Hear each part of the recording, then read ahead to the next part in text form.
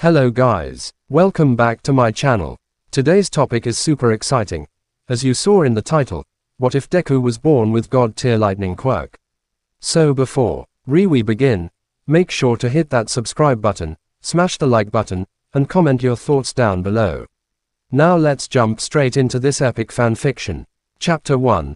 The Storm in a Crib. The first time it happened, the air in the Midoriya apartment smelled like rain.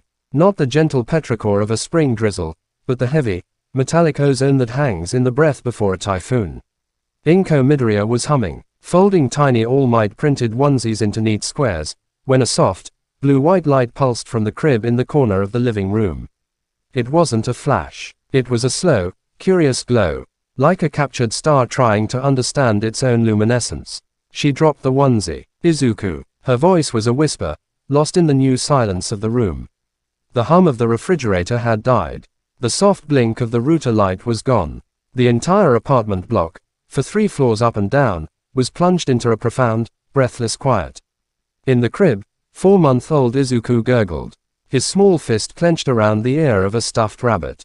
Between his fingers, threads of lightning the color of a winter morning danced.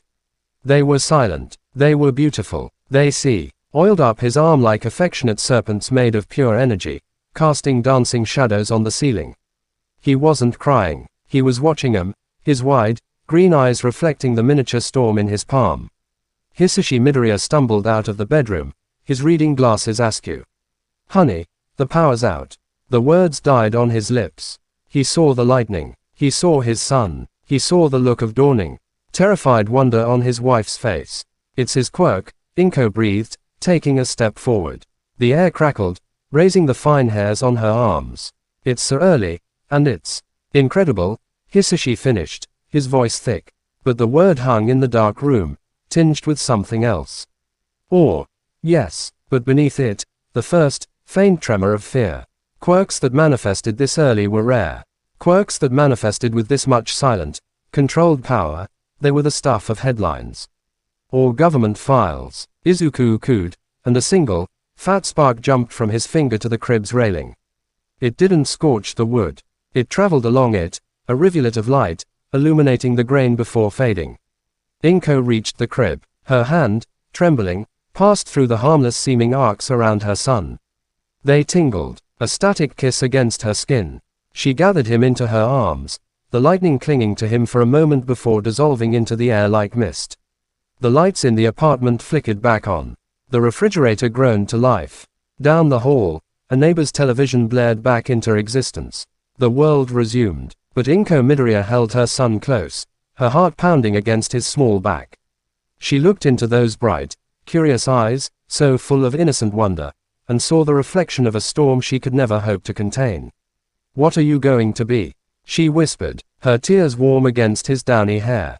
Izuku just smiled, and a tiny, perfect bolt of lightning, no bigger than a toothpick, flashed between his thumb and forefinger with a soft snap. The years that followed were a study in controlled chaos. Izuku's quirk, registered as ***, Volt Sovereign, ***, was a paradox. It was immense, instinctual, and terrifyingly potent, yet from the very beginning. It was tied to the boy's gentle heart. At 3, he cried when he accidentally made the neighbor's poodle's fur stand on end. At 4, he learned to redirect a stray arc into the ground to avo. Shattering his mother's favorite vase. His lightning was not just a weapon, it was an extension of his empathy. It flared with his joy, dimmed with his sadness, and crackled with a protective fury when he saw injustice. But the world wasn't built for empathetic gods. The first day of elementary school was a bright, cruel canvas. Children showed off the quirks, extending fingers, hardening skin, small jets of water. Katsuki Bakugo, loud and brilliant with his explosive sweat, was already a king. Then came Izuku's turn. He didn't want to show off. He was nervous, his small hands clenched at his sides. The teacher, a kind woman with a minor magnification quirk, smiled encouragingly. "Just a little bit, Izuku. It's all right." He nodded, taking a deep breath. He thought of his mother's smile. A single thread of lightning, no thicker than yarn, spiraled peacefully from his index finger. It was gentle, beautiful, but the atmosphere in the room changed. The air grew heavy, charged. The hair on every child's head began to lift slowly. The fluorescent lights above buzzed, their intensity swelling to a painful glare. A low hum, felt in the teeth more than heard, vibrated through the floor. Izuku's control was perfect over the lightning itself, but its mere presence warped the environment. It was a quirk that demanded the world bend around it. He saw their faces. The awe curdled into fear. The curiosity into wariness. Bakugo's red eyes, wide for a second, narrowed into something hot and challenging. The teacher's smile was frozen. Thank you, Izuku. You can stop now. He closed his fist. The lightning vanished. The lights stabilized. The hum faded, but the silence that followed was deafening. The invisible wall between him and the other children solidified in that moment. Thicker than any brick or mortar. He was no longer just Izuku. He was the boy who made the lights go crazy. The boy who made the skin prickle. The boy with the quirk that felt dangerous. Walking home that day, his mother's hand tight in his, he looked up at the clear blue sky. Mama, yes, sweetie, does my quirk scare people? Inko's breath hitched. She stopped, kneeling before him, her eyes searching his. She saw no arrogance there. No pride in the power. Only a deep, aching worry. Her heart broke and swelled at once. Oh, Izuku. She pulled him into a hug. Your quirk is a part of you. And you have the kindest heart I've ever known. Anyone who is scared just doesn't understand yet. He buried his face in her shoulder. He wanted to believe her. But he remembered Bakugo's glare. The collective flinch of the class. He remembered the feeling of his power, humming just beneath his skin, a boundless, singing energy that yearned to connect, to flow, to protect. The crushing loneliness when the world shied away from its voltage. That night, as he lay in bed, he held his hand up to the moonlight. He focused not on unleashing, but on containing, on pulling the storm inward. A faint, blue corona outlined his small fingers, contained perfectly, affecting nothing outside his own skin. It was his first lesson, learned not in triumph, but in isolation. Control wasn't about power, it was about connection, and to connect, he first had to make sure he didn't burn everything down. A single, silent tear traced a path down his temple into his hairline. Outside his window, high in the cloudless night, a single, unexplained wisp of cloud crackled with a soft, blue light for just a second, before vanishing into the dark. The storm within was learning to hide. But for how long? Chapter 2. The distance between sparks. The silence became a language Izuku learned to speak fluently. It wasn't the silence of emptiness, but the dense, charged quiet of a gathering storm held in check. By age 10, his life was a series of careful adjustments. A measured distance kept on playgrounds. A conscious dimming of his own light in crowded hallways. He became an expert in the minute flicker of discomfort in a person's eyes, the telltale sign his presence was causing a subconscious unease, a biological flinch from the walking power grid in their midst. His friendship with Katsuki Bakugo, if it could ever have been called that, evolved into a brittle, lopsided rivalry. Where Izuku contained, Katsuki exploded. Where Izuku calculated the potential of every volt, Katsuki reveled in the deafening, smoky certainty of his blasts. Come on, Deku. Bakugo's voice was a taunt, cracking through the humid afternoon air of the park. He'd stopped using Izuku years ago. The nickname, Deku, once a childish mispronunciation, had solidified into a label. Useless. Stop holding back. Fight me for real. Izuku stood under the shade of a large oak, its lee. Vest slightly wilted from the unseen static field that gently emanated from him when he was agitated. He watched as Bakugo blasted a crater in the dirt field they used as an arena, sending clods of earth flying. I don't want to fight. Kaken. His voice was quiet, but it carried. It always carried, clean and clear like a bell, cutting through noise. It's pointless. Pointless. Bakugo snarled, stomping closer. Small pops ignited in his palms like firecrackers. You've got a quirk that could blow mine out of the water, and you just stand there. You think you're better than me. Too good to use it. It wasn't that. It was the opposite. Izuku remembered the time, 2 summers ago, when a stray dog, snarling and scared, had cornered a smaller child. Izuku had stepped between them, his ear for the child spiking his adrenaline. He hadn't even meant to activate his quirk. A shield of crackling, branching lightning had simply manifested in the air before him, a snarling web of blue-white energy. The sight and the deafening thunderclap had terrified the dog into fleeing. It had also shattered every window on the block, triggered 15 car alarms, and left the child he was protecting sobbing in terror, not of the dog, but of him. The cost of his power was always collateral damage. Always fear. Using it like this is pointless, Izuku said, his green eyes steady. It's not a toy. Everything's a toy if you're not a coward. Bakugo lunged, not with a full blast, but a right hook fueled by a small palm detonation for extra speed. Izuku didn't raise a hand. He didn't summon lightning. He moved, a shunt of power, directed not outwards but inwards, through the neural pathways of his own body. His muscles sang with a sudden, precise current. To Bakugo, it was as if Izuku simply vanished from his path, reappearing 2 meters to the left in a blur of faint blue afterimages. The air where he'd been standing snapped with ozone. Bakugo stumbled, thrown off balance. He whirled, eyes blazing. Stop dancing. Hit me. Why? Izuku asked, genuinely perplexed. The raw, competitive fire that drove Bakugo was an alien fuel to him. His own drive was a slow, deep current, a need to understand, to protect. To connect this raging storm inside him to the world without breaking it. To prove you're the strongest. I don't care about being the strongest. Izuku's words were a quiet avalanche, burying Bakugo's shouts. I care about being a hero. The word hung in the air. Hero. For Bakugo, it was a title to be won, a podium to stand upon alone. For Izuku, it was a distant, shining ideal, a way to make the fear in people's eyes turn to relief. To make his curse a blessing. Bakugo stared at him, his face contorting with a frustration so deep it bordered on fury. He couldn't comprehend Izuku's perspective. It was like trying to hear a whisper in a hurricane. You're pathetic, he spat, the venom undercut by a thread of pure, uncomprehending frustration. All that power, and you're just a useless, dreaming Deku. He turned and stomped away, his explosions leaving scorch marks on the path. Izuku didn't watch him go. He looked down at his own hands. They were perfectly steady. He willed a single arc of lightning to dance between his thumb and forefinger. It obeyed instantly, a beautiful, lethal pet on a microscopic leash.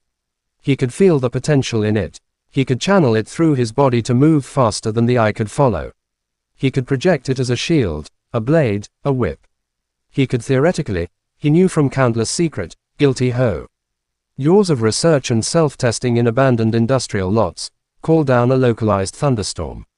But none of it told him how to make a crying child stop being afraid of him. He clenched his fist, snuffing the spark.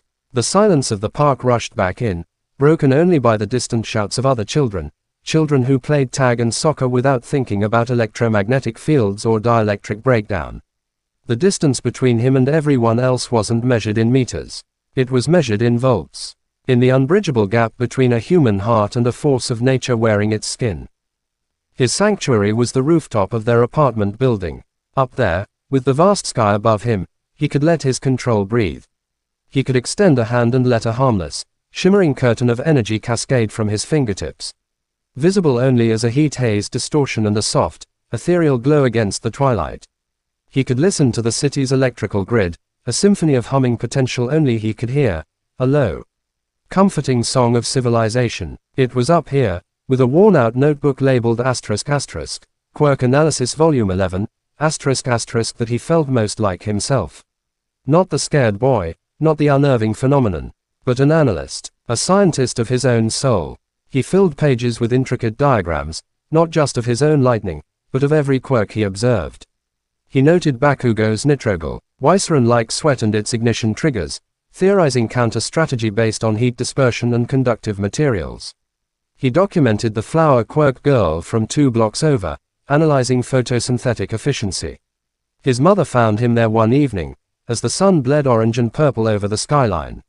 Izuku, dinner's ready. He snapped the notebook shut, a faint, guilty spark fizzing at the edge of the cover. Coming, Mom. Inko sat down beside him on the sun-warm concrete, ignoring the faint static that made her curls lift. She didn't flinch. She never flinched. She was his anchor to the human world. You're thinking about it again, she said softly. He nodded, staring at his knees. The entrance exam is in 10 months. It's practical. They use robots. For combat scoring, he didn't need to elaborate. Robots were the perfect target for him. No fear, no collateral damage to living beings. Just pure, quantifiable destruction.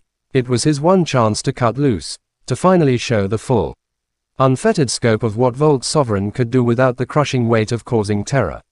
"You'll be amazing," Inko said, her voice thick. She believed it, but he could hear the other fear. The mother fear, beneath it. The fear of what would happen when the world finally saw the storm unmasked. "What if," he started, the words sticking in his throat. "What if I do well, and they still don't see me? What if I'm just the lightning quirk to them, too?" Inko wrapped an arm around his shoulders, pulling him close. He was taller than her now, but in that moment, he felt small. "You will show them, not just the lightning, you'll show them your mind. Your heart. That notebook is proof of your heart, Izuku.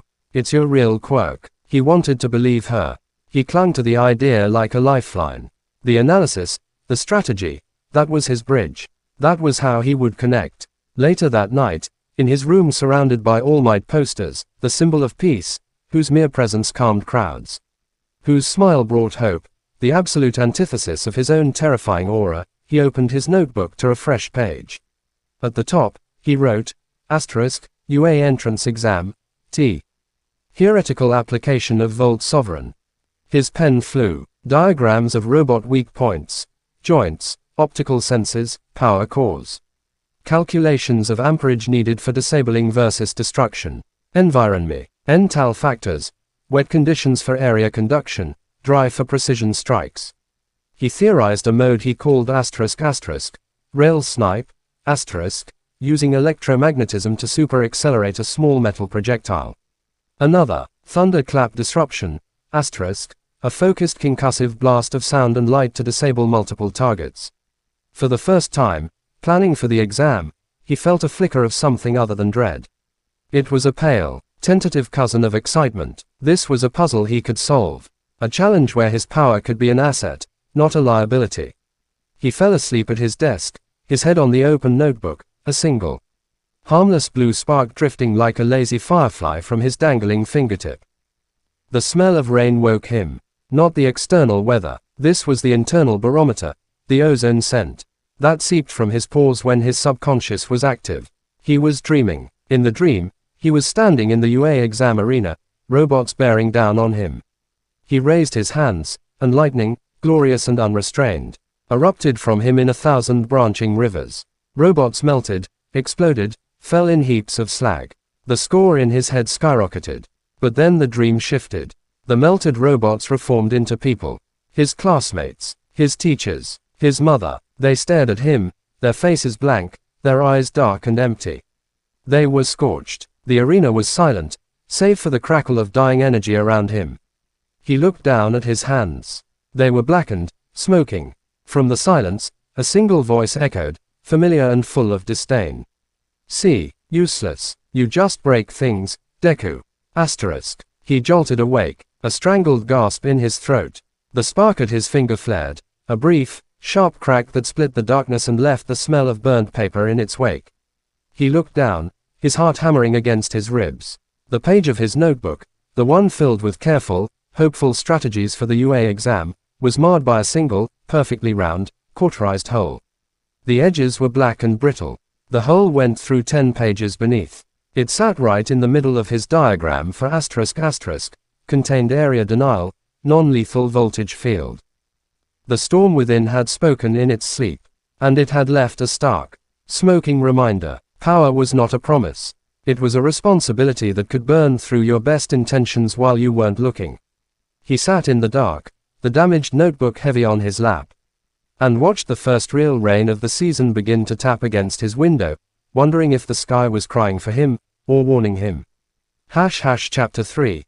The Eye of the Storm. The singed notebook became a relic, a warning kept in the bottom drawer of his desk. Izuku didn't throw it away. He needed the reminder. The 10 months until the UA entrance exam became a regimen of monastic precision. A self-imposed boot camp where his body and his quirk were instruments to be tuned to a perfect, harmonious pitch. He ran at dawn, not just for endurance, but to practice shanti.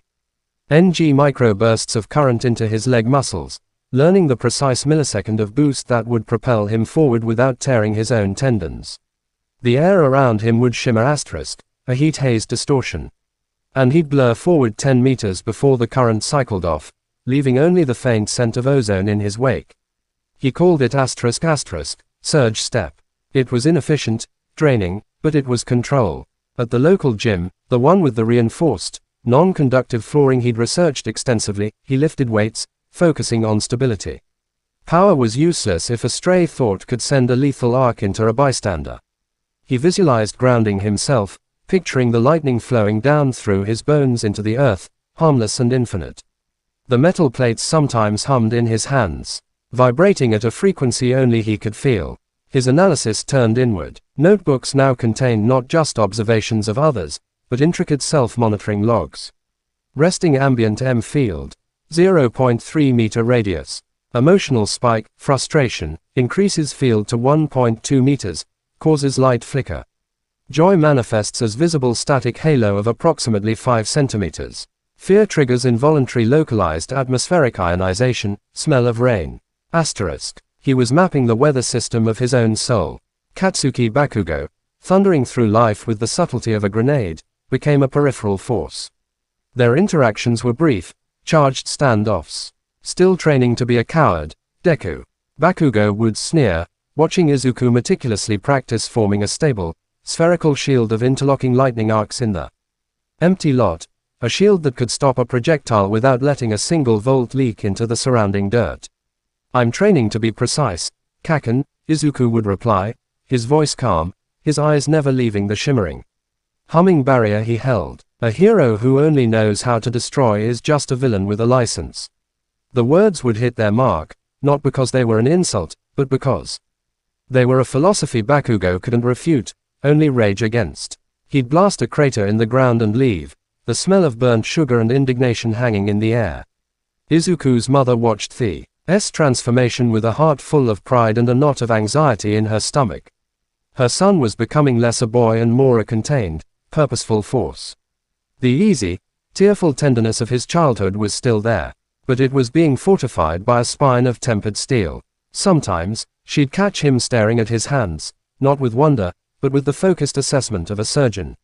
"Are you eating enough, Izuku?" she asked one night, pushing a third helping of katsudon towards him. "This kind of training. My metabolism is 28% faster than baseline when I'm actively cycling even minimal current, Mom," he said. Already digging in. His analysis was even in his eating.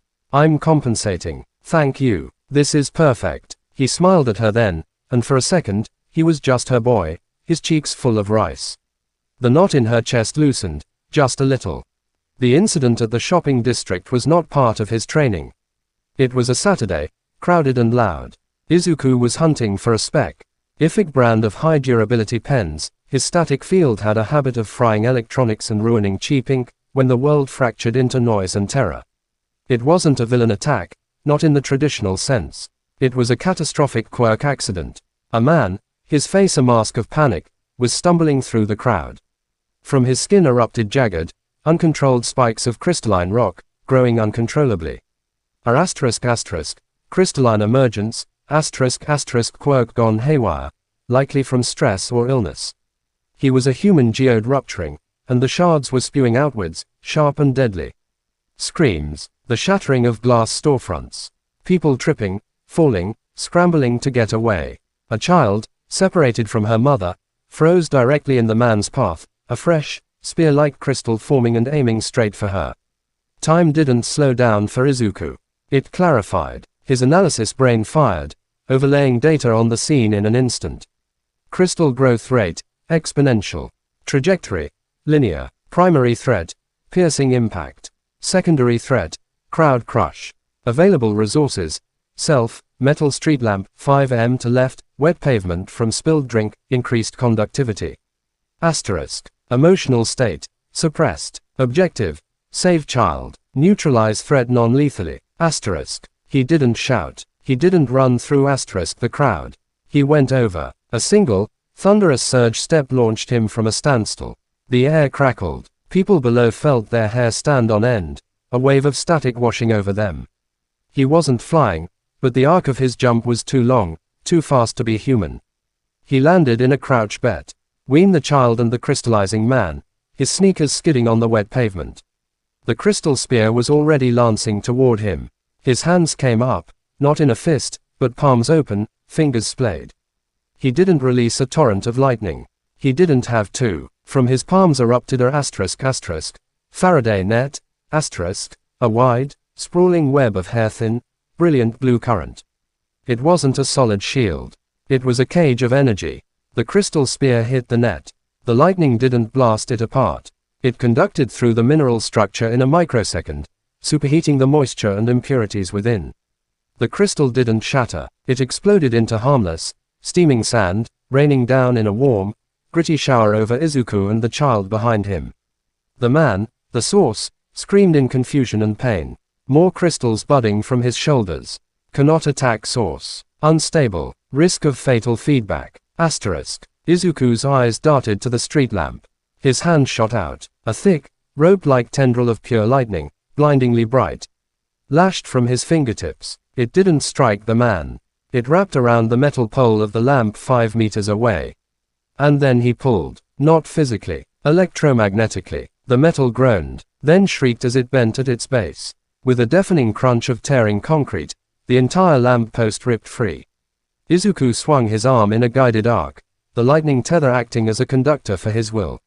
The several 100-kilogram pole of steel sailed through the air, not at the man, but in a flat, horizontal arc around him. It swept the crystallizing man's legs out from under him with brutal, precise force, knocking him to the ground. The impact stunned him. The uncontrolled quirk activity stuttered, the crystals ceasing their violent growth. Silence, heavy and stunned, fell over the street.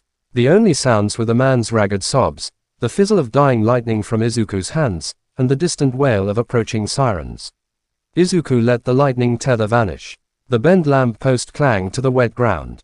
He turned, the fierce concentration melting from his face, replaced by immediate, gentle concern. He knelt before the little girl, who was staring at him with wide, awestruck eyes. Not fear. Are you hurt? He asked, his voice soft, devoid of the thunder that had just filled the street. She shook her head, mute. He found her mother a moment later, reuniting them with a quiet nod before melting back into the now gathering crowd. He didn't stay for thanks. He didn't look at the phones recording him. He saw the pros arriving, backdraft creating water barriers, others securing the crystallized man. His work was done, but he felt their eyes on him. The pros. The gazes were not the grateful looks given to a plucky civilian. They were assessments, calculations. They looked from the bent steel lamp to the man covered in molten sand to the boy with the smoking hands and the green hair. It was the look you give a natural disaster that happened to be on your side. He was on the rooftop that night, the city lights spread out like a fallen galaxy below. His hands were bandaged, mild plasma burns from channeling that much raw current so precisely. A cost of doing business. The quiet was different now. It wasn't the silence of isolation. It was the quiet after the thunder, where every sound is sharp and meaningful. He hadn't felt powerful in that moment. He had felt useful. For the first time, his quirk had been a precise tool, not a looming threat. He'd solved the problem with minimal collateral. The sand, the bent pole, acceptable. No one was terrified of him. The girl, she hadn't flinched. A small, fragile warmth bloomed in his chest. The rooftop door creaked open. He didn't need to turn. The familiar, aggressive aura prickled against his own energy field. Kaken. Bakudo stomped to the edge, not looking at him, glaring out at the city. The video from the shopping district had already gone semi-viral. Mysterious lightning wielder saves child in dramatic quirk accident. That was you. It wasn't a question. Yes. Bakugo was quiet for a long time, his hands shoved deep in his pockets, tiny pops sounding like suppressed gunshots. You used the lamp post. It was the most efficient non-lethal takedown vector. TCH. Show off. But the insult lacked its usual fire. There was something else there. Something grudging and unfamiliar. You didn't even touch him. I didn't need to. Another silence, stretched taut. Bakugo finally turned his head, his crimson eyes gleaming in the dark. They're talking about you online. They don't know your name. They're calling you, the storm. He said it like an accusation. Izuku flinched. The warmth in his chest cooled. The storm, not a hero's name, a force of nature, an impersonal, terrifying phenomenon, his worst fear, branded onto him by public perception. He looked down at his bandaged hands. The eye of the storm was calm. But the eye was only the small, quiet center.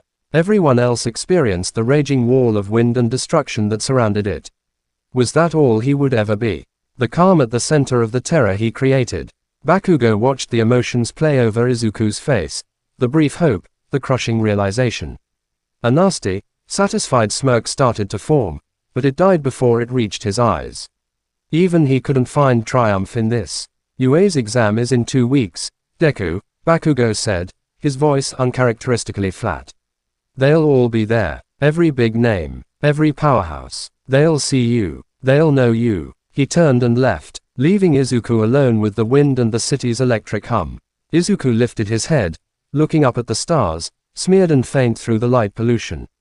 He held up a bandaged hand, willed the gentlest spark to life. It danced, a lonely, beautiful thing. He had proven he could control the storm. Now he had to prove he wasn't the storm itself. The distance between those two truths felt like the void between stars. And the exam was hurtling toward him, a judgment day where he would have to unleash what he had spent a lifetime learning to contain. The eye of the storm tightened, focused. 2 weeks. Chapter 4. The Calibrated Heart. The 2 weeks were a silent, focused countdown. Izuku's training shifted from general control to brutal, specific calibration. The shopping district incident was a tactical success but a strategic question mark. The public called him, the storm. The label was a ghost haunting his every representative. He needed a new variable. A way to shush. How he wasn't just a natural disaster in a uniform. His solution was the library. Not for hero lore, but for robotics, electrical engineering, and structural mechanics. He cross-referenced UA's past exam formats, gleaned from heavily edited public documentaries, with manufacturer specs for common battle droid models.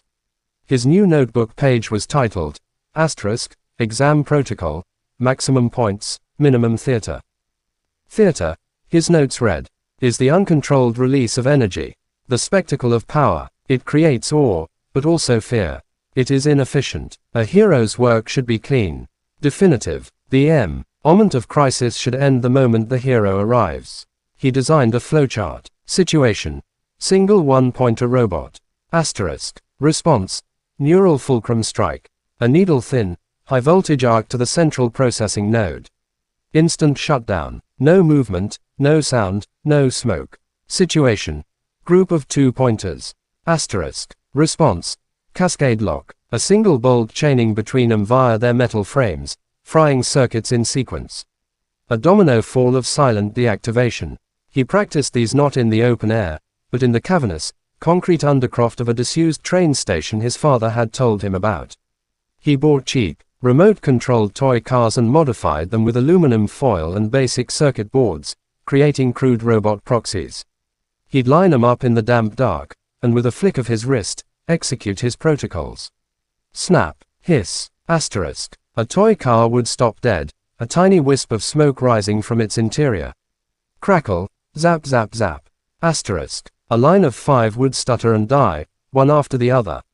It was surgical, it was cold, it was absolutely terrifying in its quiet competence. One afternoon, as he practiced kinetic redirection, using a shaped electromagnetic pulse to violently spin a 3-point proxy robot on its axis until its joints sheared apart, a voice echoed in the concrete vastness.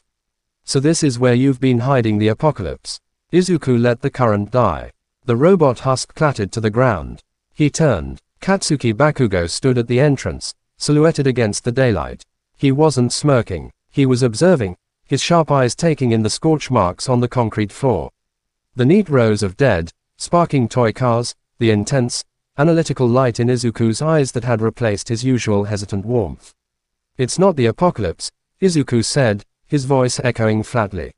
It's efficiency. Bakugo walked in, his boots crunching on grit. He kicked a charred toy car. You're treating it like a math problem. It is a math problem. Force application over time. Energy cost versus result. Risk assessment. Hero work isn't math. Bakugo exploded, the sound muffled by the concrete. It's proving you're the best. It's winning. It's making 'em all see. Izuku looked at him, and for the first time, Bakugo saw something that unnerved him more than raw power, absolute, unshakable certainty. No, Kaken, winning is making sure everyone gets to go home. The math is how you guarantee it. Bakugo stared. The chasm between them wasn't about power levels anymore. It was about cosmology. Bakugo's universe had himself at the center, a brilliant sun everyone must orbit. Izuku's universe was a fragile ecosystem, and he was the lightning rod that had to channel the fury of the heavens away from the delicate things below. You're gonna freeze up, Bakugo stated, a final, weak taunt. When it's real, when it's not your little toys, you'll choke. Izuku picked up his notebook, brushing concrete dust from its cover. I hope you're right. What? I hope I feel something, Izuku said, his green eyes meeting Bakugo's. When it's real, fear, doubt, anything, this, he gestured at the precise, calculated destruction around him. This is just calibration. A hero needs a heart, not just a calibrated weapon. I'm still working on that part. He walked past Bakugo, leaving him alone in the silent, scorched training ground. Bakugo looked at the meticulous devastation, the evidence of a mind that could weaponize a quirk with the cold precision of a scalpel. For the first time, a seed of doubt, small and hard, planted itself in his gut. What if winning wasn't about who made the biggest explosion? What if it was about who left the smallest scar? The night before the exam, Izuku Midoriya made katsudon. The ritual was sacred. The air in the apartment was thick, not with ozone, but with unspoken emotion. Izuku ate methodically, his mind clearly elsewhere, running through protocols, flowcharts, environmental variables. Izuku, Inko said softly, breaking the quiet. Look at me. He put his chopsticks down, obedient. She reached across the table, taking his hands in hers. They were warm, a little rough from training. She held them, her thumbs tracing over his knuckles. Tomorrow, you will be incredible. I know you will. He nodded, swallowing. But, promise me something. Her eyes glistened. Promise me you won't leave yourself behind up there. That boy who cried when the poodle got a static shock. The boy who analyzes hero fights with so much joy his lightning makes the lamp flicker. Don't let the exam too. Aren't you into that calibrated version I see in your notes?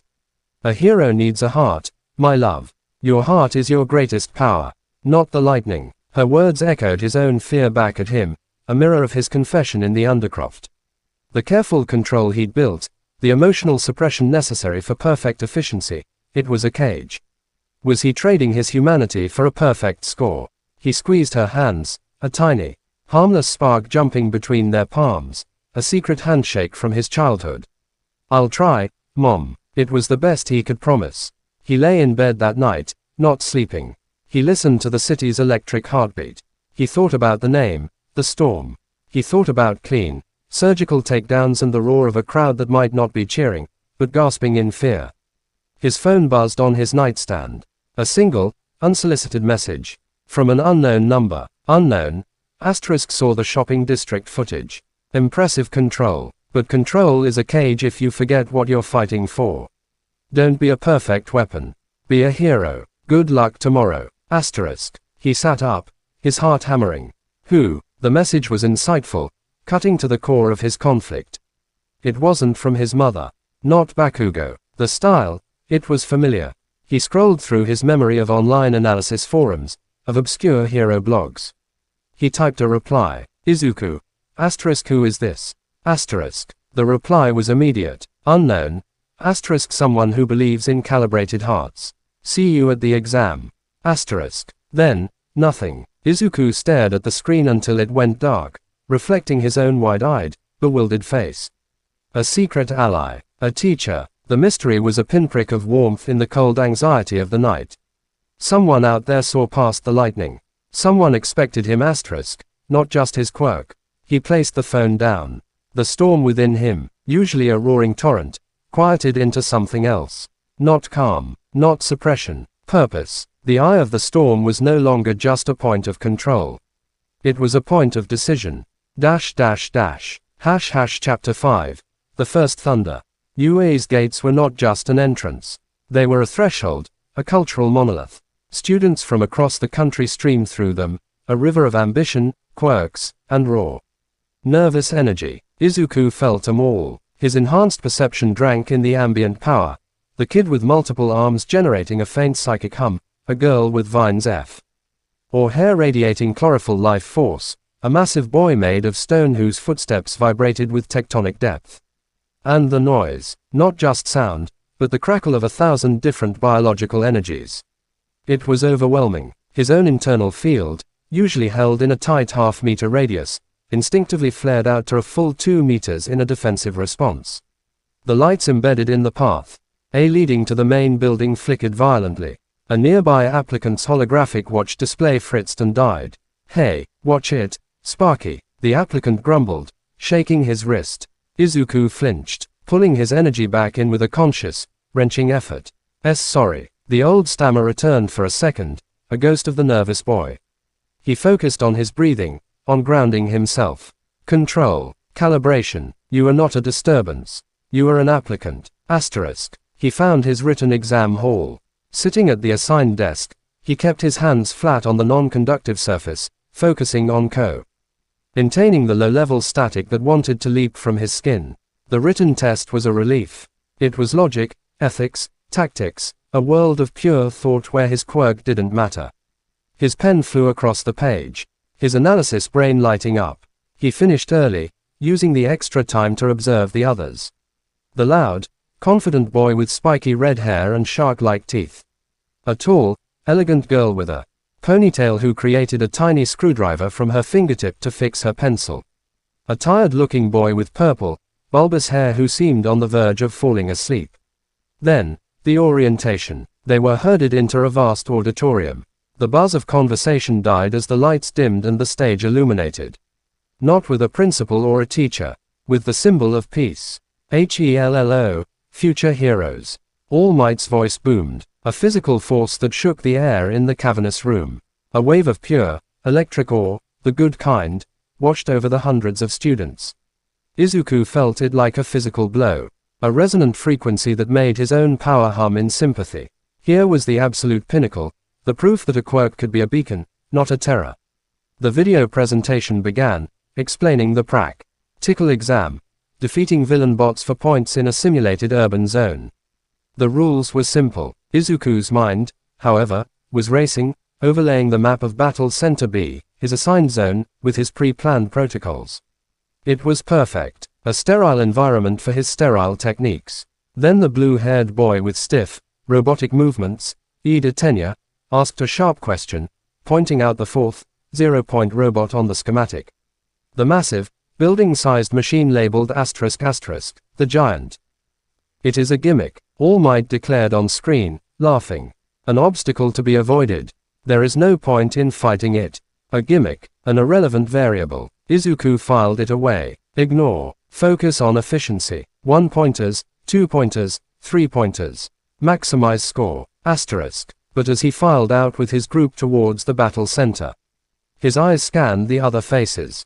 He saw raw excitement, naked fear, greedy calculation. He saw Katsuki Bakugo ahead, explosions popping in his palms, a feral grin on his face. He saw the tired-looking purple-haired boy shuffle along, looking utterly defeated already. He saw the girl from the written exam, the creation one, clutching her stomach, looking pale. She muttered to a friend, "Ate too much for breakfast, stupid." Something in Izuku's calibrated heart gave a small, stubborn tug. A distraction, an inefficiency. He pushed it down. They stood before the massive gates of Battle Center B, a fake cityscape waiting beyond. The tension was a live wire. Izuku closed his eyes, running his final systems check. Neural fulcrum strike, cascade lock, kinetic redirection, ground yourself, contain the field, no theater, asterisk, and start. All Might's recorded voice boomed. The gates blasted open with a hydraulic hiss. Chaos. It wasn't like his toy cars in the Undercroft. It was noise, metal, screaming. The smell of oil and ozone from other quirks. A 1-pointer robot, a squat, tank-like thing, rounded a corner directly in front of him, its single red eye targeting him with a beep.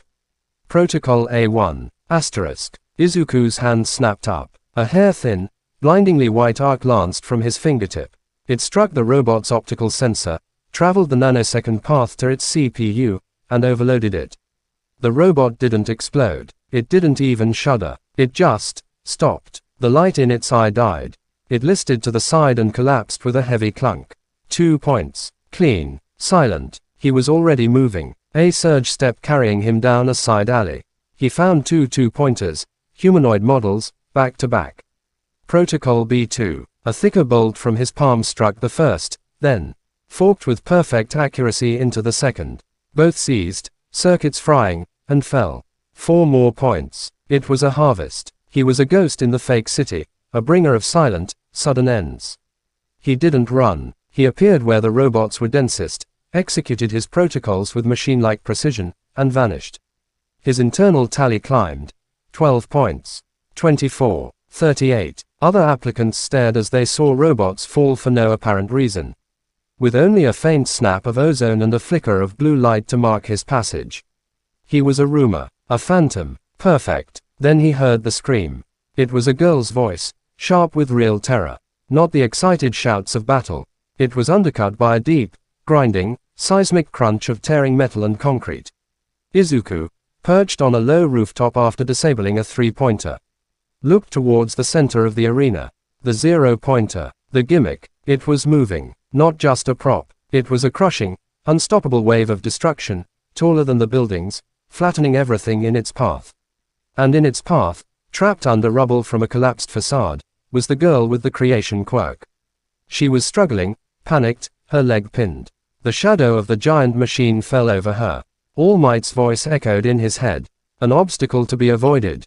Asterisk. His analysis brain presented the data instantly. Target. Gigantomachia class mock villain. Composition. Reinforced steel alloy. Concrete composite. Direct electrical attack. Inefficient. Energy requirement for melt, disable. Catastrophic. Total system drain. High risk of lethal structural collapse on civilian. Optimal solution. Evacuation of civilian. Extraction method.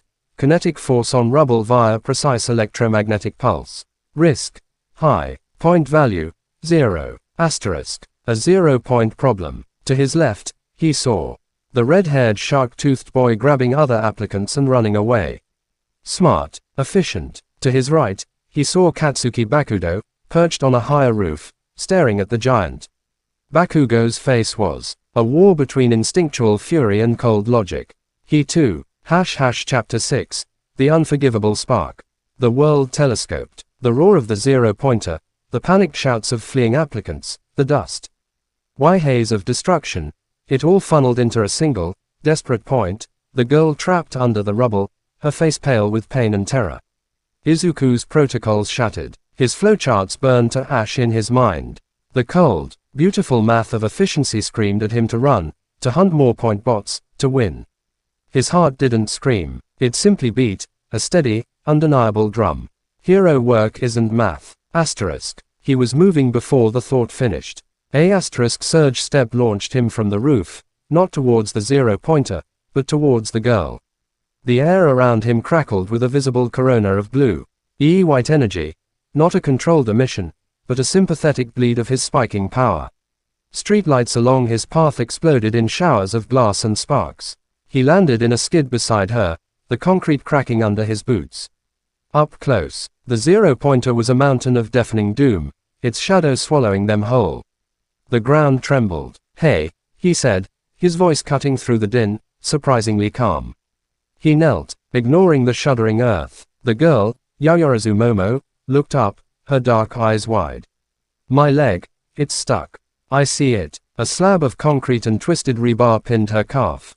His hands hovered over it. He couldn't just blast it. Shrapnel. Shock. He needed precision his racing heart was trying to steal from him. Calibration. Breathe. Asterisk. He closed his eyes for a half-second, grounding himself. He placed his palms flat on the rough concrete. Instead of releasing lightning, he pushed a specific, high-frequency current into the rubble. He visualized the molecular structure, seeking the weak points. The rebar inside began to hum, then glow a dull red. The concrete around it spider-webbed with fine cracks. It was a new technique. Resonant fracture. He hadn't even named it until now. With a sharp crack asterisk, the slab split along the lines he'd created. He shoved the pieces aside, careful, gentle. Can you stand? She tried, her weight on her good leg, and winced. I don't think I can run. The zero-pointer's massive piston leg raised, blotting out the sky, poised to crush the building they were next to. The collapse would bury them. Time was up. Efficiency was dead. Only instinct remained. He looked at her, then at the advancing colossus. His green eyes, usually so analytical, held only a resigned, fierce certainty. Hold on to me. What? He didn't explain. He wrapped one arm around her waist, pulling her close. Her gasp was lost in the machine's roar. He raised his free hand, not towards the robot, but towards the sky. He didn't try to contain it anymore.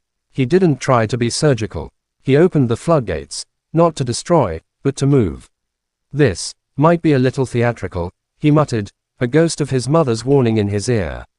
And then he called the lightning down.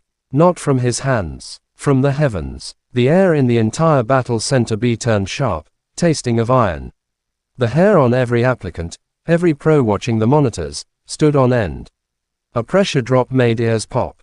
A bolt of raw, elemental fury, thicker than an ancient tree trunk, ripped from the gathering clouds above, clouds that had formed in seconds. Drawn by the insane concentration of his power, it didn't strike the zero-pointer. It struck Izuku. The world dissolved into blinding white light and a sound that was less noise and more the universe tearing apart. The lightning crowned him, a raging, dazzling torrent of power that didn't burn him, but channeled through him. He became a living conductor, a human-shaped nexus of storm force. His feet left the ground. The energy had to go somewhere.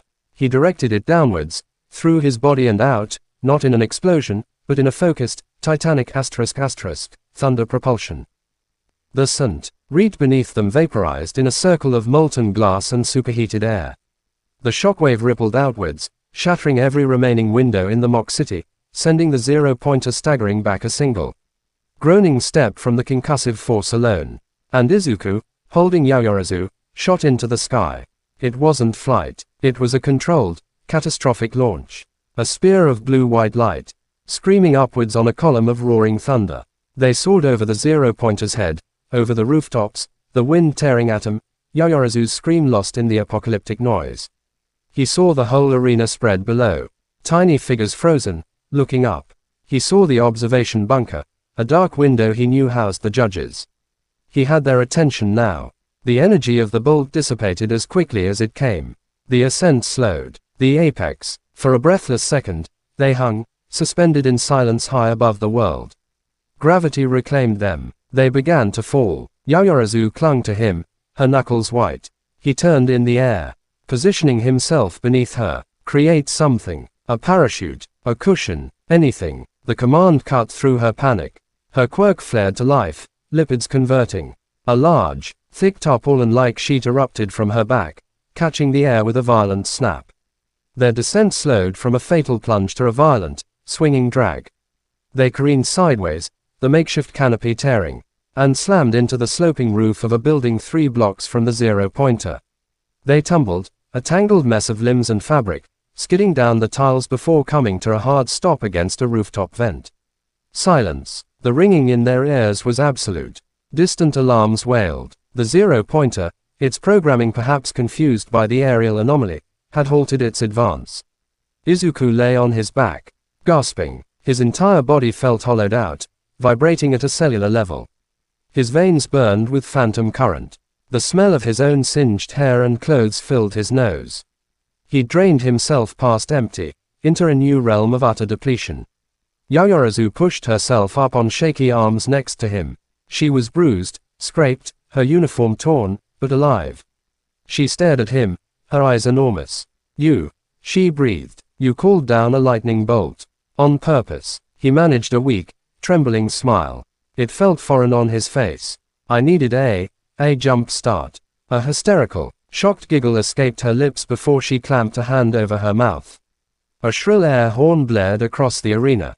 The exam was over. In the observation bunker, the silence was profound. On the monitors, the scene played back from multiple angles. The ghostly, efficient takedowns, the sudden, impossible decision at the zero-pointer, the cataclysmic lightning strike, the insane skyward launch. Recovery girl shook her head, clicking her tongue. The boy is going to need an entire IV bag of electrolytes and a week of sleep. And the girl has a fractured fibula, thanks to his rescue. The control, whispered ectoplasm, a shadow of awe in his voice. To channel that much raw atmospheric energy through his own body without disintegrating, the bioelectrical regulation is off the charts. Control, Vlad King grunted, arms crossed. That wasn't control. That was a tantrum, a spectacular, city block leveling tantrum. He ignored the exam parameters completely for a zero-pointer. He saved a life, said a soft, melodic voice. 13, the space hero, pointed a puffy glove at the screen, where a frozen image showed Izuku's face as he pulled Yaoyorozu from the rubble. Look at his expression. That's not a boy thinking about points. He was thinking about her asterisk, Midnight purred, a smile playing on her lips. How heroic. All Might, in his skinny form, watched from the back of the room. A skeletal hand covering his mouth. His blue eyes were shadowed, intense. He saw the raw power, yes. But he saw more. He saw the ghost of a boy on a rooftop, years ago, Asken. A question he himself could never answer. He saw the desperate, self-sacrificial instinct that bypassed all logic. It was terrifyingly familiar. The final scores tallied on a secondary screen. Midoriya, Izuku, villain points, 47. A top-tier score, achieved with chilling efficiency. Rescue points, pending. Principal Nezu, sipping his tea, didn't look at the numbers. He watched the boy on the monitor, now being helped to his feet by the creation girl, both of them limping, supporting each other. Nezu's black eyes gleamed. A mind for strategy, a heart that overrules it, and power that reshapes the local weather, Nezu mused. His voice cheerful. He didn't just take the exam. He rewrote the test conditions. Most applicants fight the robots. He fought the premise. He tapped a button. A new column appeared next to Izuku's name. Rescue points, 60. The number glowed, pushing his total to 107, the highest provisional score in the batch. Vlad King scowled. 60. For flagrant disregard of the rules and causing catastrophic property damage in a rescue scenario. For prioritizing a human life over a point system, Nezu corrected gently. For demonstrating power and compassion on a scale that cannot be ignored. He showed us what he can do, and more importantly, why he would do it. That is the entire point. He leaned forward, his whiskers twitching. Send the acceptance letters. I have a feeling Class 1A is going to be very, very interesting this year. Izuku stumbled out of the arena gates, leaning on Yaoyorozu as much as she was leaning on him. The sunlight felt alien. His body was a puppet with cut strings. Katsuki Bakugo stood off to the side, apart from the chattering, celebrating, or commiserating crowds. He had watched the lightning strike. He had seen the impossible ascent. His own score, a formidable 77 villain points, 0 rescue, felt like ash in his mouth. He watched as the girl thanked Izuku, her voice sincere, her eyes shining with something that wasn't fear, but profound gratitude. He watched Izuku nod, exhausted, a faint, genuine warmth in his weary smile. Bakugo's hands clenched at his sides, tiny, impotent sparks fizzling. Deku hadn't just beaten him in points. He had rendered the entire competition meaningless. While Bakugo was proving he was the strongest, Deku had been redefining what strength was for. The chasm between them was now a canyon, and Bakugo was on the wrong side, shouting into a void. Izuku felt Bakugo's gaze like a physical heat. He turned his head, their eyes meeting across the distance. No words passed between them. None were needed. Bakugo's expression was a volcanic landscape. Rage, confusion, and a dawning, horrifying comprehension. He saw not a rival, but a paradigm shift. And he hated it. He turned and stormed away. His explosions muted, trailing smoke like a defeat flag. Izuku watched him go, too exhausted to feel anything but a deep, bone-aching weariness. A hand fell on his shoulder. It was the tired-looking boy with the purple hair, Shinsu Hitoshi. He looked at Izuku with something akin to weary recognition. That, Shinsu said, his voice flat but not unkind, was the stupidest, most brilliant thing I've ever seen. You just set the bar in the stratosphere. Thanks for nothing. He shuffled off. Izuku looked up at the sky, now clear and blue, the temporary storm he'd summoned long gone. The ghost of the lightning still danced behind his eyelids. He had come to prove he could control the storm. Instead, he had set it free to save a life. And he had no idea if he'd passed the exam, or failed it in every way that mattered. The letter waiting at home would be a verdict. But the real judgment, he knew, was already written in the scared, grateful eyes of the girl beside him, and the furious, hollow stare of the boy walking away. He had found his heart in the crucible. Now he had to live with the scorch marks it left on everything, including himself. Chapter 7. The Letter and the Legacy. The week after the exam passed in a haze of static and silence. Izuku's body was a foreign country. His nerves, overclocked and scorched, sent phantom jolts through his limbs at random intervals. A spoon would leap from his hand to the fridge. The television remote would die in his grip. He slept for 14 hours straight, then lay awake for 2 nights, his mind replaying the lightning strike on a loop, the sound, the light, the terrifying release. His mother hovered, a silent storm of worry. She changed the bandages on his hands, new burns, deeper this time, made his favorite foods. And said nothing about the exam. The unspoken question hung in the air between them, thick as the ozone he couldn't quite scrub from his skin. Had he been too much? Or not enough? On the morning the letter was due, Izuku sat at the kitchen table, a cup of cold tea between his hands.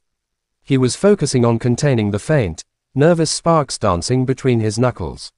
Control. Even now. Especially now. The doorbell rang. They both jumped. UA didn't send emails for acceptances. They sent pro heroes. Inko rushed to the door, her hands fluttering. Izuku stayed seated, his heart a trapped bird against his ribs. He heard his mother's gasp, not of surprise, but of pure, stunned awe. A voice, booming and familiar even through the walls, said, "Pardon the intrusion." Izuku's blood turned to ice. Then fire. No, it couldn't be. He stood, his chair scraping back. He walked to the Genkan on legs that felt boneless. And there, in the modest entryway of the Midoriya apartment, taking up all the space and air and light, was All Might. Not the skeletal shadow he'd become on that rooftop years ago. This was the symbol of peace in full, vibrant glory, his golden hair catching the whole light. His smile a sunbeam. He held a small, metallic disc in one massive hand. Young Midoriya, All Might boomed, his voice shaking the picture frames. "I have come with news of your future." Inko was pressed against the wall, a hand over her heart, tears already streaming. Izuku could only stare, his mind blank, wiped clean by the sheer surreal magnitude of the moment. All Might, in his house. May we offer you tea?" Inko squeaked, hero worship warring with maternal protocol. "No time, good madam. This is a mission of utmost importance." All Might's blue eyes, crinkled at the edges, locked onto Izuku. "Shall we?" Numb, Izuku led him to the living room. All Might sat on the couch, which groaned under his weight. Izuku sat across from him, perched on the edge of an armchair. Inko lingered in the doorway. All Might placed the disc on the coffee table. It projected a holographic screen into the air. Midoriya Izuku. All Might's recorded image appeared on the screen. "You passed the written exam with flying colors. Top percentile. Your analytical mind is a formidable weapon in itself." Izuku's breath hitched. This was it, the preamble before the rejection. But, the screen cut to footage of the practical. Izuku saw himself, a blur of efficient motion, robots dropping silently. It was eerie, watching his own clinical precision. "Your villain point score, 47. A remarkable display of control and tactical forethought. You fought not with brute force, but with devastating intelligence." All Might's voice grew more serious. The footage changed. The 0-pointer. Yaoyorozu trapped. Izuku's face, calm and determined, kneeling beside her. Then the lightning. The blinding, cataclysmic strike. The launch. The footage, even edited, was breathtaking and horrifying. However, All Might's image said, "Heroism is not merely about defeating villains. It is about the preservation of life. The courage to act when all logic says to retreat." The screen split. On one side, Izuku's lightning strike. On the other, a feed from a different camera, showing the observation bunker. A counter appeared on the screen, tallying numbers in real time. "For this, we award rescue points." Quote, the numbers flew. 10, 25, 40, 55. Unsettled. 60 rescue points. Izuku's vision swam. 60. It was an absurd number. A monumental number. A written test measures knowledge. A practical test measures power. But this asterisk, All Might's image gestured to the frozen image of Izuku and Yaoyorozu in the sky, measures the heart of a hero. Your total score, 107 points. You have passed the UA entrance exam, placing first among all applicants. The hologram winked out. The living room was silent save for Inko's soft, joyful weeping. Izuku sat frozen. First, he'd come in first, not by being the most destructive, but by. All Might leaned forward, the real man now, his presence a tangible warmth. Young Midoriya, that was not just a rescue. It was a declaration. You told every pro watching, and every future classmate, exactly what kind of hero you intend to be. One who rewrites the rules to save a single life. His voice dropped, losing some of its performative boom, gaining a gravelly sincerity. It was reckless. It was borderline suicidal. It was exactly what I would have done. Izuku's head snapped up. Their eyes met. In All Might's gaze, he didn't see the symbol of peace judging a promising student. He saw the man from the rooftop. He saw understanding. A shared, terrible secret about the cost of power. You have been assigned, All Might continued, his booming voice returning, to Class 1A. Your homeroom teacher will be Shota Aizawa, also known as the pro hero Eraserhead. He is a rigorous instructor. Be prepared. He stood, a tower of muscle and hope. The world of heroes is a tangled, dangerous road. You have taken your first step with a thunderclap that shook the foundations. Do not lose that spark, young Midoriya. Nurture it, temper it, and use it to light the way for others. He handed Izuku the metallic disc, his official acceptance letter. Then, with a final brilliant smile and a nod to a tearful Inko, All Might was gone, leaving the apartment feeling suddenly small and empty. Izuku looked down at the disc in his hand. It was warm. First place, Class 1A. The storm within him, usually a roaring chorus, had gone quiet. Not depleted, hushed, awestruck. He had passed. He had won. A slow, disbelieving smile spread across his face. It felt strange, unpracticed. Then a laugh bubbled up, choked with relief and tears. He'd done it, not by hiding, not by just controlling, but by being.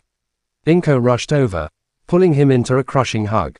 Oh, Izuku, I'm so proud. My hero. He hugged her back, burying his face in her shoulder, the disc digging into his palm. The warmth of the victory, of All Might's approval, flooded him. The warmth lasted exactly 3 days. On the 4th day, a plain, unmarked envelope arrived. No stamp. It had been slid under their apartment door. Izuku picked it up, his fingers tingling. The paper was thick, expensive. Inside was a single sheet. No letterhead, just typed text. Subject: Post-examination quirk analysis and advisory notice. 2. Midoriya Izuku. From UA High School, Heroics Department, Strategic Threat Assessment Division, STAD. The following is a confidential addendum to your acceptance, not for public dissemination. While your performance in the entrance exam demonstrated exceptional heroic instinct and raw quirk potency, it also triggered several Tier 3 alerts within our monitoring systems. 1. Atmospheric manipulation, unregistered sub-aspect, ***, your ability to locally alter weather patterns, cumulonimbus generation. Targeted lightning attraction, exceeds the parameters of electrokinesis, listed in your public registry. This is reclassified as ***, localized climatological dominance. This ability requires mandatory, weekly monitoring and calibration sessions with the support department. *2. Bioelectrical oversaturation, ***, the channeling of gigawatt-level external energy through your fizz. Iology presents unprecedented cellular stress risks. You are hereby placed on a mandatory nutritional and supplemental regimen. Unauthorized use of abilities exceeding output level 5, see attached S. Kale, outside of supervised training may result in disciplinary action and mandatory quirk counseling. 3. Environmental Destabilization Index, EDI, ***, your practical exam resulted in an EDI of 8.7, catastrophic local. For reference, the average for passing applicants is 0.3. While rescue points were awarded, note that in a real urban scenario, your actions would have caused an estimated 34 civilian casualties from structural collapse, electrical fires, and shockwave trauma. Your primary focus at UA must shift from power application to power mitigation. Your placement in Class 1A stands. However, consider this a probationary placement contingent upon your demonstrated ability to restrain as much as you release. Welcome to UA. Tread lightly. Attached was a dense, 5-page document of output scales, medical protocols, and legal jargon. Izuku read it 3 times. The joy of his acceptance curdled in his stomach, replaced by a cold, heavy dread. First place. They saw a first-place threat. A catastrophic variable to be managed. A problem to solve. His mother found him at the table, the paper held in trembling hands. Izuku, what is it? He couldn't speak. He handed her the letter. She read it, her face paling with each line. This is cruel. They accepted you. All Might came. All Might represents the ideal, Izuku said, his voice hollow. His fingers sparked, a brittle, angry snap. This is the reality. This is what they really see. A strategic threat, an acceptable risk, as long as I'm kept on a leash. He thought of the STAD's words. Power mitigation. They didn't want him to be a better hero. They wanted him to be a safer weapon. The storm within him, so recently quiet, began to rumble. Not with joyous power, but with a deep, resonant fury. They saw the lightning. They saw the destruction. They gave him points for his heart, then sent a memo saying his heart was a liability. He took the letter, walked to his room, and opened the bottom drawer of his desk. He lifted out the old, singed notebook, the one with the hole burned through his hopeful strategies. He placed the stark white STAD letter on top of it. 2 warnings, one from his own uncontrolled power, one from the system meant to shape it. He closed the drawer. Outside his window, the sky was clear, but high up, where jet streams played, a single, isolated cloud wisped into existence. Darkening for a moment, a silent, rebellious echo of his mood, before dispersing against the blue. He had earned his place. Now he had to fight to prove he deserved to stay in it. The first day of school was no longer a beginning. It was the start of a trial, and the judges had already made up their minds about the defendant. Chapter 8. The First Erasure. The UA campus didn't feel like a school. It felt like a fortress of dreams, its gleaming H-shaped main building a monument to the profession Izuku had just been warned he was unfit to practice safely. Students in crisp uniforms streamed past, their laughter and chatter a bright, buzzing current. Izuku walked among them, a singularity of quiet tension. He kept his internal field clamped down to a miserly centimeter, a self-imposed cage. The STAD letter was a ghost walking beside him, its words whispering in his ear with every step. He found Class 1A's door, massive, heavy, designed perhaps to contain whatever might happen inside. He took a breath, feeling the potential energy of 19 unknown quirks humming on the other side. This was it, the first impression. He couldn't be the phantom, or the storm. He had to be a student. He slid the door open. Chaos, a lively, nervous energy filled the room. The spiky red-haired boy, Kirishima, was exclaiming loudly. The elegant creation girl, Yaoyorozu, was speaking calmly to a floating uniform. Ida Tenya was chopping his hand, lecturing the explosive blonde boy about putting his feet on a desk.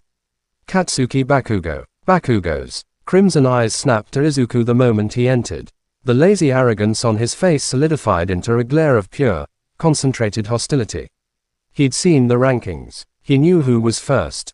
Izuku met his gaze, then looked away, seeking an empty seat. The connection was a live wire, but he refused to let it spark. He took a seat by the window, second row.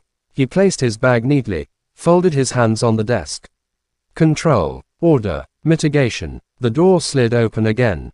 A man shuffled in, wrapped in a grayish sleeping bag, his hair a tangled black mane, his eyes half-lidded and bloodshot. He carried a yellow sleeping bag under one arm and a carton of juice in the other. This was their homeroom teacher, the pro-hero Eraserhead. The man slurped his juice loudly, the sound cutting through the classroom chatter, which died an uncertain death. He zipped himself out of the sleeping bag with a sigh that spoke of profound, existential tiredness. "It took 8 seconds for you to shut up," the man said, his voice flat and dry as dust. Life is fleeting. Time is precious. Rational students would know this. You are not rational students. You're a problem. He unzipped the sleeping bag fully and stepped out. Dressed in simple black hero gear. I'm Shota Izawa, your homeroom teacher. He tossed the empty juice carton into a trash can with perfect accuracy. Right, we're wasting time. Put these on. He pulled a gym uniform from the sleeping bag. And meet me on the PE grounds in 10 minutes. No exceptions. A quirk apprehension test. On the first day, the class buzzed with surprise, then excitement. This was unconventional. This was heroic. Izuku felt a chill that had nothing to do with static. Izawa's eyes, when they briefly scanned the room, held no excitement. Only assessment. And when they passed over Izuku, they lingered for a fraction of a second longer. Izawa knew. He'd read the STAD report. On the PE grounds, under a clear spring sky, Izawa laid out the tests: grip strength, standing long jump, repeated side steps, etc.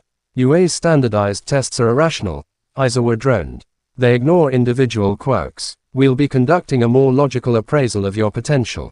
Bakugo. He tossed a baseball. You managed the most villain points in the exam. What was your best throw in junior high? Bakugo caught the ball, a nasty grin spreading. 67 meters. Try it with your quirk. Bakugo didn't need telling twice. He wound up, a savage roar tearing from his throat. Die. A colossal explosion blasted the ball into the sky with a thunderclap that made everyone flinch. It became a shrinking dot, vanishing from sight. Izawa held up a device. Asterisk 705.2 meters. The class erupted in awe. This was freedom. This was what they were here for. Izuku watched, his mind already analyzing. Explosive propulsion. Concussive force, not sustained. Excellent for instantaneous power, poor for controlled flight. Asterisk. Izawa's eyes found him in the crowd. Midoriya. The chatter died. All eyes turned to him. The first place student. The mystery. The boy who called down lightning. Izuku stepped forward, taking the fresh ball Izawa offered. It felt heavy in his hand. Your quirk is Volt Sovereign, Izawa stated, as if reading a hazard label. Electrokinesis with environmental feedback. Show me a controlled, safe application for the softball throw. The subtext was clear. Don't be catastrophic.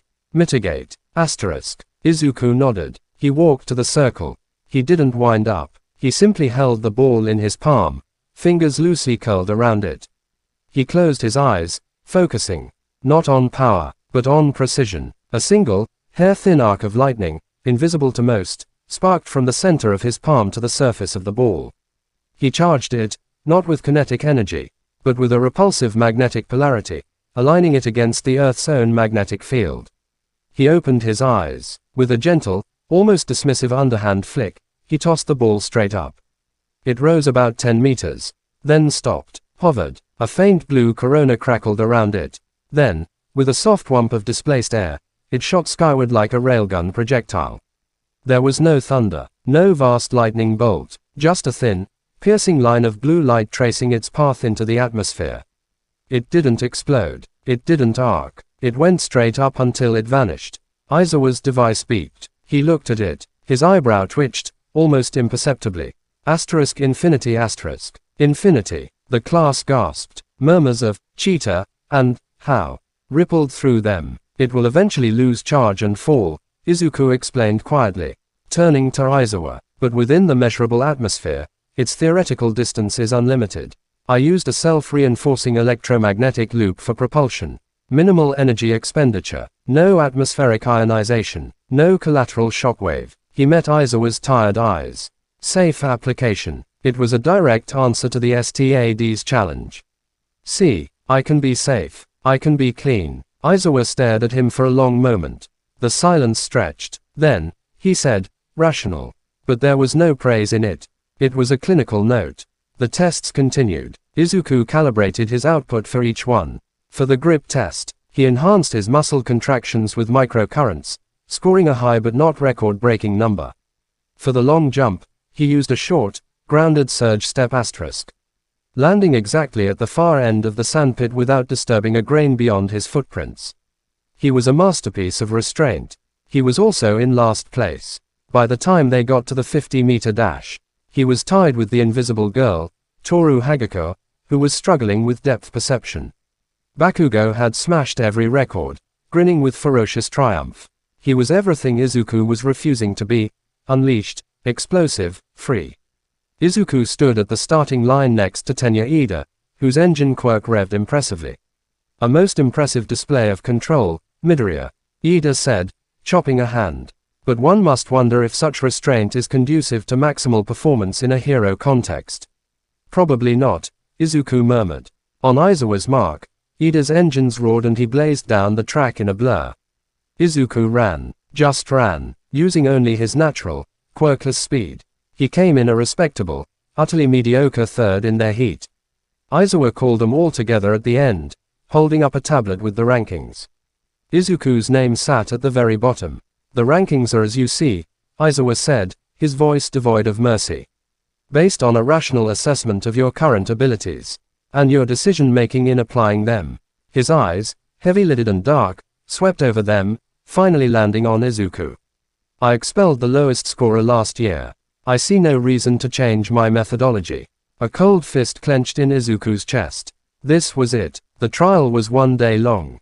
He was being cut, for being too safe, for following the rules they'd implicitly set. Bakugo's grin was a slash of victory. But then Aizawa continued. However, rational assessment also accounts for context. He looked directly at Izuku. Midoriya, you scored last because you chose to. You treated this not as an appraisal of your potential, but as a demonstration of your leash. You were mitigating, not striving. He took a step forward. I read the STAD advisory. I know what they think you are. A contained calamity. But in my class, you are a student, and a student who is more afraid of his own power than he is dedicated to mastering it, is worthless. The words were a lash, stripping away the careful control, exposing the raw fear beneath. You have a choice, problem child, Aizawa said, his voice low and intense. You can spend your time here proving to the shadows in the strategic threat as assessment division that you're not a monster, or you can prove to me to your classmates, and to yourself, that you are a hero. He turned to the rest of the class, his capture weapon floating slightly. And for the rest of you, this was a lie. The class froze. There is no expulsion today. It was a logical ruse to pull out your maximum performance. A faint, terrifying smile touched his lips. Except for you, Midoriya. You gave me your minimum. Consider this your only free pass. Tomorrow, you bring everything. The control, and the storm. Or you will find out what a real expulsion looks like. He turned and shuffled away, leaving 20 students in stunned silence. Izuku stood rooted to the spot, Aizawa's words echoing in his skull. Afraid of his own power. It was true. The STAD letter had given his fear a badge of authority, and he'd obeyed. Bakugo stomped up to him, his shoulders tight with rage that had no outlet. You held back. On purpose. You think I need your pity you damn nerd. Izuku looked at him, the last of his defensive calm burning away, replaced by a simmering, frustrated heat. It wasn't about you, Kaken. It was never about you. He walked away, towards the locker rooms, leaving Bakugo fuming and the class whispering. In the silent, tiled space, he looked at his reflection in the mirror. Green eyes, wide with a turmoil he couldn't contain.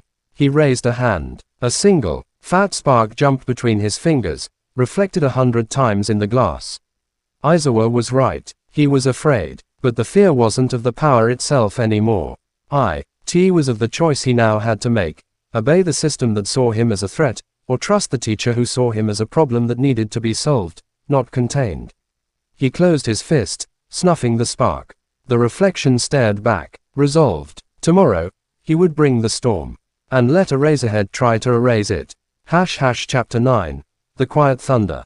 The morning after Aizawa's logical ruse dawned cold and clear. Izuku awoke not to anxiety's buzz, but to a new, focused hum in his veins. The choice had been made in the silence of the locker room.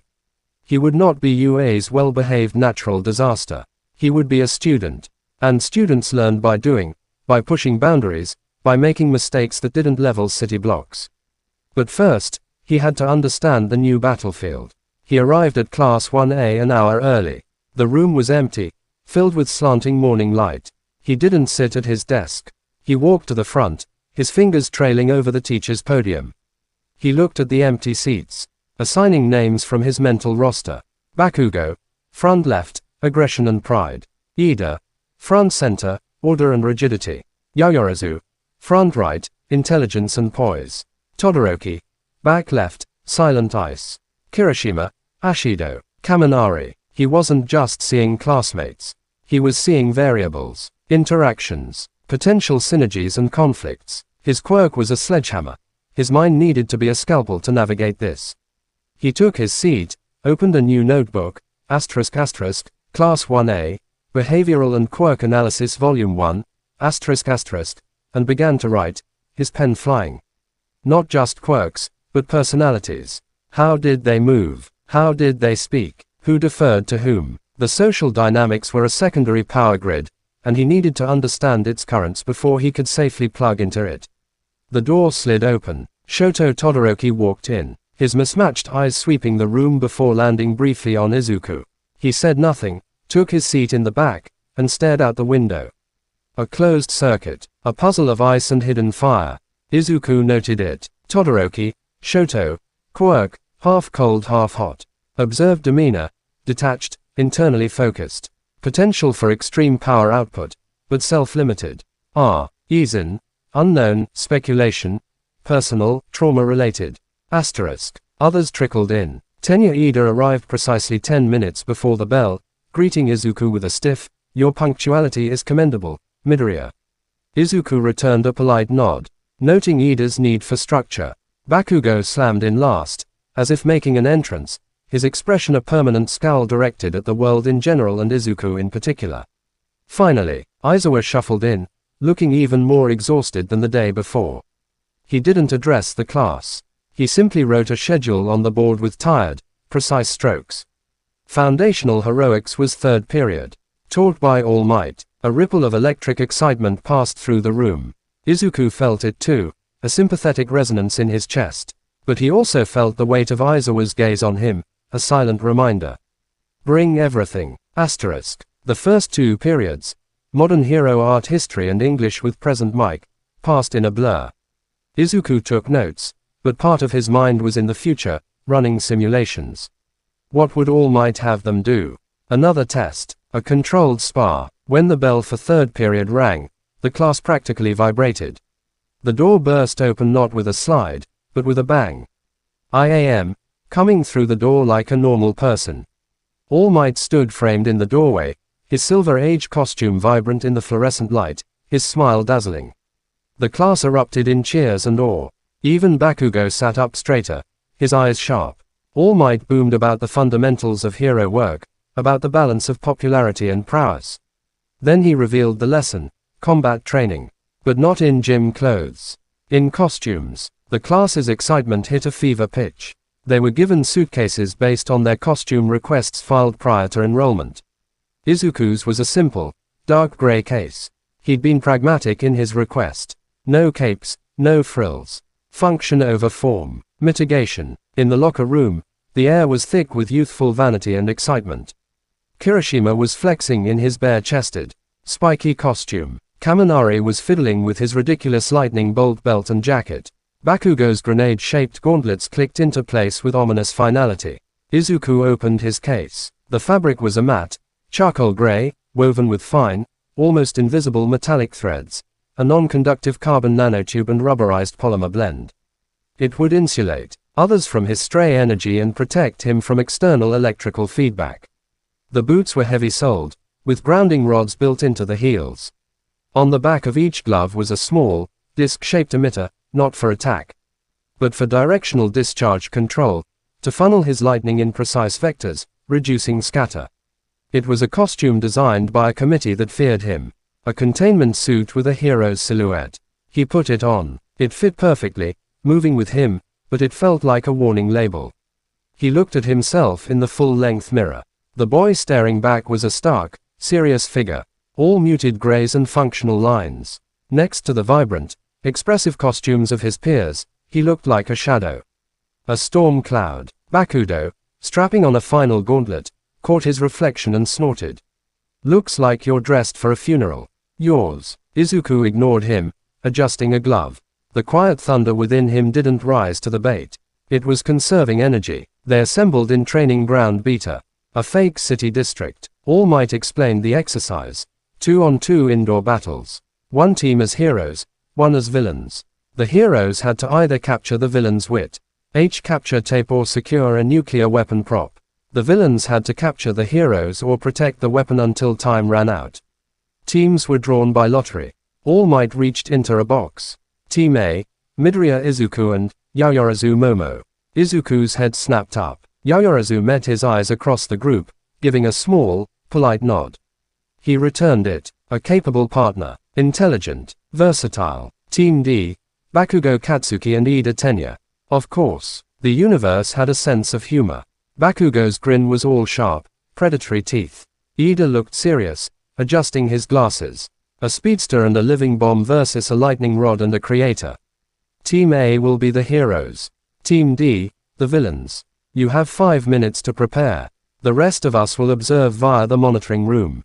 As the others filed out, All Might pulled Izuku aside for a moment, his massive hand on Izuku's shoulder. Young Midoriya, a splendid costume, very practical. Thank you, sir. All Might's voice lowered, just for him. I saw your results yesterday. You are holding a lion on a very short leash.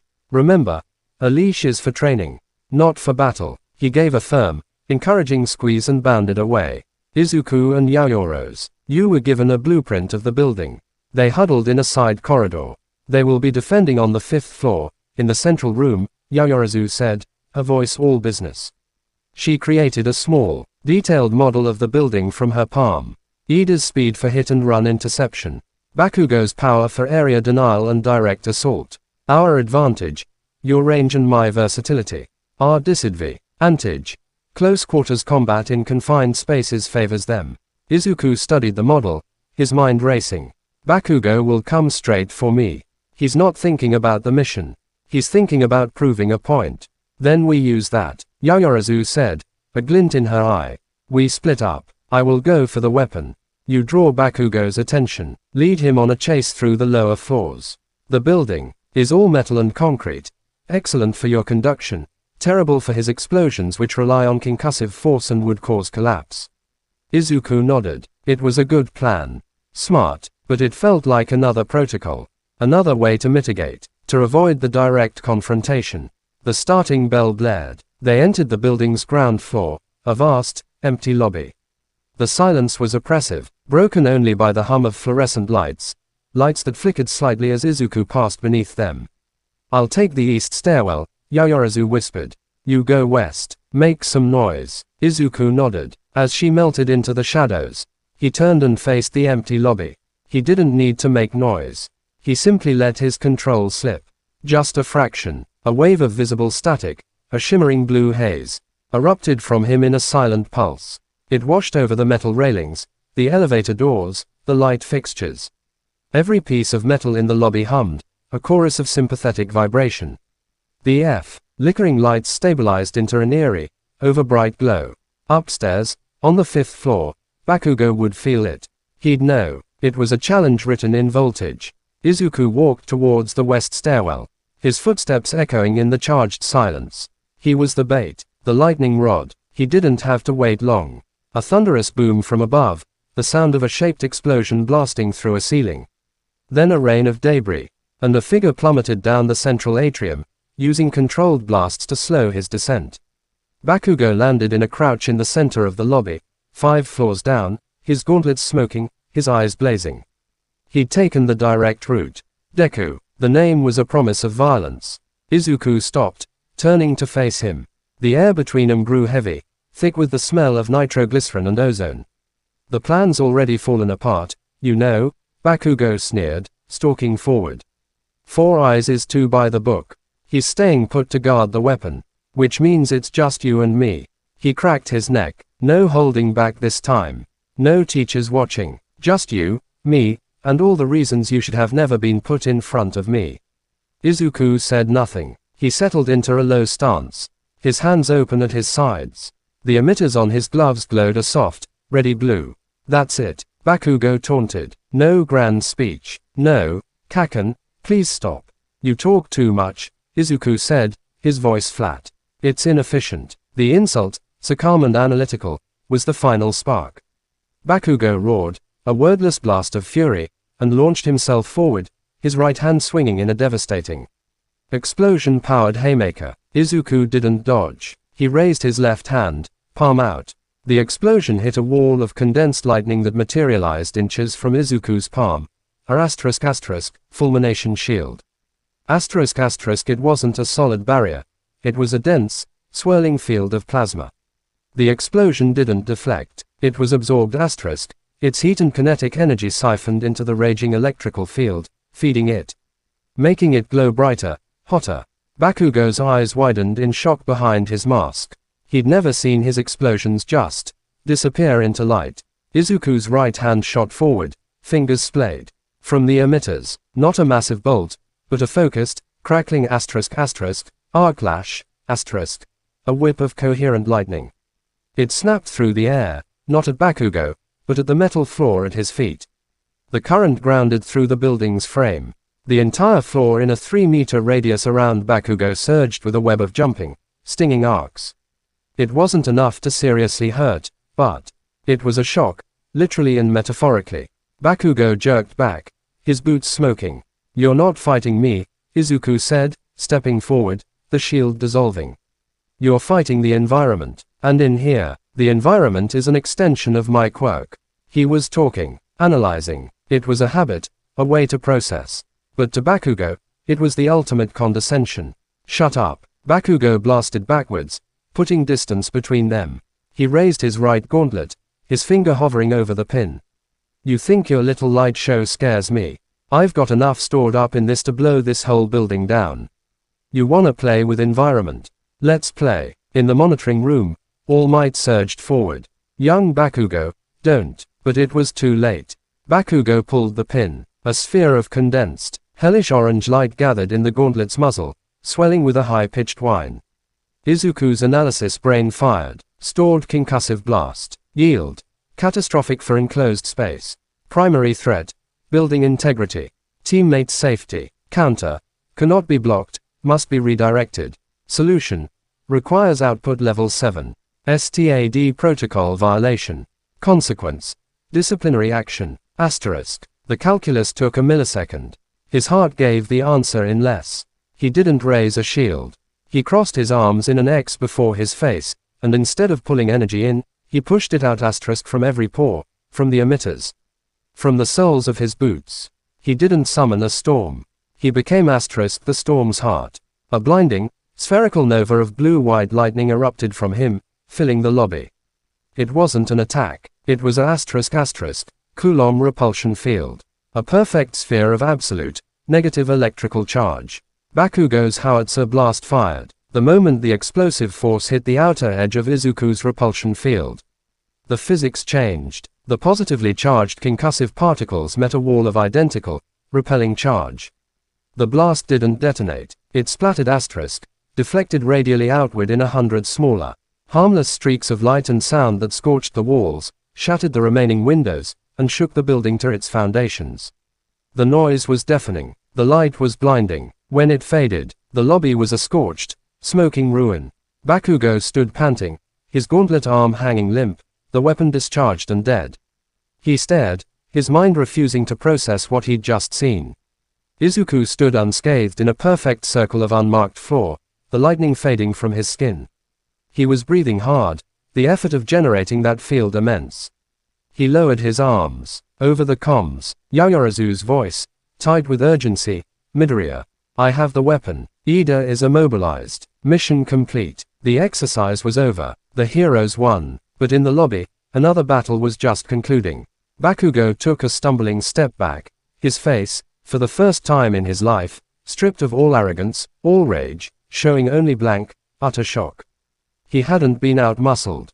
He'd been out-thought, out-scienced. His ultimate attack had been neutralized not by a bigger attack, but by a fundamental law of the universe, weaponized.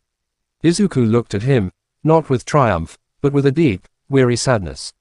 It was never about being stronger than you, Kaken. It was about being smarter than the fight you wanted to have. He turned and walked towards the exit, leaving Bakugo alone in the wreckage. In the monitoring room, the silence was absolute. The other students stared, mouths agape.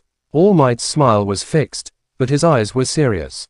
Izuku, wrapped in his capture weapon, let out a long, slow breath. He redirected a howitzer blast, Kirishima whispered, his hardening quirk unconsciously activating. By making a science fair project, he didn't just win the battle, Todoroki said, his voice quiet but clear in the hush. He changed the rules of engagement. Izuku's bloodshot eyes followed Izuku's exit on the screen. The problem child had brought the storm. And in doing so, he hadn't caused catastrophic destruction. He'd performed a miracle of controlled, defensive power. He'd also just flagrantly violated his STAD output limitations. Izuku's lip twitched, not in anger, in something that might, on a less exhausted face, have been the beginning of a smile. The quiet thunder had spoken, and the whole class had heard its first, definitive roll. Chapter 10. The Aftermath of Quiet Thunder. The silence in the monitoring room held for 3 full seconds after the screen cut to the "Hero Team Wins" graphic. Then it shattered into a cacophony of shouts, questions, and disbelief. How did he even? That wasn't a quirk, that was a physics lesson. Bakugo looked like he'd seen a ghost. All Might's booming laugh cut through the noise, but it was strained at the edges. A most ingenious application of quirk science, young Midoriya. He turned to Izuku, his smile not quite reaching his eyes. Such control, such quick thinking. Izuku didn't answer. His gaze was fixed on the feed from inside the building. Bakugo hadn't moved from his spot in the ruined lobby. He was just staring at his gauntlet, his shoulders rigid. Ida was struggling out of the carbon fiber net Yaoyorozu had created, looking chastened. And Izuku was walking down a corridor, his steps measured, his head slightly bowed, as if Ida calculating the cost of his victory. The rest of you, prepare for your matches, Izuku said, his voice a flat blade that sliced the chatter dead. Think about what you just saw. Midoriya didn't win with raw power. He won because he understood his opponent's power better than his opponent did. That is the difference between a brawler and a hero. Now get to the prep rooms. As the students shuffled out, buzzing with nervous energy, Izuku turned to All Might. We need to talk. Izuku found Yaoyorozu by the exit of training ground beta. She was leaning against the wall, looking pale but composed. A sheen of sweat glistened on her forehead. Creating the complex net and a decoy weapon had taken a lot out of her. That was, she began, searching for a word, unexpected. I'm sorry, Izuku said quietly. I drew him into a direct confrontation. It was risky. If my field had failed. It didn't. She looked at him, her dark eyes assessing. You calculated the risk and proceeded.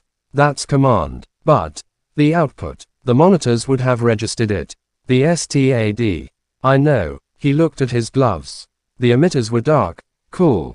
It was necessary. Was it? Her question wasn't accusatory. It was analytical. I had Ida contained. Bakugo was isolated. You could have evaded, led him on a longer chase, drained his gauntlets.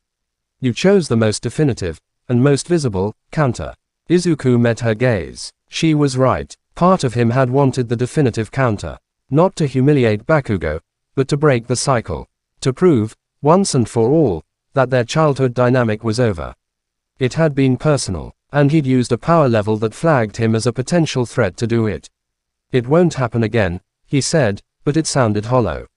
Before she could respond, a school robot rolled up. Midoriya Izuku, report immediately to Principal Nezu's office. Yaoyorozu Momo, you are to return to the monitoring room for debrief. The summons was a cold splash of reality.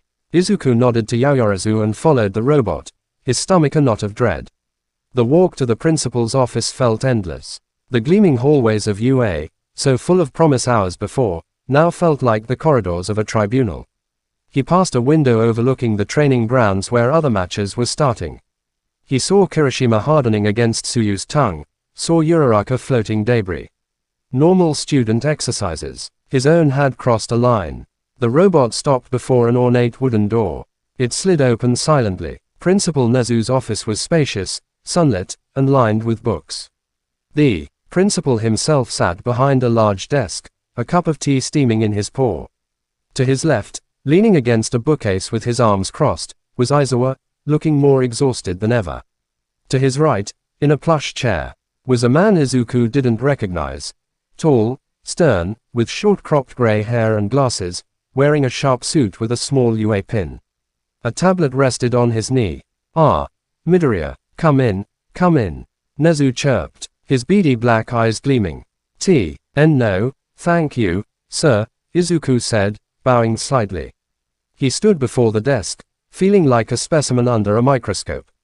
"This is Mr. Akatani from the Strategic Threat Assessment Division," Nezu said pleasantly. He was observing the combat training remotely. Akatani didn't smile. He tapped his tablet. "Midoriya, output level during the exercise, as recorded by the building's sensors and your costume's dampeners, 7.3. Your permitted ceiling for unsupervised activity is level 5. Explanation." His voice was clipped, bureaucratic. This was the voice of the letter under his bed. Izuku took a breath. Bakugo was about to use a stored explosive charge with enough yield to potentially collapse the training building. Neutrally, zing, it required a proportional response. The Coulomb repulsion field was the only technique I could deploy in the time available that would both protect myself and minimize structural damage. Minimize. Akatani's eyebrow rose. The lobby is structurally compromised. The electrical systems on 5 floors are fried. The estimated cost of repairs is 3.8 million yen. The alternative was a total collapse on the 5th floor where my teammate was located, and likely serious injury to Bakugo from his own backblast in an enclosed space, Izuku replied, his voice steady despite his racing heart. He was defending himself like it was a mission report. The choice was between significant property damage and potential loss of life. I chose property damage. Akatani's lips thinned. A heroic calculus, and one we might be more inclined to accept if this were a real villain attack.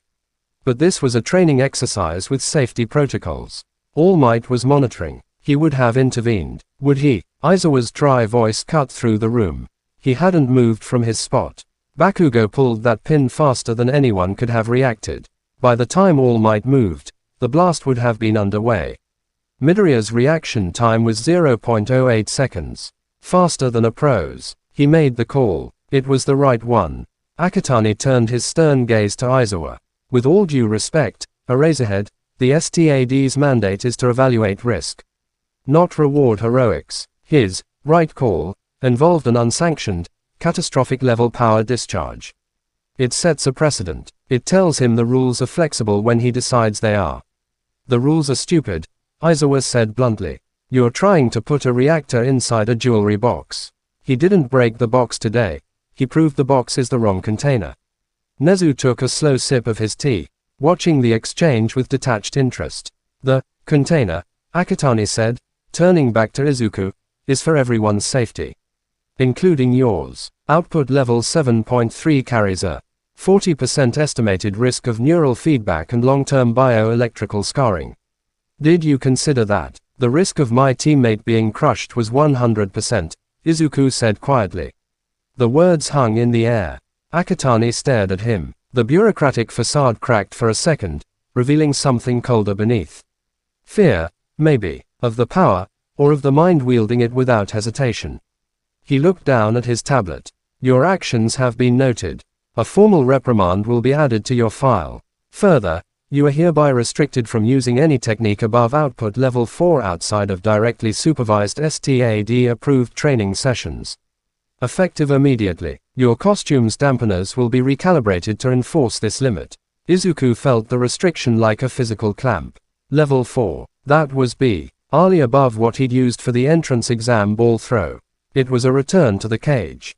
And, Akatani added, you will begin mandatory sessions with Hound Dog, our school counselor, to address we perceive as a concerning trend of disproportionate response and a hero complex that overrides procedural safety. A hero complex. The phrase was a slap. They were pathologizing his instinct to save someone. That will be all, Midoriya, Nezu said cheerfully. You may return to class. Don't look so glum. You displayed wonderful courage and intellect. The paperwork is just a necessary tedium.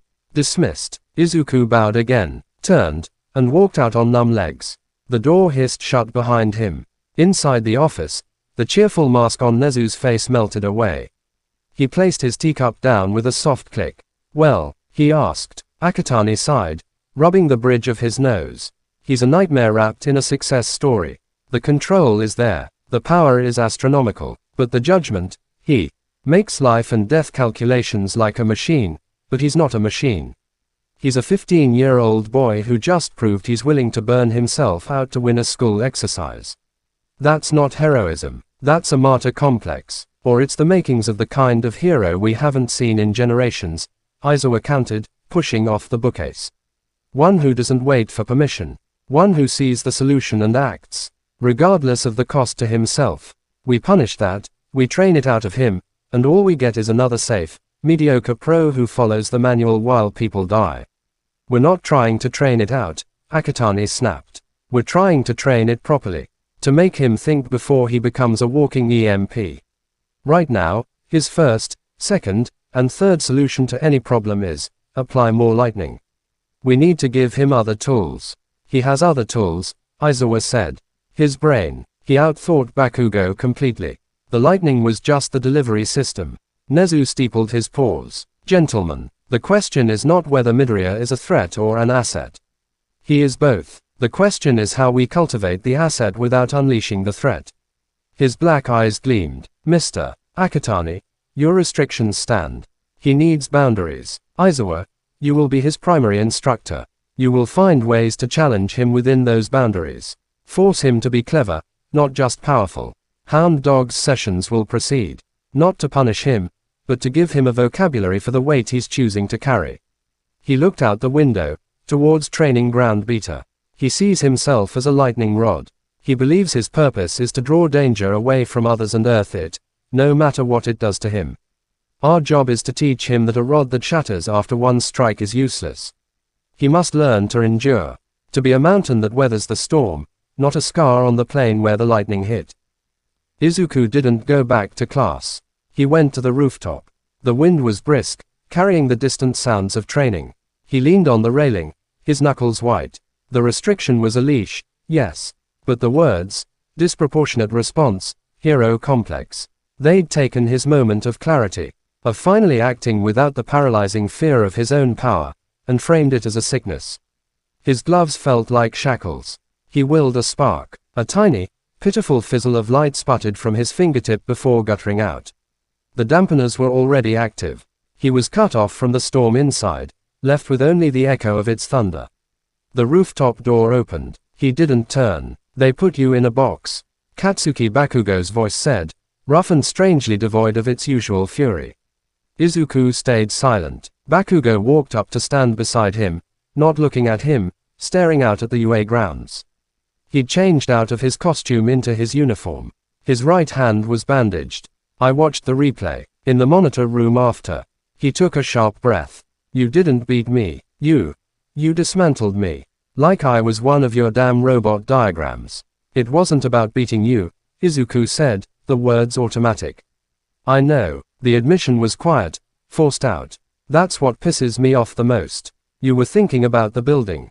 About round face upstairs. About the mission. I was just thinking about you. He finally turned his head, his crimson eyes blazing with a new, more complicated fire. They're scared of you. Those suits. I saw one of them watching. They're not scared of me. They think I'm predictable. A loud bomb. You're a silent fault line. They don't know when you're gonna shift. He looked back at the horizon. Don't let them box you in, Deku. If you do, then I really did lose to nothing. He turned and left, the door closing with a soft click. Izuku stood alone, Bakugo's words ringing in his ears. A silent fault line. He looked at his hands. The power was there, vast and sleeping, locked behind a bureaucratic seal. He had fought to prove he wasn't just his quirk. And now, the system was trying to define him by its limitations. He had shown them the quiet thunder. Their response was to demand silence.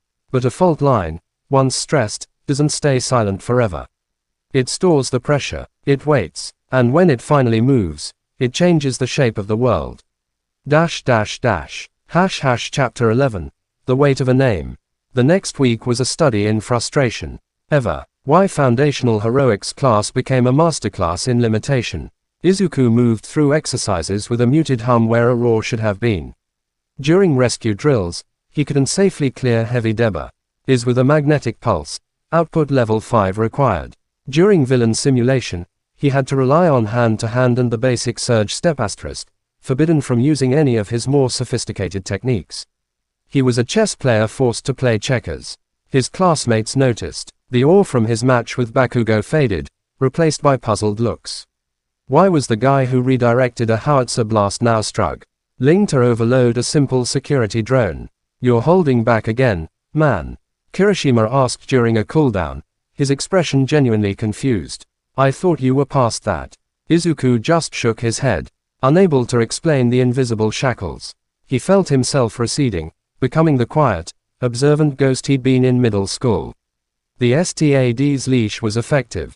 The only reprieve was his sessions with Hound Dog, the guidance counselor. They weren't the punitive interrogations he'd feared. Hound Dog, or Inui Ryo, as he insisted on being called in his office, was a hulking, anxious man. With a dog's head and a surprisingly gentle demeanor. They tell me you have a hero complex, Inui said during their second session, his voice a low growl that was somehow soothing. That you prioritize others' safety over your own to a pathological degree.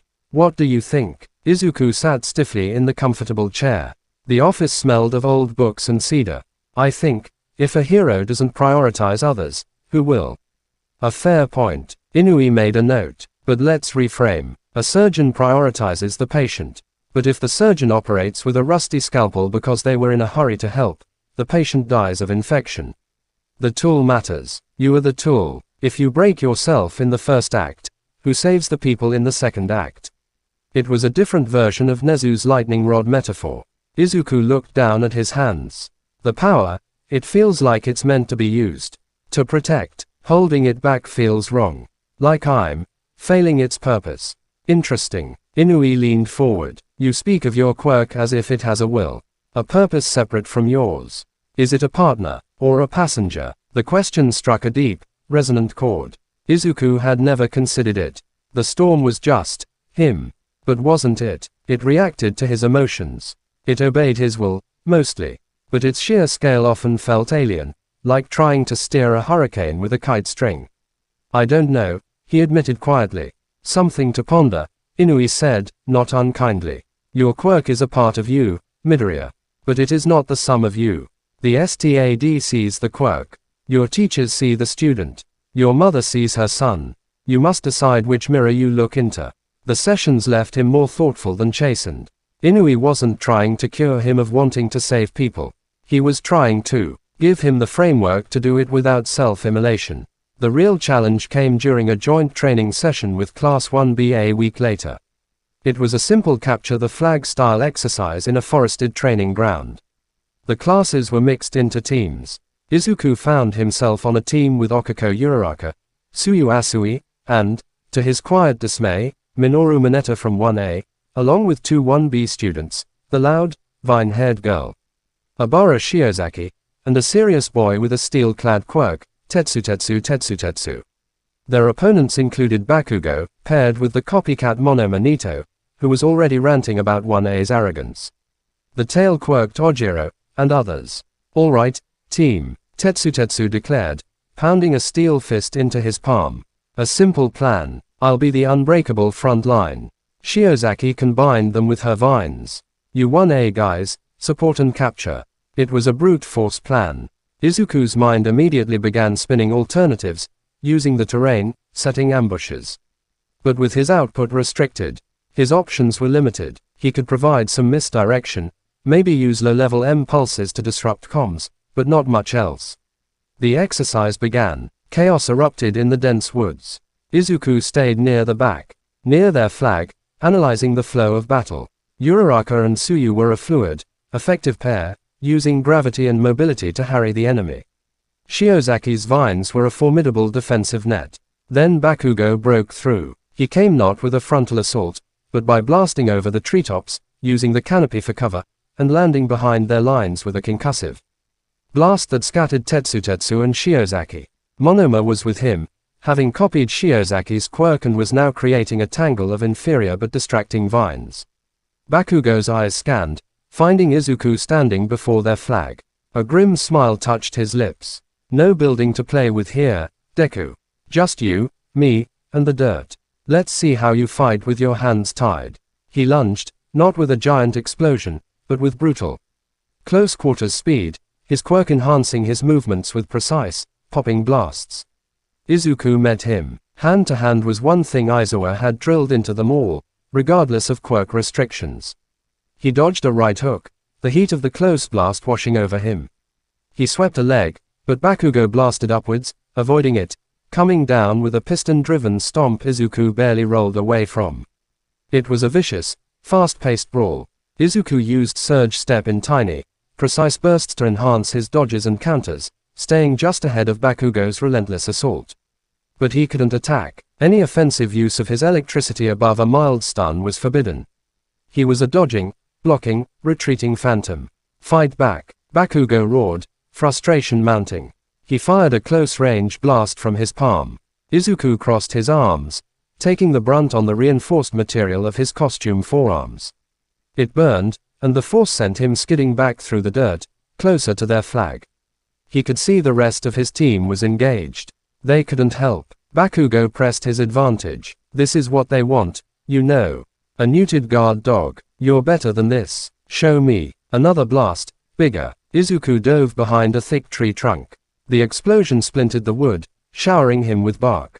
The noise was deafening. From the corner of his eye, he saw Monoma, having slipped past the others, sneaking towards their flag, a smirk on his face. They were going to lose. And they'd lose because he was following orders. Because he was letting the fear of the STAD override his instinct to win. To protect his team's effort, Bakugo rounded the shattered tree, his gauntlet humming as he built up another charge. Last chance, Deku. Give me a fight worth remembering or get out of my way. Izuku's mind raced. Output level 4. Permitted techniques. Surge step, low yield, localized static field, disorienting, minor impulse, non-destructive. Asterisk. He had an idea. It was stupid. It was risky. And it used his quirk in a way it was never meant to be used. As Bakugo lunged for the final blow, Izuku didn't dodge. He planted his feet. He raised his hands, not to attack, but to conduct. He didn't generate lightning. He turned his body into a perfect, willing lightning rod for the energy already saturating the air. Bakugo's explosion fired, a torrent of heat and concussive force. At the same instant, Izuku focused every ounce of his will on his dampeners, not to suppress his power, but to reverse their polarity for a nanosecond. To turn them from limiters into attractors. The explosion hit him, but instead of burning him, the sheer thermal and kinetic energy was absorbed. His body screamed in protest, his nerves on fire. The dampeners in his costume glowed red hot, then white, overloading. The energy had nowhere to go but into him. He couldn't hold it. It was too much. So he didn't hold it. He redirected it downwards, through his legs, into the earth. The ground at his feet didn't explode. It vaporized. A circle of soil and rock 2 meters across turned instantly to superheated glass and dust. A shockwave, silent and deep, rippled out through the earth. Not up into the air. The effect was instantaneous and bizarre. The ground beneath Bakugo's feet liquefied for a moment, becoming unstable quicksand. He stumbled, his blast going wide, hitting a tree harmlessly. Monoma, 5 meters away, lost his footing as the tremor hit, falling face first into the dirt. The flag was untouched. Izuku stood in the center of the glassy crater, smoke rising from his costume. The dampeners were fried, tiny components melting and dripping. His body felt scorched from the inside, his muscles trembling with absorbed trauma. But he was standing, and the flag was still behind him. Bakugo hauled himself out of the unstable ground, staring at the crater, at Izuku's smoking form. He hadn't attacked. He'd terraformed. He'd used Bakugo's own power against the environment in a way no one had ever considered. The buzzer sounded. The exercise was over. Izuku's team had held the flag. He took a step forward, his boot crunching on vitrified earth. Then his knees buckled. Uraraka and Tsuyu were at his side in an instant. Midoriya, oh my gosh, your costume. I'm okay, he rasped, though every nerve said otherwise. Just overdid it. Bakugo walked up to the edge of the crater, looking down at him. The fury was gone, replaced by something like grim respect. You didn't use your quirk. You used mine. He shook his head. You really are a damn cheat. But there was no heat in it. As the teachers arrived, Izuku, along with 1B's homeroom teacher, Vlad King, Izuku knew the fallout would be swift. He'd bypassed the dampeners. He'd used an unapproved, incredibly dangerous technique that risked turning him into a human capacitor and blowing apart. Izuku looked from the glass crater to Izuku's fried costume to his pale, pained face. He sighed, the sound carrying the weight of the world. Problem child. Vlad King whistled. He turned the ground to glass. Without firing a shot. He didn't break the output restriction, Izuku said, his voice low. The energy wasn't his. He just redirected existing energy through himself. A loophole big enough to drive a truck through. He pinched the bridge of his nose. Recovery girl. Now, as he was helped to his feet, Izuku caught Izuku's eye. His teacher's expression was unreadable. Not angry, not approving, thoughtful. In the nurse's office, as recovery girls. Kiss knit his singed nerves and replenished his energy at the cost of bone-deep exhaustion. Izuku lay in the cot, staring at the ceiling. He hadn't unleashed the storm. He had harnessed someone else's. He had used his quirk not as a weapon, but as a transformer. A converter. It was a new way of thinking. The STAD saw his power as a thing to be released at certain levels. What if it wasn't a release valve? What if it was a lens? A conductor's baton for the energy of the world itself. The weight of the name, Volt Sovereign, took on a new meaning. It wasn't about ruling over lightning. It was about sovereignty over energy. All energy. The thought was as terrifying as it was exhilarating. He had been trying to prove he wasn't just his quirk. But maybe, just maybe, he hadn't yet understood what his quirk even was. Chapter 12. The lens, not the storm. Recovery girl's office smelled of antiseptic and age. The healing kiss had done its work, sealing the micro tears in his muscle fibers and soothing the nerve burns, but it left him wrapped in a leaden blanket of exhaustion. He lay in the cot, listening to the distant sounds of the school, the muffled bell, the faint echo of shouts from a PE class.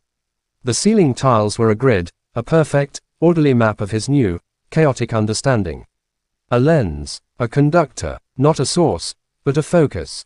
The door creaked open. Shota Izuku shuffled in, looking like he'd just finished a 48-hour stakeout in a dumpster.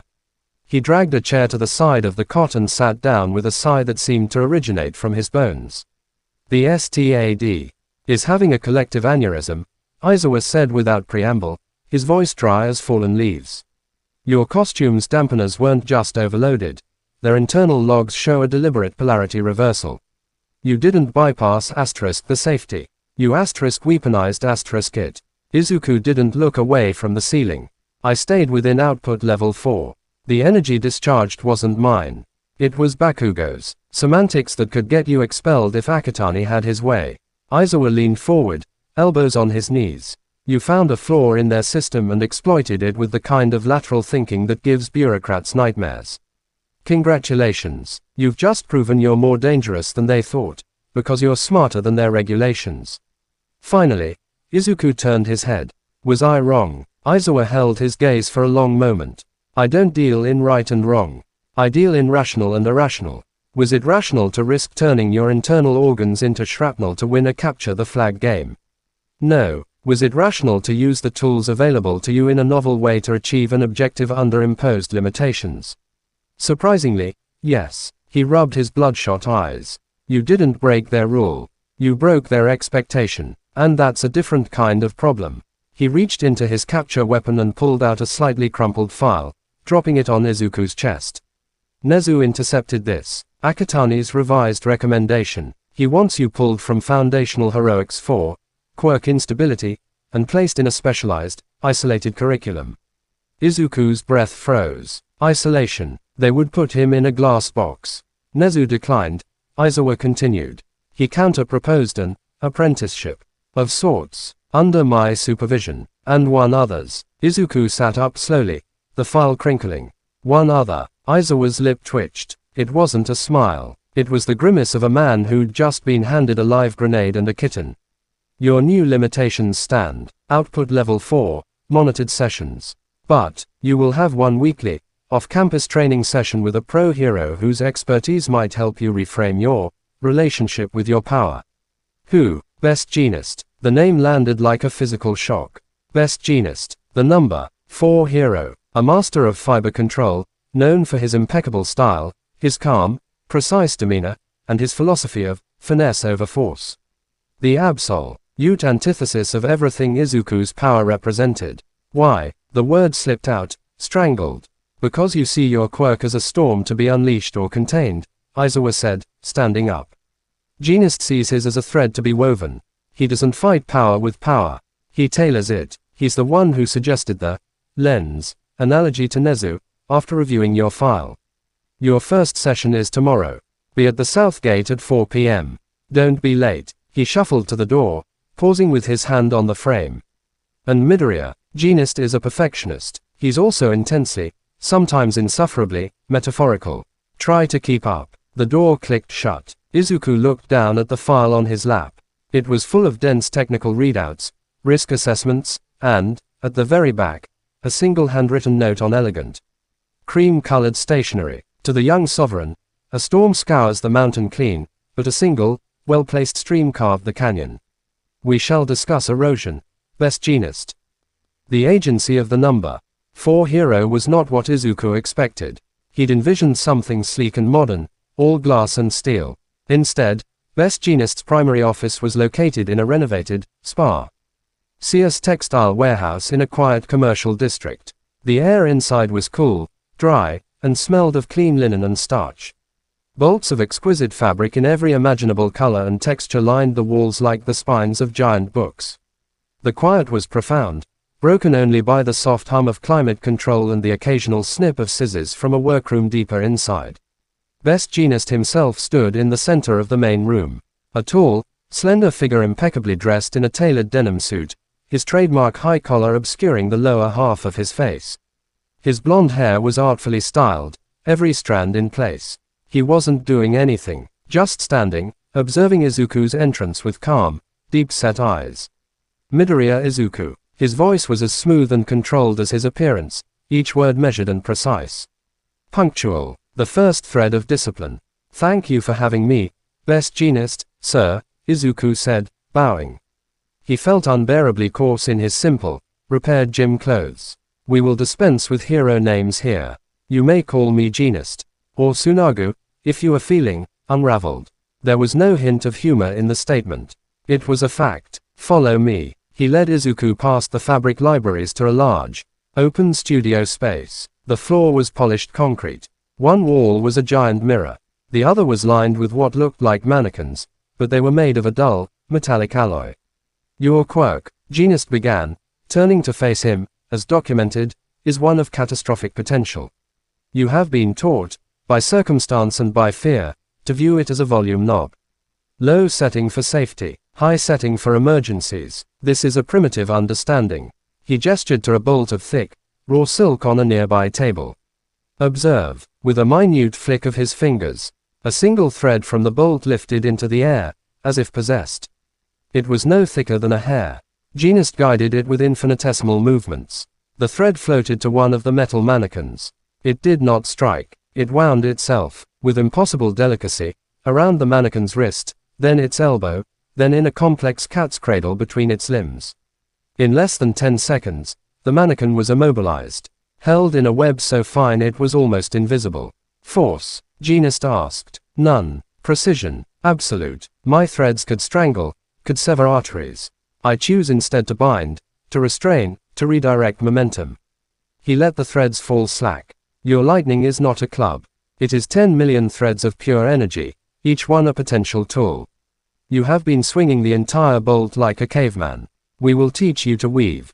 Quote, the next 2 hours were the most mentally grueling of Izuku's life. There was no lightning allowed. No quirk use at all. Jeanist had him sit on the floor, a single copper wire, dead. Inert, laid in a straight line in front of him. Your task, Jeanist said, his voice a soft monotone. Using only your mind, visualize the flow of electrons through that wire. Not as a flood, as individual particles. Imagine you are guiding them, one by one, from one end to the other. Do not attempt to move them. Simply, Observe their potential path. It was agony. Izuku was used to the thunderous flow, the roaring river of power. This was about seeing the individual droplets in the river. He sat until his legs cramped, his forehead beaded with sweat, staring at the piece of metal until his eyes crossed. He saw nothing. You are trying to see with your eyes, Genis chided gently. You must feel with your intent. The wire is a canyon. The electrons are water waiting for rain. You are not the rain. You are the slope of the land that decides where the water will flow. It was infuriatingly abstract, but as the hour wore on, in moments of frustrated exhaustion, Izuku stopped trying. He just let his awareness, the part of him that always sensed electrical fields, brush against the wire. And he felt it, not a flow, but a potential. A faint, magnetic hum of possibility. A directionality waiting to be chosen. I feel something, he whispered. Describe it. Like a hallway with all the doors closed. But I know which doors led somewhere. For the first time, something shifted in Genis's impassive eyes. A spark of approval. Good, that is the first step. You have perceived the grain of the material. Now, we change the exercise. He replaced the wire with a small, simple circuit, a battery, a wire, and a tiny light bulb. The circuit was open, the switch off. Close the circuit, light the bulb, without touching anything, and without using any energy of your own. You are the switch, not the battery. This was harder. It required not just perception, but influence. He had to convince the electrons already in the battery to move. By altering the local electromagnetic conditions, he focused on the gap in the circuit.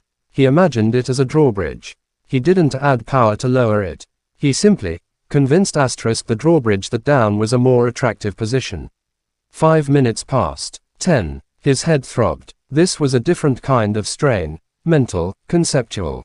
Then, with a soft, almost apologetic fizz *, the tiny bulb glowed to life, a weak, yellow light. Izuku gasped, a wave of dizziness hitting him. He hadn't generated a volt. He'd simply redirected existing potential. It was the same principle as the crater, but on a scale so small it was revolutionary. Genis nodded once. Adequate. You forced it. You bullied the electrons with your will. Next time, you will persuade them. Finesse. Remember, a single thread, perfectly placed, can guide the fall of an entire tapestry. The session ended. As Izuku gathered his things, feeling mentally flayed, Genis spoke again. Your mentors fear your power. The STAD seeks to bottle it. Izuku seeks to control it. I am not interested in any of that. He adjusted his collar minutely. I am interested in teaching you respect * for it. To see the lightning not as your fist, but as your finest needle. The most powerful tapestries are not made with the heaviest threads, but with the most deliberate stitches. You are dismissed. Izuku walked out into the late afternoon sun, his mind reeling. His body wasn't tired, but his soul felt stretched thin. He had spent years building a dam inside himself. Genis, in one afternoon, had asked him to become a master irrigator. To learn the purpose of every possible channel. It was overwhelming, but for the first time since the STAD letter, it didn't feel like a limitation. It felt like a new language. And he had just learned his first trembling word. He didn't go straight home. He went to Dagobah Municipal Beach. It was mostly clean now, thanks to a previous generation of UA students, but it was still a place of solitude. Of roaring waves that drowned out the static in his head. He sat on the sand, away from the few evening strollers, and picked up a piece of rusty, discarded rebar. He held it in his hand, feeling its cold, pitted surface. He closed his eyes. He didn't try to summon lightning. He tried to do what Genis had taught him. He reached out with that new sense, the one that felt the grain of electrical potential. The rebar was a mess. A chaotic jumble of metallic impurities, old energy signatures from the saltwater, a confused, directionless hum. It wasn't a clean wire. It was a tangled knot. He didn't try to untangle it. He just listened. He felt the faint, desperate desire for order within the chaos. Every atom wanted to settle into a stable state. Slowly, carefully, he poured a tiny, minuscule trickle of his own energy into it. Not to overwhelm it, but to guide. To show the chaotic charges a path of least resistance. The rebar in his hand grew warm. Not hot, gentle. The flakes of rust began to vibrate, then subtly realign, smoothing out. The metal itself seemed to sigh, a faint, sub-audible ring resonating up through his bones.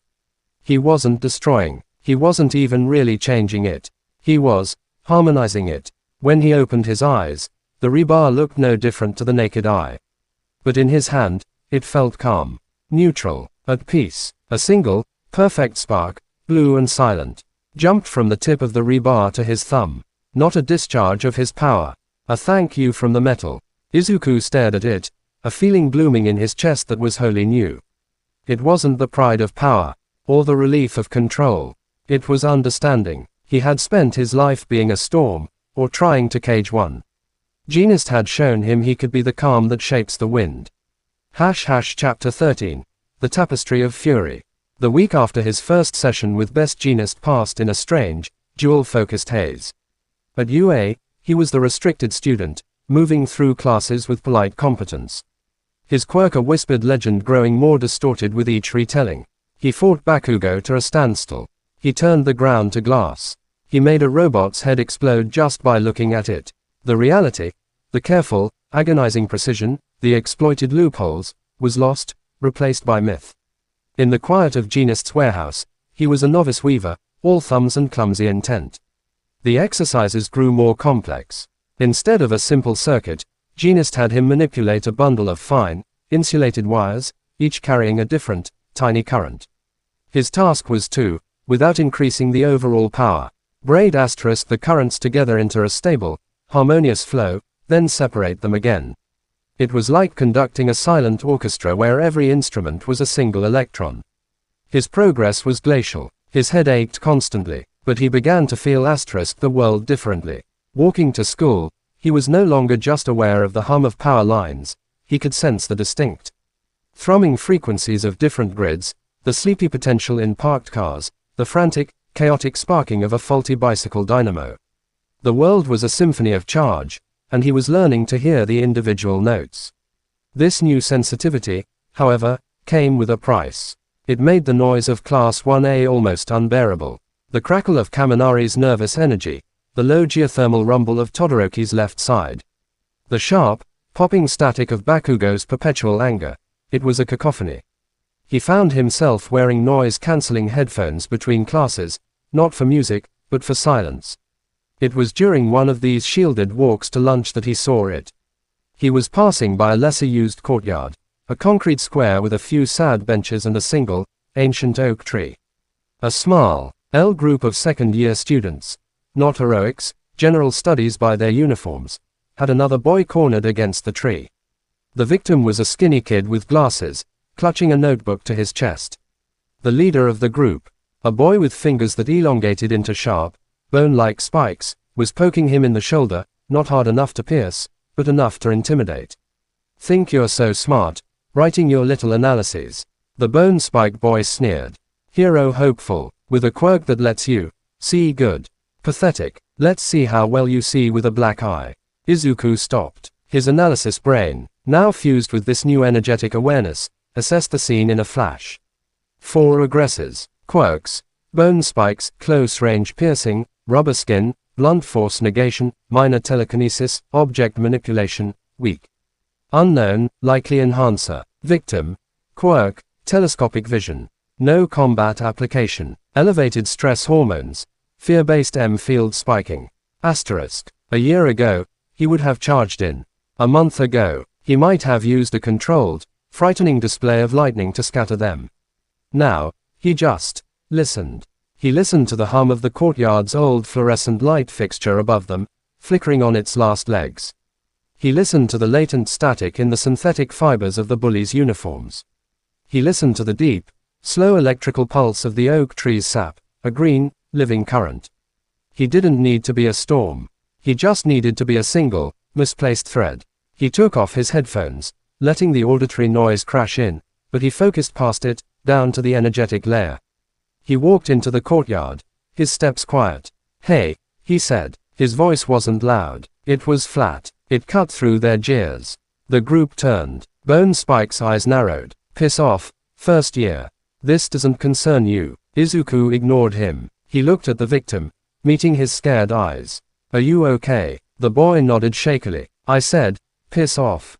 Bone Spike took a threatening step forward, his finger extending another few inches into a nasty-looking point. Izuku didn't look at him. He looked at the flickering light above the bully's head. He reached out with that new sense, not to summon power, but to tweak. The fixture's ballast was old, its electrical flow unstable.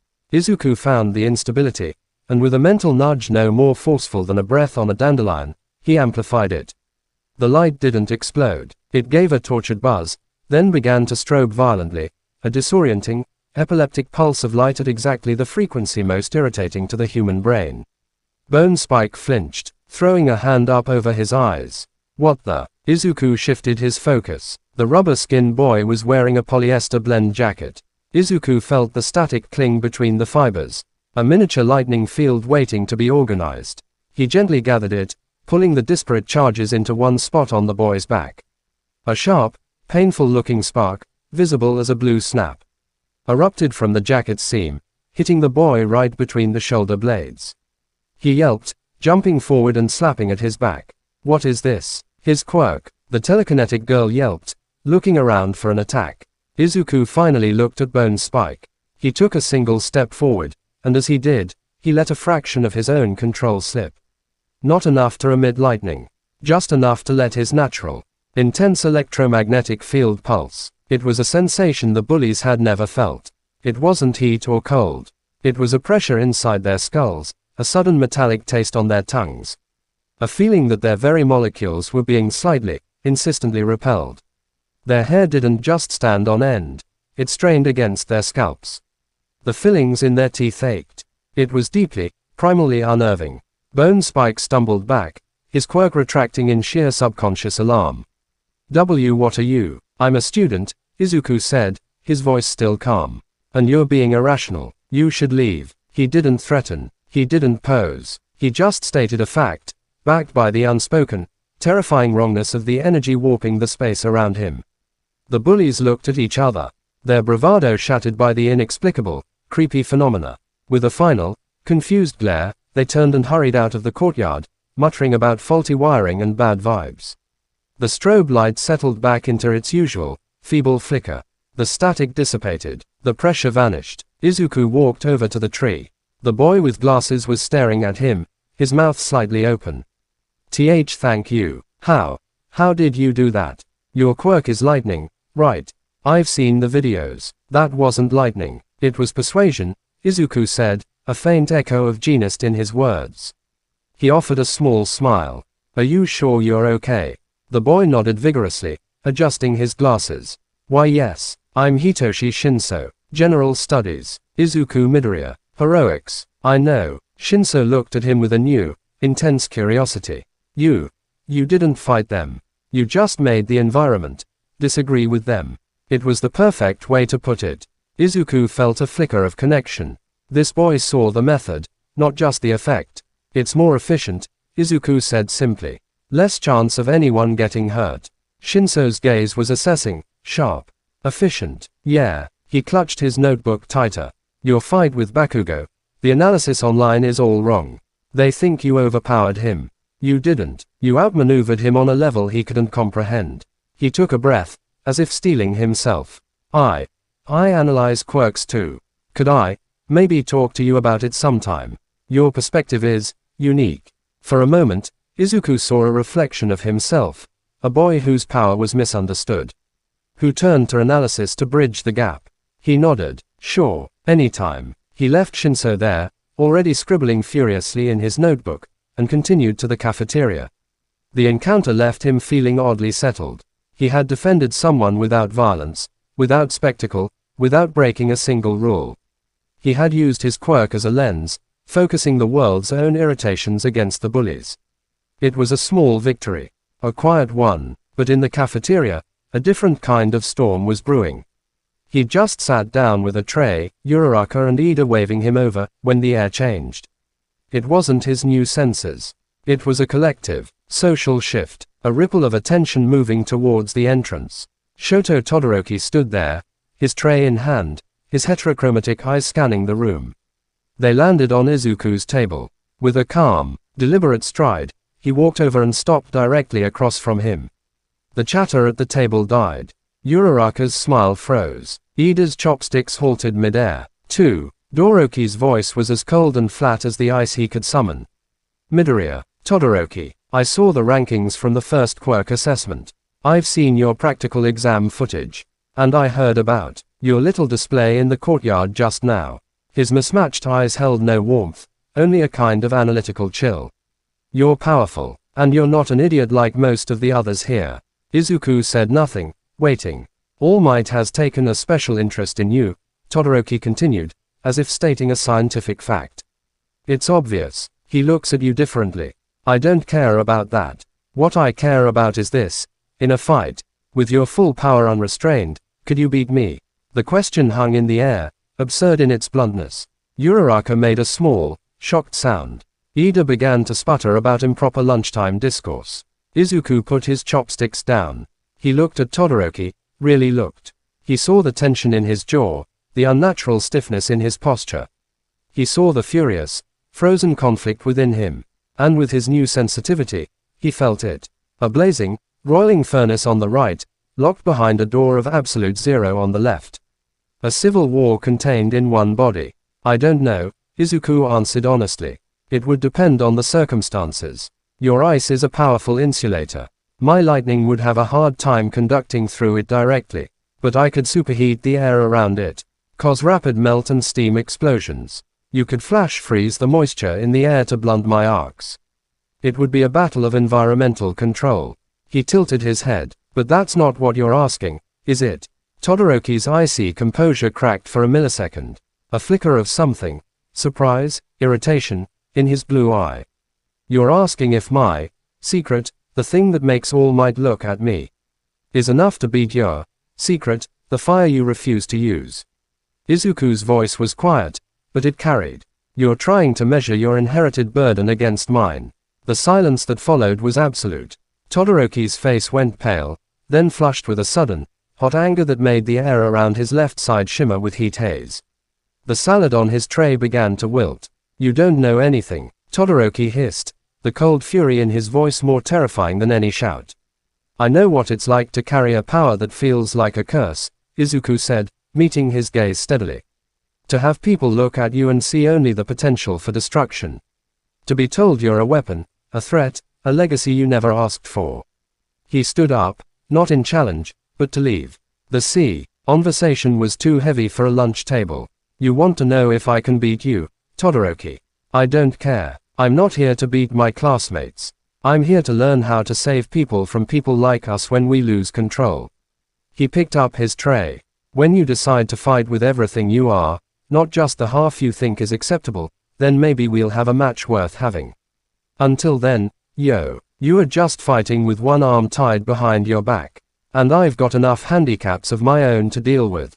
He walked away, leaving Todoroki standing rigid at the table, surrounded by the stunned silence of their classmates. The temperature in the immediate area began to plummet, frost creeping over the table surface, even as the air near Todoroki's left side grew uncomfortably warm. Izuku didn't look back. He felt the chaotic, warring energy radiating from Todoroki, a tapestry of fury and ice, woven so tight it was strangling its owner. He had seen the pattern. He had understood the threads. And for the first time, he realized Genist's lessons weren't just about controlling his own power. They were about understanding the terrible, beautiful, damaging patterns in everyone else's. Chapter 14. The USJ, Fractured Lens.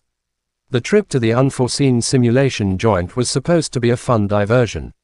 A chance to practice rescue operations in specialized environments. A shipwreck zone, a mountain vista.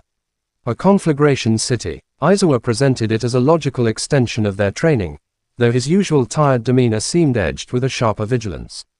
On the bus, the class buzzed with excited energy.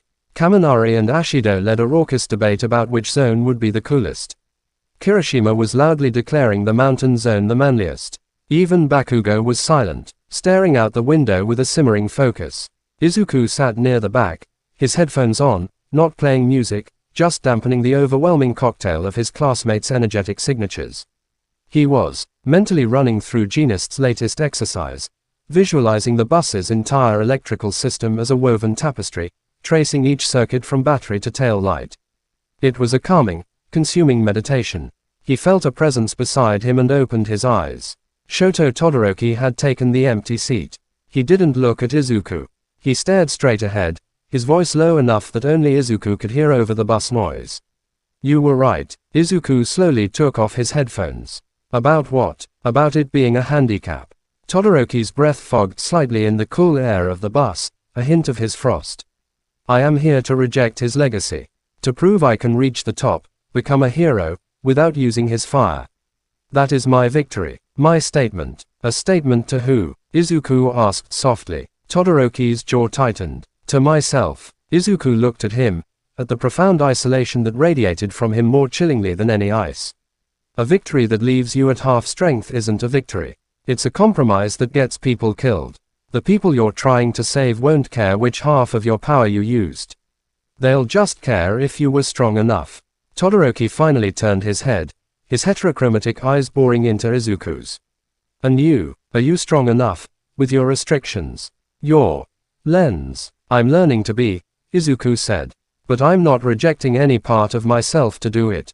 Even the scary parts. Before Todoroki could reply, the bus lurched to a halt. They'd arrived. The USJ was awe-inspiring. A vast dome housed meticulously crafted disaster zones circling a central plaza. Their teacher for the day, the Space Hero 13, gave an earnest speech about the sanctity of life and the danger of their own quirks. It was a speech that resonated deeply with Izuku. His eyes scanned the impressive facilities, his analytical mind already breaking down the potential training scenarios. Then the lights flickered, not the gentle flicker of his presence. This was a violent, draining stutter. The ambient hum of the massive complex's power grid didn't just waver, it sagged like a great beast being drained of blood. Izuku's new senses screamed. This wasn't a malfunction. This was a consumption. In the central plaza below, the air began to warp, blackening and swirling like spilled ink in water. A vortex of pure dark energy expanded, and from it, figures began to step, crawl, and ooze into the world. Villains. Dozens of them. A motley, terrifying crew surrounding two central figures, a hulging, brain-exposed monstrosity that radiated a mindless, animal hunger, a lanky man covered in disembodied hands, his posture languid and utterly deranged. The atmosphere curdled. The cheerful training ground transformed into a battlefield in the space of a heartbeat. Aizawa's capture weapon flared. 13. Protect the students. He didn't hesitate. He leapt from the top of the stairs, a lone black arrow shooting down into the sea of villains below. Erasure active, he moved like a ghost, his quirk nullifying theirs before they could react, his fists and feet a blur of precise, brutal strikes. But there were too many. And the two in the center hadn't moved. Back to the entrance. 13 shouted, herding the stunned students. The hand-covered man, Shigaraki Tomura, scratched at his neck, his voice a dry, grating rustle carried by some quirk to reach them. The schedule said All Might should be here. Where is he? This is no good. We brought this whole party. Then his red eyes, visible between the fingers of the hand on his face, locked onto the cluster of students. Well, if we can't have the boss, let's break his toys. Nomu, the brain-exposed monster, Nomu, shot forward. It didn't run. It blurred appearing in front of 13 in an instant. Aizawa, seeing the threat, tried to intercept, but a villain with a hardening quirk took the blow meant for the monster. Nomu's arm, grotesquely muscular, lashed out. Not at 13, but at her back, where the finger cap of her quirk was located. There was a sickening crunch of broken machinery and likely bones. 13 cried out, collapsing. The exit was blocked. Their teacher was down. Aizawa was being swarmed below. Panic, pure and corrosive, washed over the class. This was real. This was death. Izuku's mind, trained for analysis and shackled by restrictions, short-circuited for a second. The sheer, malicious energy radiating from the plaza was a physical assault on his senses. The Nomu felt like a black hole of stolen quirks and rage. Shigaraki was a crawling, staticky wrongness. We have to help Aizawa-sensei. Kirishima yelled, hardening his fists. No, Ida chopped a hand, his voice cracking with fear and duty. Our orders are to evacuate. We must get help. The comms are down, Jiro shouted, her earphone jack plugged into the wall. It's all jamming static. Shigaraki began to shuffle up the stairs, scratching his neck furiously. So noisy, so many cheats, let's fix that. Bakugo and Kirishima moved as one, explosions and hardened fists flying towards the approaching villain. Shigaraki didn't even try to dodge. He raised a hand, all 5 fingers splayed. Don't let him touch you. Izuku's voice cut through the chaos, sharp with horrified realization. He'd seen the decay pattern on the ground where Shigaraki had idly touched it earlier. His Irk is disintegration on 5-point contact. Bakugo veered his blast at the last second, scorching the stairs instead. Kirishima pulled his punch, but the hesitation gave Shigaraki an opening. He lunged, his fingers stretching towards a gaping Mina Ashido. A wall of ice, thick and sudden, erupted between Shigaraki and the students.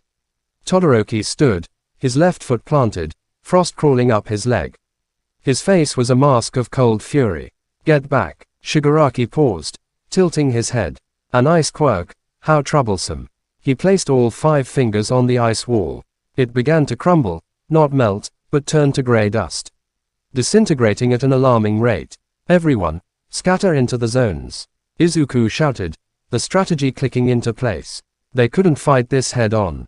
They couldn't win. They had to survive. Split 'em up. Use the terrain. Ida, you're the fastest, you have to get out and get help. Ida looked torn, his eyes on their fallen teacher. Go, Izuku roared, and for the first time, his voice held a crack of true commanding thunder. It wasn't a request, it was an order. Ida's engines revved with a scream of desperation. He turned and became a blue blur, shooting back towards the main entrance doors. Shigaraki scared. A runner, Nomu. The Nomu, having casually backhanded a still-fighting Aizawa into a wall with a sickening crack, looked up. Its blank eyes fixed on Ida's retreating form. It crouched, its muscles coiling like steel springs. It was going to intercept. It would kill Ida before he reached the door. Izuku didn't think. The restrictions, the STAD, the careful lens, all of it shattered. He was a lightning rod again. And the threat was here. He threw himself forward, not towards the Nomu, but to the edge of the stairs overlooking the central plaza. He raised both hands towards the massive dome high above. It wasn't a structure of wood and stone. It was a lattice of steel girders, a giant conductor. He didn't call the lightning down this time. He pulled it through. He focused every ounce of his being, every lesson from Genist about flow and potential, and he created a path of unimaginably low resistance between the dome's frame and the spot where the Nomu was about to launch. The air didn't ionize. It vanished replaced by a solid, blinding pillar of raw, blue-white current that connected the ceiling to the plaza floor. It wasn't a bolt. It was a sustained river of lightning, 5 meters across, pouring down with the sound of the world ending. It struck the Nomu square in the chest as it leapt. The creature didn't scream. It was engulfed, a black shape swallowed by incandescent fury. The light was so intense it bleached the color from everything, casting stark, jumping shadows. The heat was instant and unbearable, forcing everyone back. Izuku held it. The energy wasn't coming from him. He was just the nozzle. He was channeling the entire building's emergency power, the city grid's feedback, the very atmospheric potential. Focusing it all into a single, annihilating point. His veins lit up under his skin, glowing blue. His hair whipped in a non-existent wind. The emitters on his gloves melted away. He could feel his cells burning, his bones vibrating at the frequency of a power line. He saw Ida burst through the distant doors into the light. Good. Then he saw the Nomu, still standing within the lightning pillar. It was smoking, its skin blackened and crackling, but its eyes were still blank. It took a step forward, against the torrent. Shock absorption. Of course, the lightning wasn't killing it. It was just feeding it, or at least, not stopping it. Izuku's heart plunged. He was pouring out a cataclysm for nothing. He was burning himself out, and the monster was walking through it. A dry, clapping sound cut through the thunder. Shigaraki, standing safely outside the effect radius, was slowly applauding. Wow, what a show. A real hero moment. But you see, we brought the perfect anti-symbol. You can't overpower it. The Nomu took another step. The lightning began to sputter, the energy source, Izuku's body, failing. Darkness crowded the edges of his vision. He was the lens, and he was cracking. Then, a blur of black and gray. Izuku, bloodied, one arm hanging uselessly, his goggles shattered, lunged from the shadows. His hair was floating, his eyes blazing red. He wasn't looking at the Nomu. He was looking at Izuku. Erasure, the connection severed. The river of lightning winked out of existence as if it had never been. The sudden silence was deafening, broken only by the fizzle of dying energy and Izuku's ragged gasp as he collapsed to his knees, spent. The Nomu, deprived of the constant energy barrage, halted, confused for a second. Izuku stood between the students and the villains, swaying but upright, his quirk holding Shigaraki's and the Nomu's at bay. Not another step, he gritted out, blood dripping from his mouth. Izuku stared at his teacher's back, a broken, defiant silhouette against the monstrous foe. Izuku had erased his quirk, to save him from burning himself to ash against an unstoppable wall. The lens was fractured, the storm had been unleashed, and it had meant nothing. And in that moment of utter despair, as Shigaraki grinned and ordered the Nomu to kill the erasure, the main doors of the USJ, with a sound like a divine hammer blow, were blasted clean off their hinges. Standing in the frame, backlit by the afternoon sun, steam rolling off his form in righteous fury, was All Might. His smile was gone. His eyes were cobalt chips of absolute zero. Have no fear. The symbol of peace had arrived.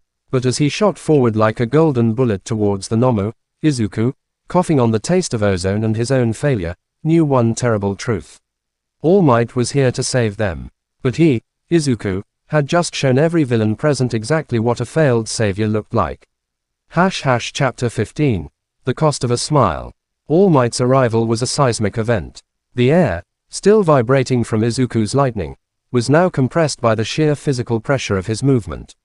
He crossed the plaza in a blur, a streak of blue and red and gold. His fist already drawn back. There was no theatrical pose, no booming catchphrase. Just a focused, world-ending punch aimed at the Nomu's center of mass. Texas, smash. The impact wasn't a sound. It was a cessation of sound, followed by a shockwave that physically lifted dust and debris from every surface in the central plaza. The Nomu, shock absorption and all, was launched like a cannonball through the air, tearing a jagged hole through the far dome wall of the USJ and vanishing into the sky beyond. For a heartbeat, there was silence, broken only by the patter of falling concrete and the groans of injured villains. Shigaraki Tomura stared at the hole where his ultimate weapon had just been deleted, his scratching hand frozen at his neck. His red eyes widened, then narrowed into slits of pure, childish spite. No, that was my boss's favorite toy. All Might landed in a crouch between Izuku and the remaining villains, steam now rising in earnest from his body. He didn't look back at his students. His gaze was fixed on Shigaraki and the swirling black mist, Kurogiri, that had reformed beside him. It's over, villains, All Might said, his voice a low, resonant growl that carried no mirth. Surrender. But the fight wasn't over. It was changing shape. Izuku, still on his knees, his body screaming from channeling the dome's power, watched through a haze of pain. He saw Izuku, with a final, desperate surge, lunge at Kurogiri, his capture weapon aiming for the metal brace around the villain's neck, his physical body. He saw Shigaraki dart towards a stunned, frost-covered Todoroki, his 5 fingers outstretched. And he saw All Might, the steam around him thickening, twitch as if struck by an invisible cramp. A flicker of strain crossed the hero's face. So fast Izuku almost thought he imagined it. But his new senses didn't lie. The brilliant, sun-like energy that was All Might's presence, it had dimmed. Just for a fraction of a second. It was like seeing a star waver. He's hurt. Or time-limited. The realization was a cold spike of terror sharper than any villain's threat. Kurogiri, get us out of here. Shigaraki shrieked, dodging a blast of ice from Todoroki that was slower, more panicked than before. As you wish, Kurogiri's calm voice intoned. Black mist began to envelop them. Izuku's capture weapon snagged the metal brace. He pulled hard. You're not going anywhere. The mist convulsed. Shigaraki, half submerged, turned his furious gaze from Todoroki to the class on the stairs, to All Might, and finally, to Izuku. You. He hissed. The word carried on the mist. The little lightning bug. You're interesting. You break so prettily. We'll see you again. And they were gone, the mist collapsing in on itself and vanishing, leaving only the wreckage and the wounded. The tension snapped. The remaining scattered villains, leaderless and terrified of All Might, began to surrender or flee into the disaster zones. Sirens wailed in the distance, growing rapidly closer, the police and backup heroes, summoned by Ida. All Might straightened, the steam around him lessening. He turned, and the smile was back, plastered on his face like a shield. It's all right now. Why? Because I am here. But the smile didn't reach his eyes. They were scanning the students, counting, assessing. They landed on 13, being tended by a tearful Uraraka. On Izuku, being supported by a hardened Kirishima, his face a mask of blood and his arm clearly broken. On Izuku, still kneeling, his gloves smoking, his uniform scorched. All Might's gaze lingered on him for a beat too long. There was no praise there. No pride. Only a deep, unsettling gravity. Then the pros and police swarmed in, and the USJ became a blur of triage, statements, and shock. Recovery Girl's office was overflowing. Izuku and 13 were given priority, shrouded behind curtains. The students, bruised and shaken, were patched up on cots or in chairs. Izuku sat on a stool in the corner, a thick thermal blanket wrapped around his shoulders. He wasn't physically hurt beyond severe quirk exhaustion and minor burns. Recovery Gear. Elle had given him a sugar cube and a stern look, saving her kiss for the critically injured. He felt hollow. The lightning he'd channeled had left a void inside him. But worse was the mental aftermath. He'd unleashed everything, broken every restriction, and it hadn't been enough. The Nomu had walked through it. He'd been a spectacular, useless light show. The door burst open. Nezu, followed by a stony-faced Akatani from the STAD. And a grim All Might in his skeletal form. The secret was kept. The students were in a separate area, entered the treatment space. Nezu's usual cheer was absent. His black eyes were hard as obsidian. Midoriya. A word. Izuku stood, the blanket slipping. He followed them into a small, adjacent consultation room. The door closed, sealing them in silence. Nezu hopped onto the desk. All Might leaned against the wall, his face drawn and shadowed. Akatani stood with his arms crossed, a tablet held like a weapon. The USJ security logs, combined with costume telemetry and eyewitness accounts, have been preliminarily reviewed, Akatani began, his voice like a judge pronouncing a sentence. You initiated a self-directed, uncontrolled power channeling EVE. NT that drew an estimated 2.7 gigawatts from the local grid and the structural frame of the facility. You bypassed all safety limiters. You caused an estimated 48 million yen in immediate structural damage to a UA training facility, not including the cost of the dome repair or the city-wide brownout your draw caused in the adjacent ward. Each figure was a hammer blow. Izuku stared at the floor. In doing so, Akatani continued. You failed to neutralize the primary threat, nearly electrocuted several of your classmates due to ground current scatter, and presented yourself as a beacon for the enemy leadership, who have now expressly marked you for future attention. He tapped his tablet. This is a catastrophic failure of judgment and control. The STAD recommends immediate suspension, pending a full psychological and quirk stability review. You are a liability, Midoriya. The word hung in the air. Liability. Asterisk. He saved my life. The voice was rough, shredded with pain. Izuku stood in the doorway, leaning heavily on the frame. His right arm was in a cast and sling, his face a mosaic of bandages, but his one visible eye was open and burning. He saw Ida's exit was compromised by the Nomu. He created a distraction of unprecedented scale to draw its attention and allow Ida to escape. That escape brought All Might and the other pros. His actions, however reckless, were the catalyst for the cavalry's arrival. He could have killed people, a razorhead. Akatani snapped. He didn't. Izuku fired back, his voice gaining strength. He calculated the risk. He positioned himself at the apex, focused the discharge downward. He minimized collateral in the middle of a villain invasion. He made a hard call under impossible pressure. That's not a liability. That's a hero making a choice. He looked at Izuku, his eye unblinking. Was it the right choice? I don't know. It was the only choice he saw in the 2 seconds he had to make it. And it worked. We're alive because of it. All Might spoke then, his voice quiet but filling the small room. Young Midoriya's power is, immense. And his heart is even larger. Today, the two collided in a perfect storm of necessity. He stepped forward, placing a large, bony hand on Izuku's shoulder. The touch was gentle, but it carried the weight of the sky. But Akatani is not entirely wrong. That storm, once summoned, is hard to put back in the bottle. You must learn, my boy, that there is a cost to such power. A cost to yourself, and to those around you. Today, the cost was a broken building and a bruised city grid. Tomorrow, it could be lives you hold dear.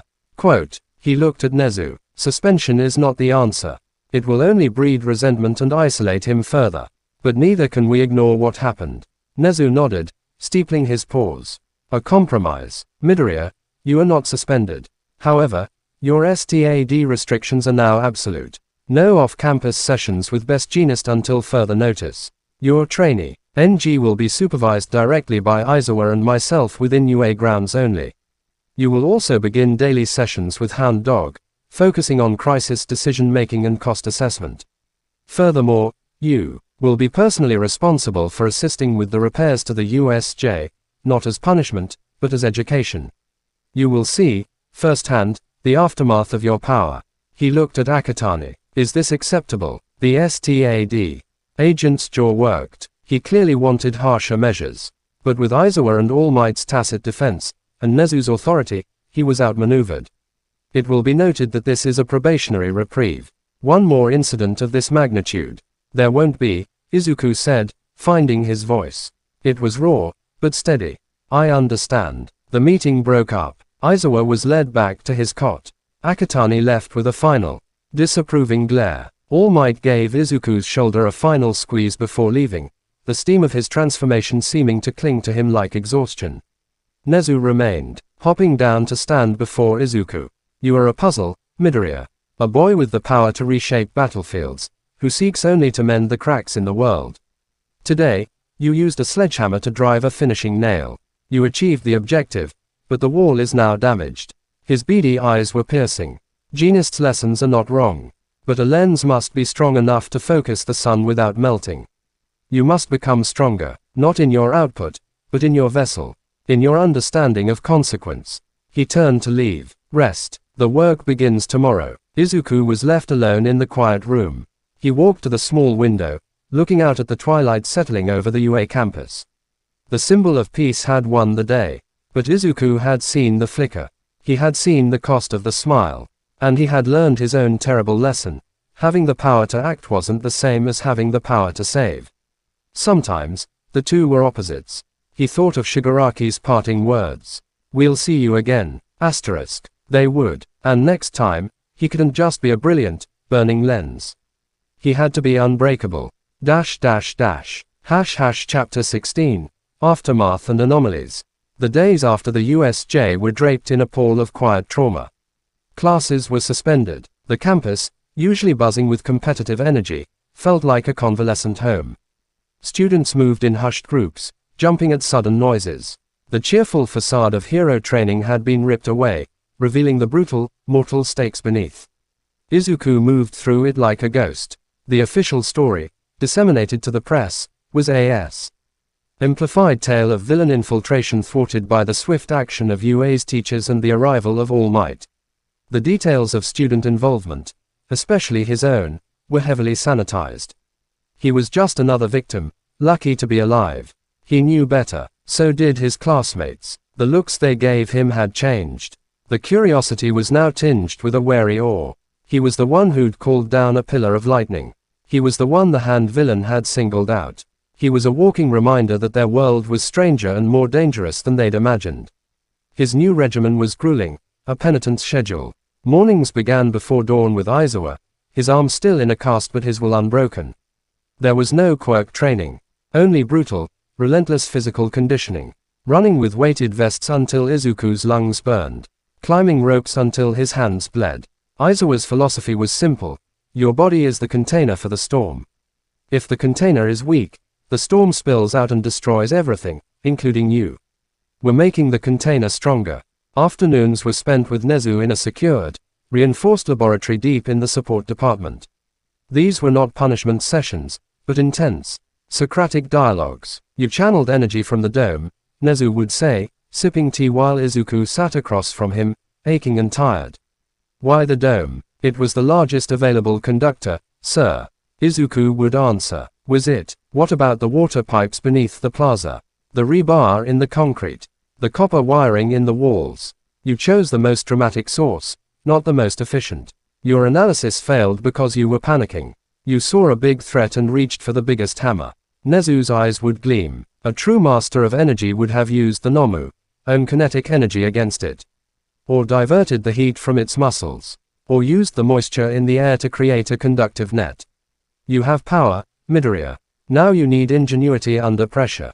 It was exhausting, being deconstructed, but it was also clarifying. He was being forced to think about his quirk not as a weapon of mass destruction, but as a toolkit of infinite, subtle applications.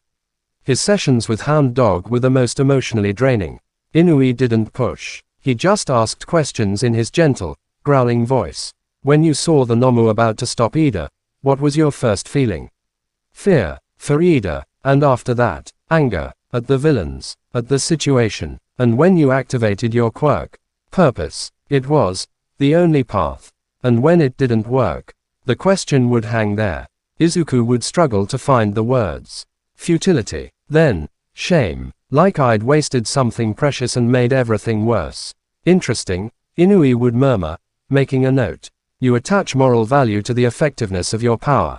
Success equals righteousness. Failure equals sin. That is a heavy burden for a tool to carry.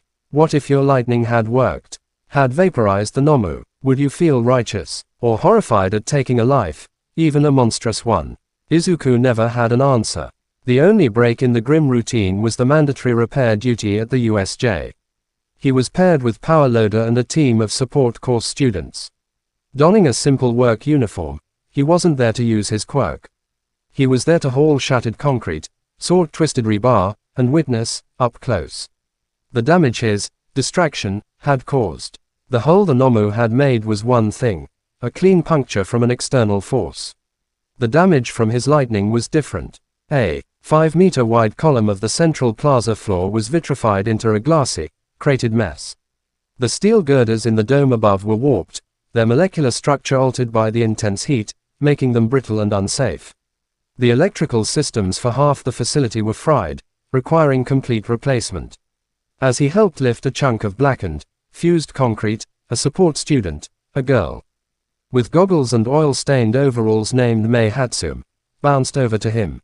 So you're the human capacitor, she said, her pink crosshair eyes zooming in on him with unnerving intensity. Fascinating. The energy signatures on the slag are wild. A sustained DC arc of that magnitude should have required a power source the size of a building. Your bioefficiency must be off the charts. Can I hook you up to some sensors? I've got babies that could use a jump start. Power Loader gently pulled her away by the scruff of her overalls. No experimenting on the penitent, Hatsum. But Hatsum's words stuck with him. A power source the size of a building. He hadn't been the source.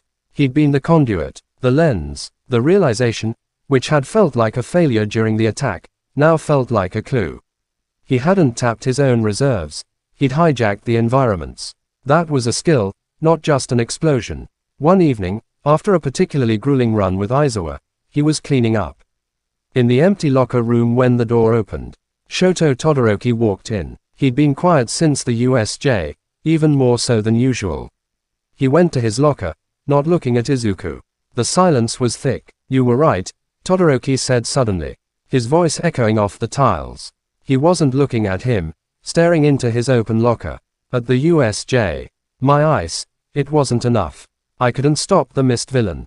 I couldn't protect anyone. I just made it cold. Izuku finished tying his shoes. My lightning wasn't enough either. It was a distraction. It served a purpose. Todoroki finally turned. His terrachromatic eyes held a storm of their own. You used everything you had, without hesitation. Even if it broke you. You didn't hold back because of pride or spite. Izuku met his gaze. Is that why you're holding back? Spite. A muscle twitched in Todoroki's jaw. The air on his left side grew noticeably warmer, steam beginning to wisp from his skin. I will never use his fire. It's not his asterisk, Izuku said, standing up. The words came out softer than he intended. It's yours. You inherited it, yes. But you breathe the air your ancestors breathed. That doesn't mean it's not yours to use. That power in you, the heat, it's a part of you. By rejecting it, you're not hurting him. You're just leaving a part of yourself frozen in the dark. And in our line of work, that gets people killed. He picked up his bag. The villain today, the one with the hands, he saw us as toys. Things to break for his amusement. He doesn't care about our legacies, or our daddy issues. He just cares about breaking us. The only way to stop someone like that is to be whole. To use every tool you have. He left Todoroki standing there in the silent, steam-clouded locker room. The next day, a Sunday, Izuku was summoned not by Aizawa or Nezu, but by All Might. The request came via a simple text to meet at the teacher's lounge after hours. When Izuku arrived, the lounge was empty except for All Might in his skeletal form. Sitting at a low table, 2 cups of tea steaming before him. He looked old, tired in a way that went beyond muscle form. Young Midoriya, please, sit. Izuku sat, folding his hands in his lap. The silence stretched, filled only by the ticking of a wall clock. I owe you an apology, All Might said finally, his voice a rough whisper. Izuku's head snapped up. Sir, no, you don't. I do. All Might's blue eyes were earnest, shadowed with guilt. I saw your potential. I encouraged you, but I failed to prepare you for the reality of that power. At the USJ, you saw, didn't you? My limitation. Izuku nodded slowly, unable to lie. All Might sighed, a long, weary sound. A wound from an old enemy. It drains me. I can only hold my muscle form for a few hours a day now. I was already at my limit when I arrived. If that fight had gone on another minute, he trailed off, the unspoken horror hanging between them. I put you all in danger by not being there from the start. And then I put the burden of salvation on your shoulders, a burden you were not ready to carry.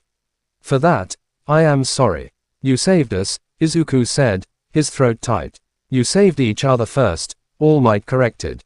You, young Ida, young Todoroki, you acted as heroes when I could not. That is the highest praise I can give. He leaned forward, his expression deadly serious. But you must understand, my boy.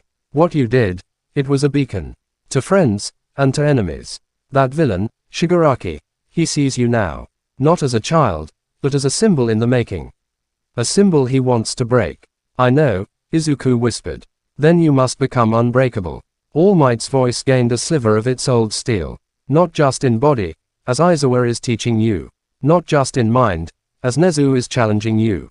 But in spirit, you must find the core of yourself that is not the lightning, not the analysis, not the hero in training. The core that remains when all of that is stripped away. That is what a villain like that cannot comprehend. And therefore, cannot crush. He pushed one of the teacups towards Izuku. My time as the symbol is ending. The world will need new symbols. Brighter, perhaps. Or just, different. Do not rush to fill the space I will leave. Focus on filling your own vessel first. Become a man who can wield that power, not a boy who is wielded by it. Izuku took the teacup. It was warm in his hands. He thought of Genist's threads, of Nezu's questions, of Aizawa's brutal runs, of Hound Dog's gentle probing. They were all trying to build the same thing, a stronger container. A truer self. I'll try, he said, and for the first time, it didn't feel like a hollow promise. All Might offered a small, genuine smile. That is all anyone can ask. As Izuku walked back to the dormitory in the gathering dusk, he felt a strange sense of clarity. The path ahead was harder than he'd ever imagined. It wasn't about getting stronger to win. It was about getting stronger to endure. To be a lens that could focus the sun without melting. A lightning rod that could weather the storm without shattering. He looked up at the first stars piercing the twilight. He was a problem, a liability, a beacon, but he was also a student, a son, a friend, and he was just beginning to learn how to be all those things at once. Chapter 17. The Sports Festival, Prologue to a Showdown. The announcement came not with fanfare, but with Aizawa's usual grim pragmatism. He stood before Class 1A, his arm still in a sling, his face a map of healing scars. The UA Sports Festival will proceed as scheduled in 2 weeks. Quote, a collective, stunned silence met his words. Then, chaos. Are you kidding? After the USJ, Kaminari blurted, "It's the perfect opportunity." Izuku droned, silencing them with a look. "The public is nervous. They've seen villains attack our school. They're questioning the security of the next generation of heroes. The festival is a tradition. Canceling it would be seen as an admission of weakness. It would tell the villains they succeeded in cowing us." He scanned their faces, his one good eye lingering on each of them. "More importantly, it is your first real chance to step onto the national stage. Pro heroes from across the country will be watching. For many of you, this will be the beginning of your careers. Your performance here can secure internship offers, which lead to real-world experience. This is not a game. This is your debut." The mood in the room shifted, tension crystallizing into a sharp, competitive edge. Eyes gleamed with ambition. Forgetting the terror of the USJ for a moment, they saw the golden ticket. Izuku felt it too, a quickening in his blood. But his excitement was tempered by a colder, heavier understanding. Izuku was right. This wasn't just for glory. It was a statement. And for him, it was a minefield. His restrictions were absolute. Output level 4. His repaired costume now had triple redundant, millet. grade dampeners that would shut his quirk down completely if he tried to exceed the limit. He was, for all intents and purposes, operating at a fraction of his known capacity. The public had seen the lightning pillar on shaky, distant cell phone footage. They would expect a storm. He would have to give them a carefully measured drizzle. The training that followed was frantic and focused. Everyone had something to prove.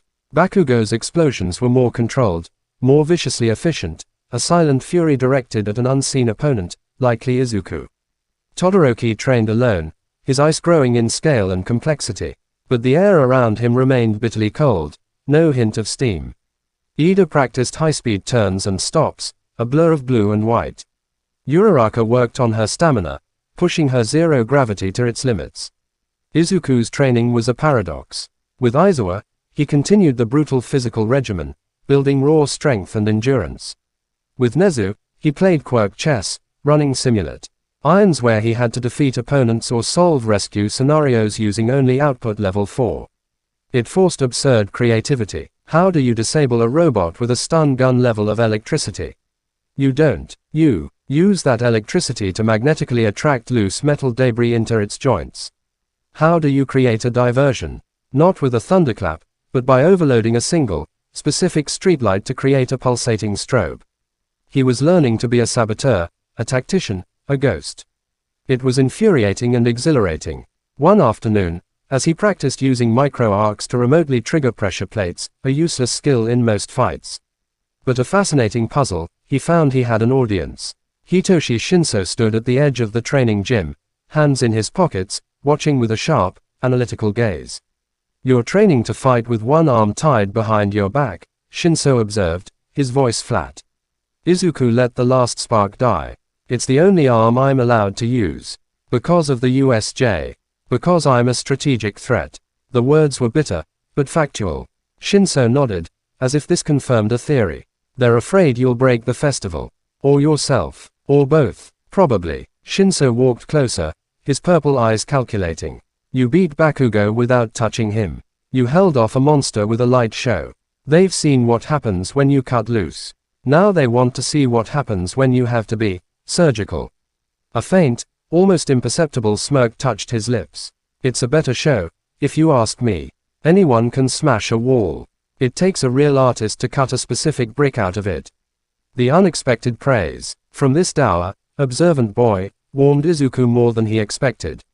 "What about you? You're in general studies. The festival is your shot at the hero course." Shinso's smirk vanished, replaced by a weary resolve. "It is, and everyone knows my quirk. Brainwashing. They'll be expecting it. They'll avoid talking to me. I have to find another way." He looked at Izuku. "Why? Aura not the only one with restrictions. They trained together sometimes after that." Shinso had no flashy power to practice, but he was quick, smarter than he let on, and ruthless in close quarters grappling. Izuku, forced to rely on hand-to-hand, found him a challenging, unpredictable partner. In return, Izuku helped him analyze potential opponents, identifying verbal tics or prideful behaviors Shinso could exploit. It was an unlikely alliance. the restrained powerhouse and the silent puppeteer. A week before the festival, the class was given a day to finalize their costume adjustments and strategies. As Izuku was leaving the support department lab, where he'd had his dampeners given a final check, not an upgrade, he was ambushed in the hallway. Not by a villain, by a force of Natu. Ri in yellow glasses and a too bright smile. Midoriya, my boy. All Might, sir. Izuku straightened automatically. All Might was in his muscular form, but he was alone in the corridor. His smile was wide, but his eyes held that serious glint. A word, walk with me. They walked towards the teacher's offices. The sports festival, All Might boomed, his voice thankfully subdued. A glorious tradition. I have no doubt you will shine. Thank you, sir. I'll do my best. I know you will. All Might clapped a hand on his shoulder, the force almost driving Izuku into the floor. But remember, this is not the USJ. There are no villains to defeat with overwhelming force. Well, except perhaps young Bakugo's attitude.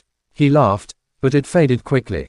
This is a spectacle, a performance of potential. The world will be watching to see not just what you can do, but how you choose to do it.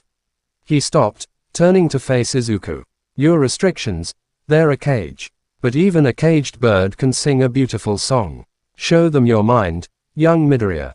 Show them your heart. The lightning is a part of you, yes. But let them see the boy who commands it. The strategist, the one who saved his class not with a bolt, but with a calculated risk. That is the hero the world needs to see. He leaned in, his voice dropping to a conspiratorial rumble. And between you and me, a little controlled. Legal rebellion against expectations never hurt anyone's popularity ratings. Just keep it within the rules, eh? He winked, a startling, human gesture from the symbol of peace. The advice was contradictory. Be yourself, but follow the rules. Be strategic, but be popular. Yet, Izuku understood the core of it. This was a test of identity. Who was he under the spotlight, with one hand tied? The day before the festival, the entire school gathered for a mandatory assembly. Principal Nezu gave a cheerful speech about sportsmanship and tradition, deliberately ignoring the elephant in the room, the USJ. The tension was palpable. The other classes, particularly the other heroics class 1B and the general studies courses, looked at 1A with a mixture of awe, resentment, and naked competitiveness. 1A were the survivors, the celebrities of trauma. The festival was a chance to knock them off the perceived pedestal. As they filed out, Monomanito from Class 1B sidled up to Izuku, a mocking smile on his face. Oh, the famous lightning wielder. We've all seen the videos. So dramatic. I do hope you haven't burned yourself out. It would be such a shame if the star of 1A fizzled in the first round. Izuku looked at him, not with anger, but with a detached analysis. Copy quirk. Requires physical contact. Personality. Insecure. Seeks validation through provocation. Optimal response. None. He walked past him without a word. Monoma's smile twisted. Ignore me all you want. We'll see who's smiling tomorrow. That night, in his dorm room, Izuku laid out his costume. The muted grays, the reinforced seams, the subtle, disc-shaped emitters now just for show. He touched the fabric. It felt like a promise, and a prison. He opened his laptop, pulling up the publicly available files on past festivals. He studied the common first-round events, obstacle courses, giant robot races, territorial battles. He ran simulations in his head, applying his level 4 toolkit to each scenario. It was like preparing for a heist with only a paperclip and a piece of gum. His phone buzzed, a text from an unknown number. His heart lurched. Not again, but it was from Shinso. Good luck tomorrow. Try not to make it look too easy. A small smile touched Izuku's lips. He texted back, you too, make them talk. He put the phone down and looked out his window at the darkened campus. Tomorrow, the entire country would be watching. They would expect the storm. He would have to give them something else. Something smarter. Something that proved a lightning bolt wasn't the only thing he could shape. He closed his eyes, not to sleep, but to visualize. Not the roar of thunder, but the silent, intricate path of a single electron, weaving its way through a maze of its own making. The prologue was over. The showdown began at dawn. Chapter 18. The first round. A different kind of current. The roar of the crowd was a physical entity. a wall of sound that hit Izuku the M. Moment he stepped into the tunnel leading to the stadium field. It was deafening, exhilarating, terrifying. The scent of popcorn and concrete dust filled the air, undercut by the sharp tang of charged anticipation. Sunlight, brilliant and merciless, flooded the vast arena. Class 1A emerged into the light as a unit, but the moment they hit the grass, they were swallowed by the spectacle. Thousands upon thousands of faces blurred into a colorful mosaic. Pro heroes dotted the commentators' booth and special boxes. Cameras swiveled like predatory insects. Present Mike's voice, amplified to godlike levels, boomed over the din, hyping up each class. And here they are, the survivors of the villain attack, the ones who've already seen real action. Give it up for the daredevils of Class 1A. The cheers were thunderous, but mixed. There were whoops of admiration, but also murmurs, curious and wary gazes. They were freaks, celebrities, and targets all at once. Izuku kept his head down, his senses overwhelmed. The collective energy of the stadium was a crashing wave against his restrained field. He focused on grounding himself, on containing the instinctive spark that wanted to leap to his skin in response to the stimulus. At the podium, Midnight, resplendent in her hero costume, prepared to announce the first event. But before she could, a figure stepped forward from the mass of students. It was Shoto Todoroki. He walked with a calm, deliberate stride that cut through the noise, stopping directly in front of Izuku. The crowd's murmur grew, sensing drama. Cameras zoomed in. Todoroki's heterochromatic eyes were like chips of ice and smoldering coal. His voice, cool and clear, carried not through a microphone, but through the sudden, attentive hush. Midoriya. Here it was. The challenge. The public declaration. Izuku met his gaze, saying nothing. All Might has his eye on you, Todoroki stated, as if reading a verdict. I'm not here to play friends. I'm here to prove something. To myself, and to a certain man. And you stand in the way of that. You, with your uncontrolled power and your sentimentality.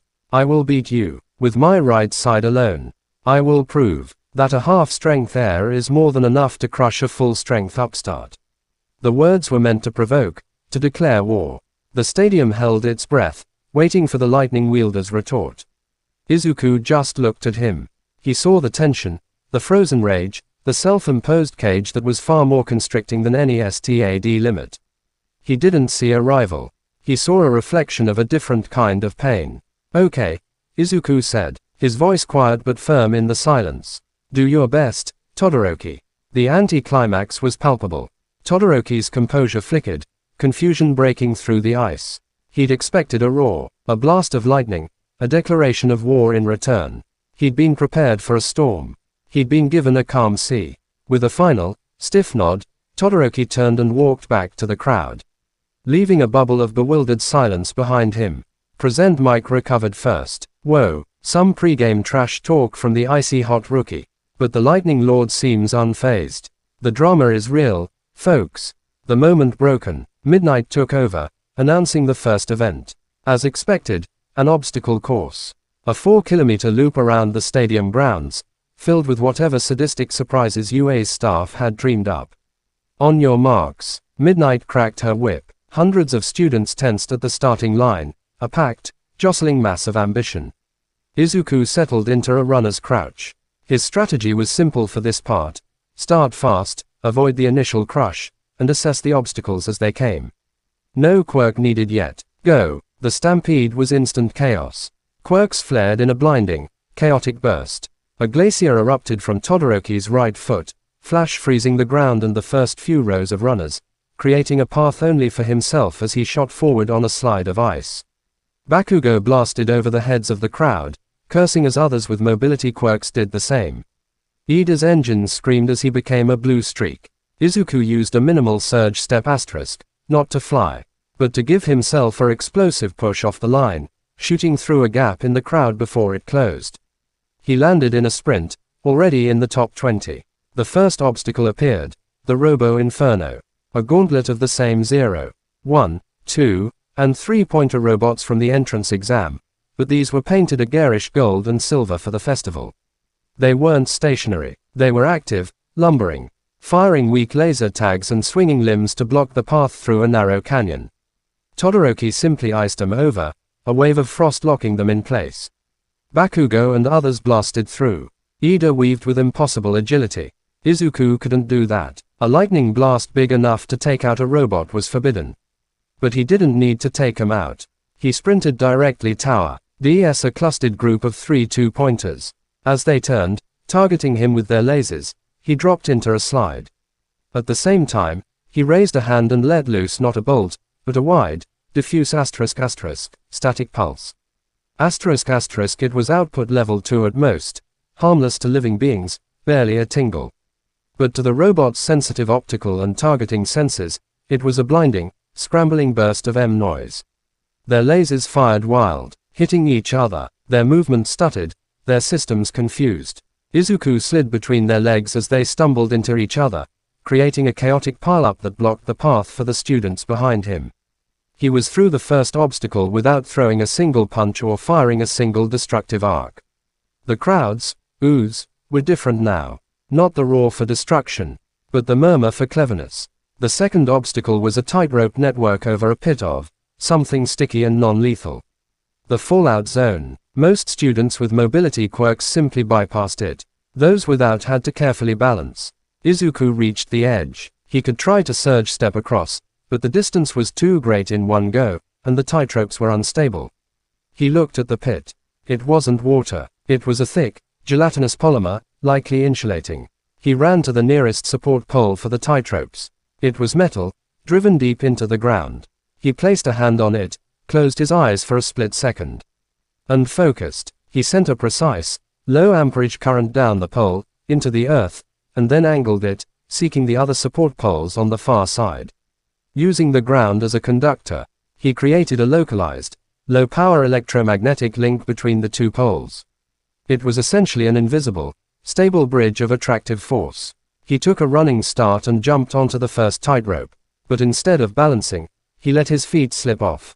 The crowd gasped. He didn't fall. He slid feet first, down the length of the tightrope as if it were a rail. Held perfectly centered by the gentle magnetic pull he'd created between the supports. He shot across the gap in seconds, flipping onto the far ledge as the force dissipated. The murmur grew louder. Did he just magnetize himself? The final obstacle was a sheer rock face, the canyon. No handholds. Just smooth, synthetic rock for several hundred meters. Flyers like Bakugo and those with climbing quirks scaled it easily. Todoroki created an ice staircase. Others struggled. Izuku looked up. He could maybe surge step in bursts up the face, but it would be drainingly obvious and energy inefficient.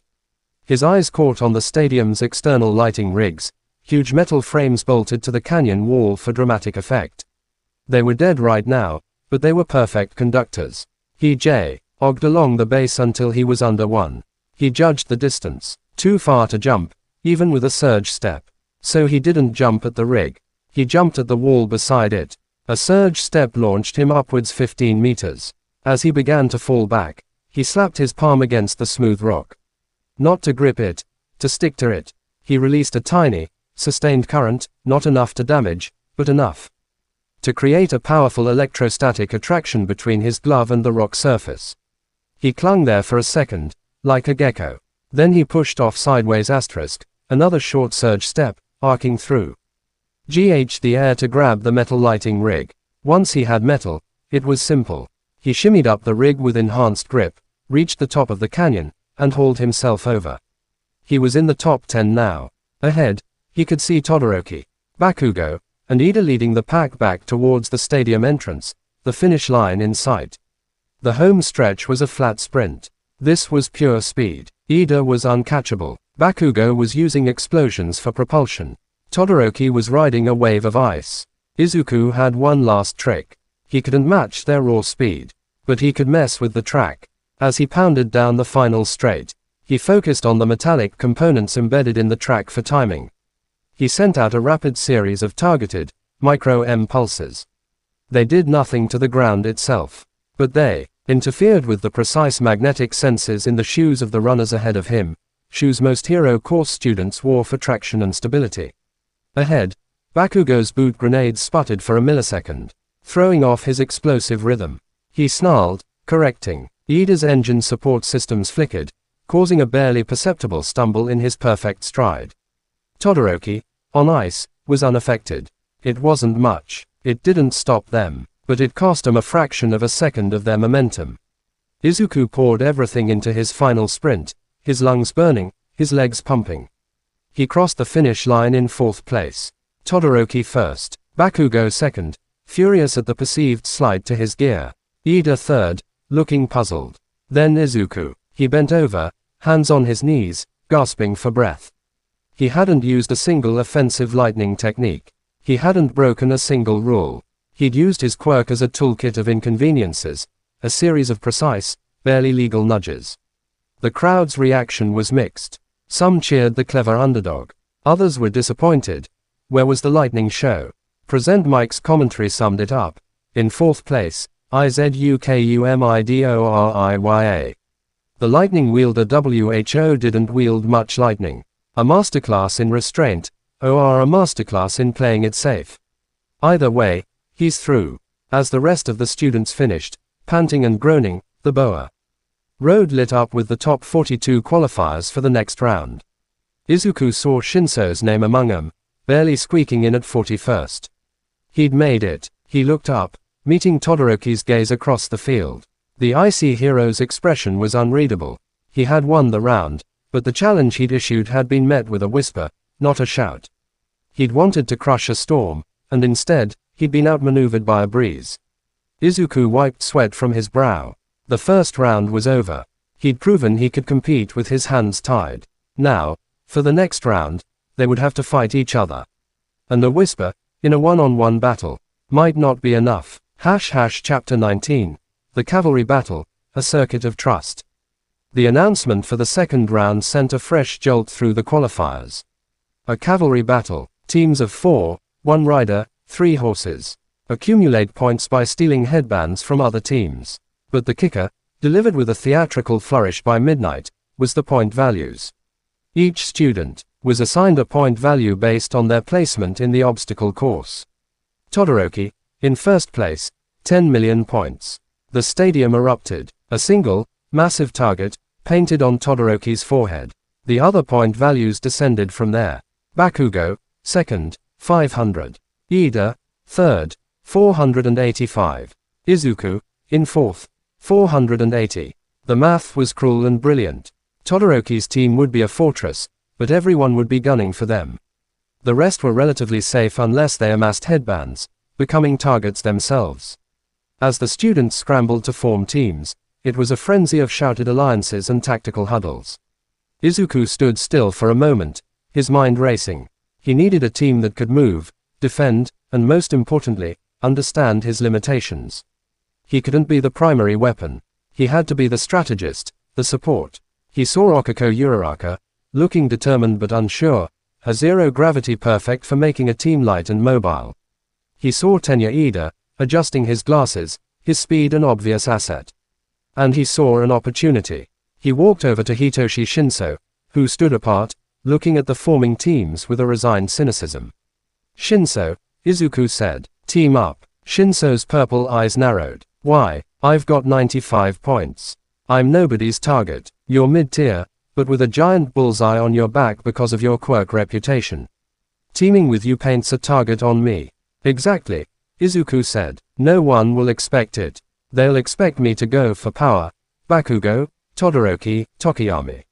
They won't expect me to go for brains and mobility.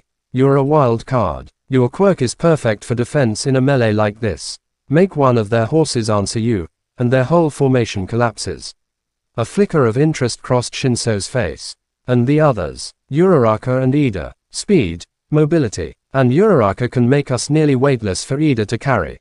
Shinso considered for a second, then gave a slow nod. Fine, but I'm not the rider. Too obvious. Agreed. Ida will be the rider. He's the fastest. Uraraka and I will be front horses, you'll be the rear. We form a diamond. Ida's job is to run and hold the headbands. Our job is to clear a path and defend. They found Uraraka and Ida, who agreed quickly. Ida was honored by the responsibility. Uraraka was thrilled to be part of a plan. They huddled, a unit of 4 amidst the chaos. Todoroki formed a powerhouse team Y. Momo Yaoyorozu, creation for defense, Fumikage Tokiyami, Dark Shadow for area control, and Mezo Shoji, multi-arms for stability. A moving castle. Bakugo's team was pure aggression. Eijiro Kirishima, hardening. Mina Ashido, acid for slippery terrain, and Sero Hanta, tape for capture. A battering ram. Other teams coalesced around strong individual quirks. As they tied their headbands, IID. Wearing the 480-point band on his forehead, Izuku laid out the strategy. We don't go for Todoroki. Not at first. Everyone else will. We let them wear each other down. We target mid-tier teams, the O.Nes who've collected a few headbands and think they're safe. Shinso, you're our secret weapon. If anyone gets close, try to engage them. Uraraka, on my mark, lighten us for a burst speed from Ida. My job is area denial and misdirection. The starting bell rang. Chaos erupted instantly. As predicted, a swarm of teams descended on Todoroki's fortress. Ice walls erupted. Dark shadow lashed out. It was a grinding, chaotic brawl at the center of the field. Izuku's team, circuit breakers, moved like a ghost on the periphery. Ida, with Uraraka lightening the 3 horses, was a blur. When a team from Class 1B, having snatched a couple of low-point headbands, tried to intercept them, Shinso called out, "What's the matter?" scared to face the USJ survivors head-on. The 1B rider took the bait, snarling a retort, and went slack, his eyes glazing over. His team stumbled, confused. In that second, Izuku didn't attack. He sent a pinpoint static shock, through the metal buckle of the confused front horse's costume. A harmless but startling jolt made him flinch, breaking the formation further. Ida zipped in, and Shinso, from the rear, calmly snatched their accumulated headbands. It was clean, surgical, and utterly demoralizing. They repeated the tactic, a hit-and-run phantom. Izuku used his quirk not to attack people, but to sabotage the environment around them. A well-placed micro-arc to a metal grate on the ground made it heat up uncomfortably under a pursuing team's feet. A directed M-pulse at a team relying on tech-enhanced gear caused a momentary glitch. He was a poltergeist, a gremlin in the machinery of the battle. They amassed points steadily, moving into the top 5. They avoided the Titans, Todoroki's ice castle and Bakugo's explosive rampage, who were now surrounded by the wreckage of lesser teams. With 2 minutes left, the landscape had cleared. Todoroki's team, though battered, still held the 10 million point band, plus a few others. Bakugo's team was a close second in accumulated points, having raided aggressively. Izuku's circuit breakers were a surprising third. And then Bakugo, frustrated by the IC defenses, changed targets. His red eyes found Izuku's team. "Deku," he roared, blasting towards them. "Enough hiding. Brace," Izuku shouted. Bakugo's team slammed into them. Kirishima, hardened, took the front. Ashido sprayed acid to make the ground treacherous. Sero's tape shot towards Ida's headbands. "Uraraka, now, full lighten," Izuku yelled. Uraraka touched all 3 horses. Their weight vanished. Ida, suddenly carrying almost nothing, shot backwards with explosive speed, dodging the tape. But Bakugo was ready. He unleashed a wide, concussive blast from both palms, not aimed at them, but at the ground in front of them. The shockwave hit the weightless team like a tidal wave. With no mass to anchor them, they were sent tumbling, a chaotic, floating mess. Ida struggled to right himself. Shinso cursed, disoriented. Bakugo lunged through the air, his hand outstretched for Ida's headband. Izuku, spinning in the air, saw it happen in slow motion. He couldn't blast Bakugo. He couldn't use enough force to stop him. But he could change the rules of the grab. As Bakugo's fingers brushed the headband, Izuku focused with every ounce of his being on the cloth itself. He poured a tiny, sustained current into it, not to electrify it, but to polarize the fibers. He turned the headband into a weak but persistent magnet, with its polarity aligned to repel Bakugo's costume gauntlets, which were metal-plated. It was a minuscule force, but it was enough. The headband, just as Bakugo's fingers closed, twitched sliding a critical centimeter up Ida's forehead. Bakugo's grasp closed on empty air. He stared, disbelief warring with fury on his face. "What?" Izuku, still weightless, used a micro-surge step in midair to slam his shoulder into Bakugo's side, knocking him off course. Ida, recover. Ida, regaining his sense of direction, kicked his engines. The team, still light, zipped away as Uraraka released her quirk, dropping him back to normal weight in a more secure position. Bakugo hovered, seething. You little cheater, it's within the rules. Izuku shot back, breathing hard. You just don't like the rules. The skirmish had drawn attention. Todoroki's team, seeing Bakugo distracted, made a move to consolidate their lead. But in that moment of distraction, a dark horse, quite literally, struck. Team Shinso. No, another team, led by the animal-controlling Koji Koda, had used the chaos to have a swarm of mice sneak up and gnaw through the strap of one of Todoroki's lesser headbands, stealing it away in the confusion. The final buzzer blared. Panting, teams assessed their haul. The scoreboard flashed. First place, Team Todoroki 10,050,320 points, they'd kept the big one. Second place, Team Bakugo 1,850 points. Third place, Team Midoriya, Circuit Breakers, 1,425 points. They'd done it. They'd made it to the final round, the one-on-one tournament. As they untied themselves, Uraraka beamed, Ida stood proudly, and even Shinso allowed a small, satisfied smirk. Bakugo stomped over to Izuku, ignoring the others. That magnetic trick, that's genius crap. You're learning to fight like a coward. Izuku met his glare. I'm learning to fight like a hero who doesn't need to break things to win. We're in the finals, Kaken. You wanted a fight, you'll get one, but it won't be the fight you're expecting.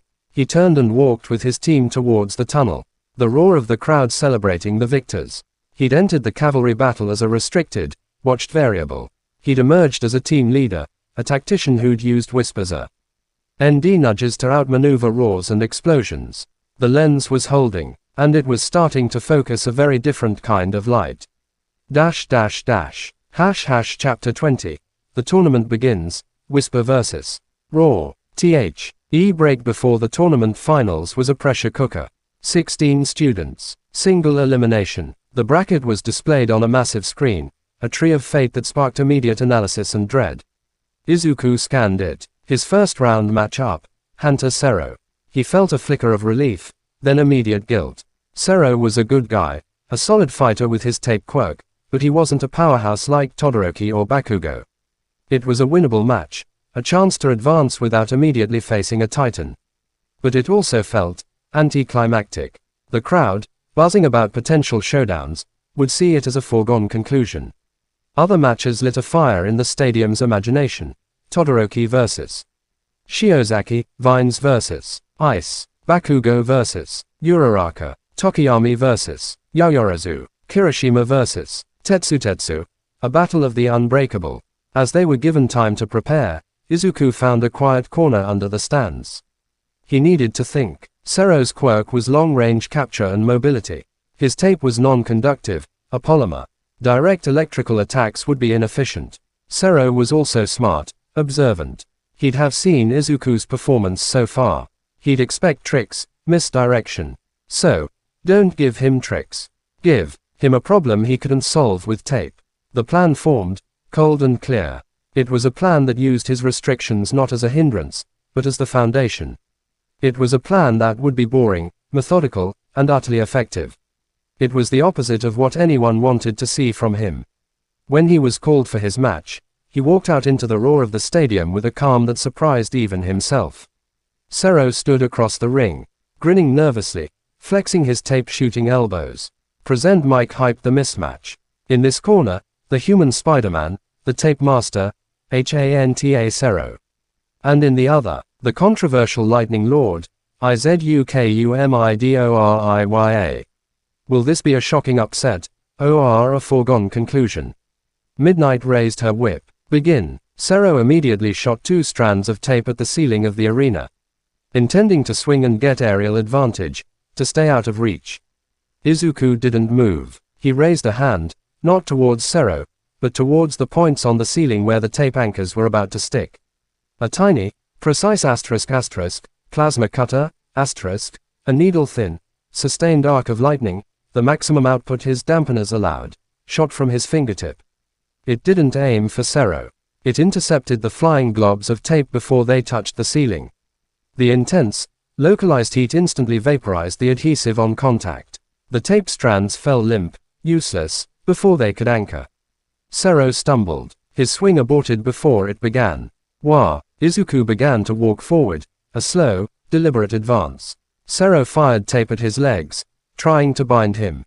Izuku flicked his wrist. Another pinpoint arc, no thicker than a pencil lead, severed the tape midair, the ends falling to the ground, scorched and curled. Zero backed up, firing rapidly, creating a web of tape to entangle him. Izuku kept walking, his hands moving in small, efficient gestures. Each time, a microbolt lashed out, not at Zero, but at the tape itself, cutting it, burning it, disrupting its trajectory.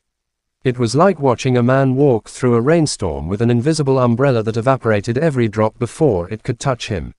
The crowd, expecting a dynamic fight, grew quiet, then began to murmur.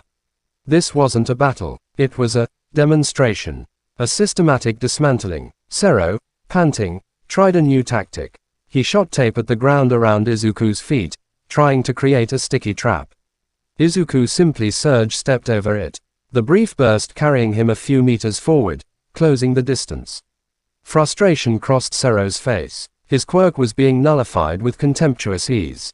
No close combat skills to fall back on. He made a desperate lunge, shooting tape point blank at Izuku's face. Izuku caught the tape strand in his bare hand. The crowd gasped, expecting a shock.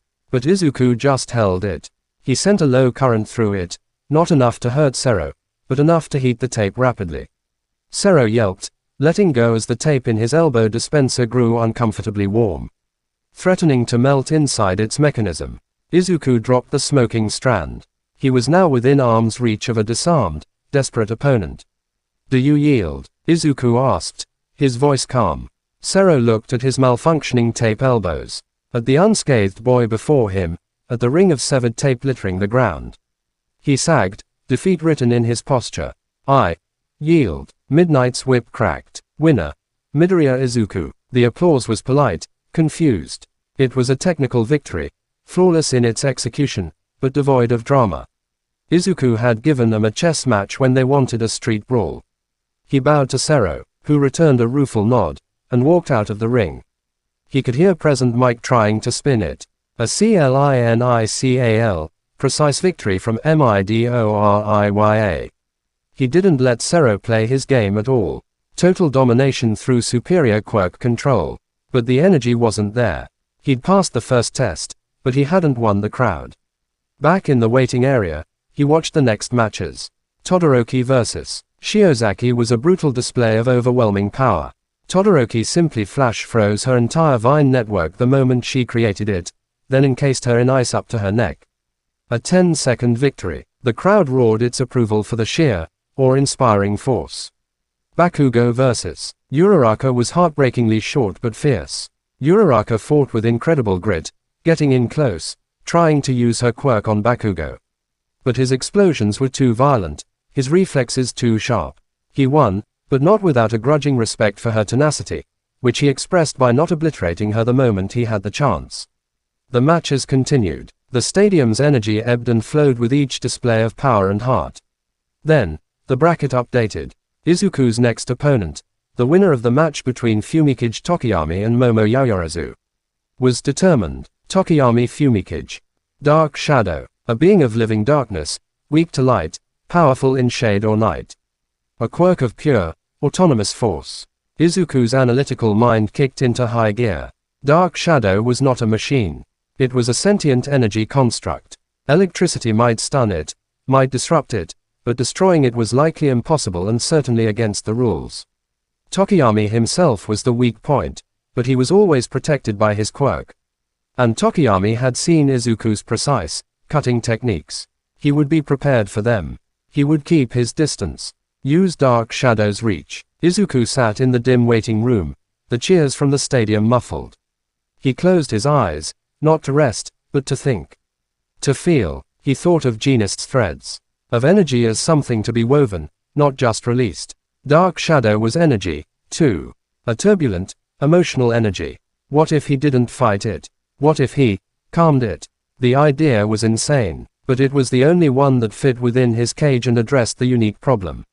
He couldn't overpower Dark Shadow, but maybe he could persuade it. When his name was called for the quarterfinal, he walked out with a different kind of focus. Not the sharp, surgical intent of the Sero fight, but a deep, resonant concentration.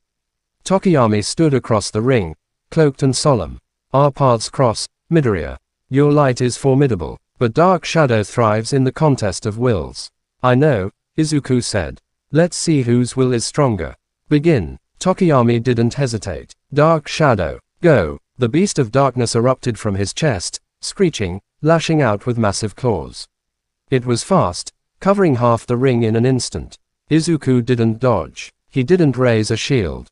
He raised his hands, palms open, and released. But not lightning, not an attack. He released a field. A wide, gentle, humming harmonic field. It was output level 3, barely above a strong static charge. It had no destructive power, but it was tuned to a very specific, steady frequency. The frequency of a calm, deep, resonant hum, like the Earth's own magnetic pulse. He poured his will into it, making it not an assault, but an invitation, an offer of stable, peaceful energy. Dark Shadow's claw stopped inches from his face. The creature recoiled, not in pain, but in confusion. Its form rippled. The chaotic, aggressive energy that composed it met a wall of perfect, unwavering calm. It was like a raging river hitting a deep, still lake. The turbulence didn't know what to do. What is this? Tokiyami murmured, his eyes widening. Dark Shadow, don't be swayed. Attack. Dark Shadow tried. It swiped again, but its movements were slower, less coordinated. It was trying to process two conflicting signals. Tokiyami's command for violence, and the pervasive, soothing hum that was destabilizing its very composition. Izuku took a step forward, his hands still out. The field moved with him. He was a walking zone of tranquility. It's okay, he said, his voice quiet, carried by the field. You don't have to fight. It was a gamble. He was talking to a quirk. Dark Shadow wreathed, its form becoming less defined, more smoky. It let out a confused warble. Fumi, it's quiet. Tokiyami gritted his teeth, a bead of sweat tracing his temple. Ignore it. He's trying to confuse you. But the confusion was working. Dark Shadow, a being of emotion-given form, was literally being pacified. Its connection to Tokiyami, based on shared emotional state, was being disrupted by the foreign, imposed calm. Izuku took another step. He was halfway across the ring now. Tokiyami, realizing his quirk was becoming unreliable, made a desperate move. He recalled Dark Shadow, pulling it tight around himself like armor. And charged, aiming to tackle Izuku directly. Bad move. The moment Dark Shadow was compressed around Tokiyami, the harmonic field was no longer battling a giant, diffuse entity. It was focused on a smaller, denser target. Izuku narrowed the field, intensifying the frequency around Tokiyami. It was like turning a loudspeaker directly at him. Tokiyami stumbled. He felt it, a profound, dizzying sensation of stillness that was anathema to Dark Shadow's nature. The darkness around him quivered, thinned, struggling to maintain cohesion. It was like trying to hold onto smoke. Izuku closed the final distance. Not with a surge step. With a simple, quick stride. He placed a hand on Tokiyami's shoulder, where the dark armor was weakest.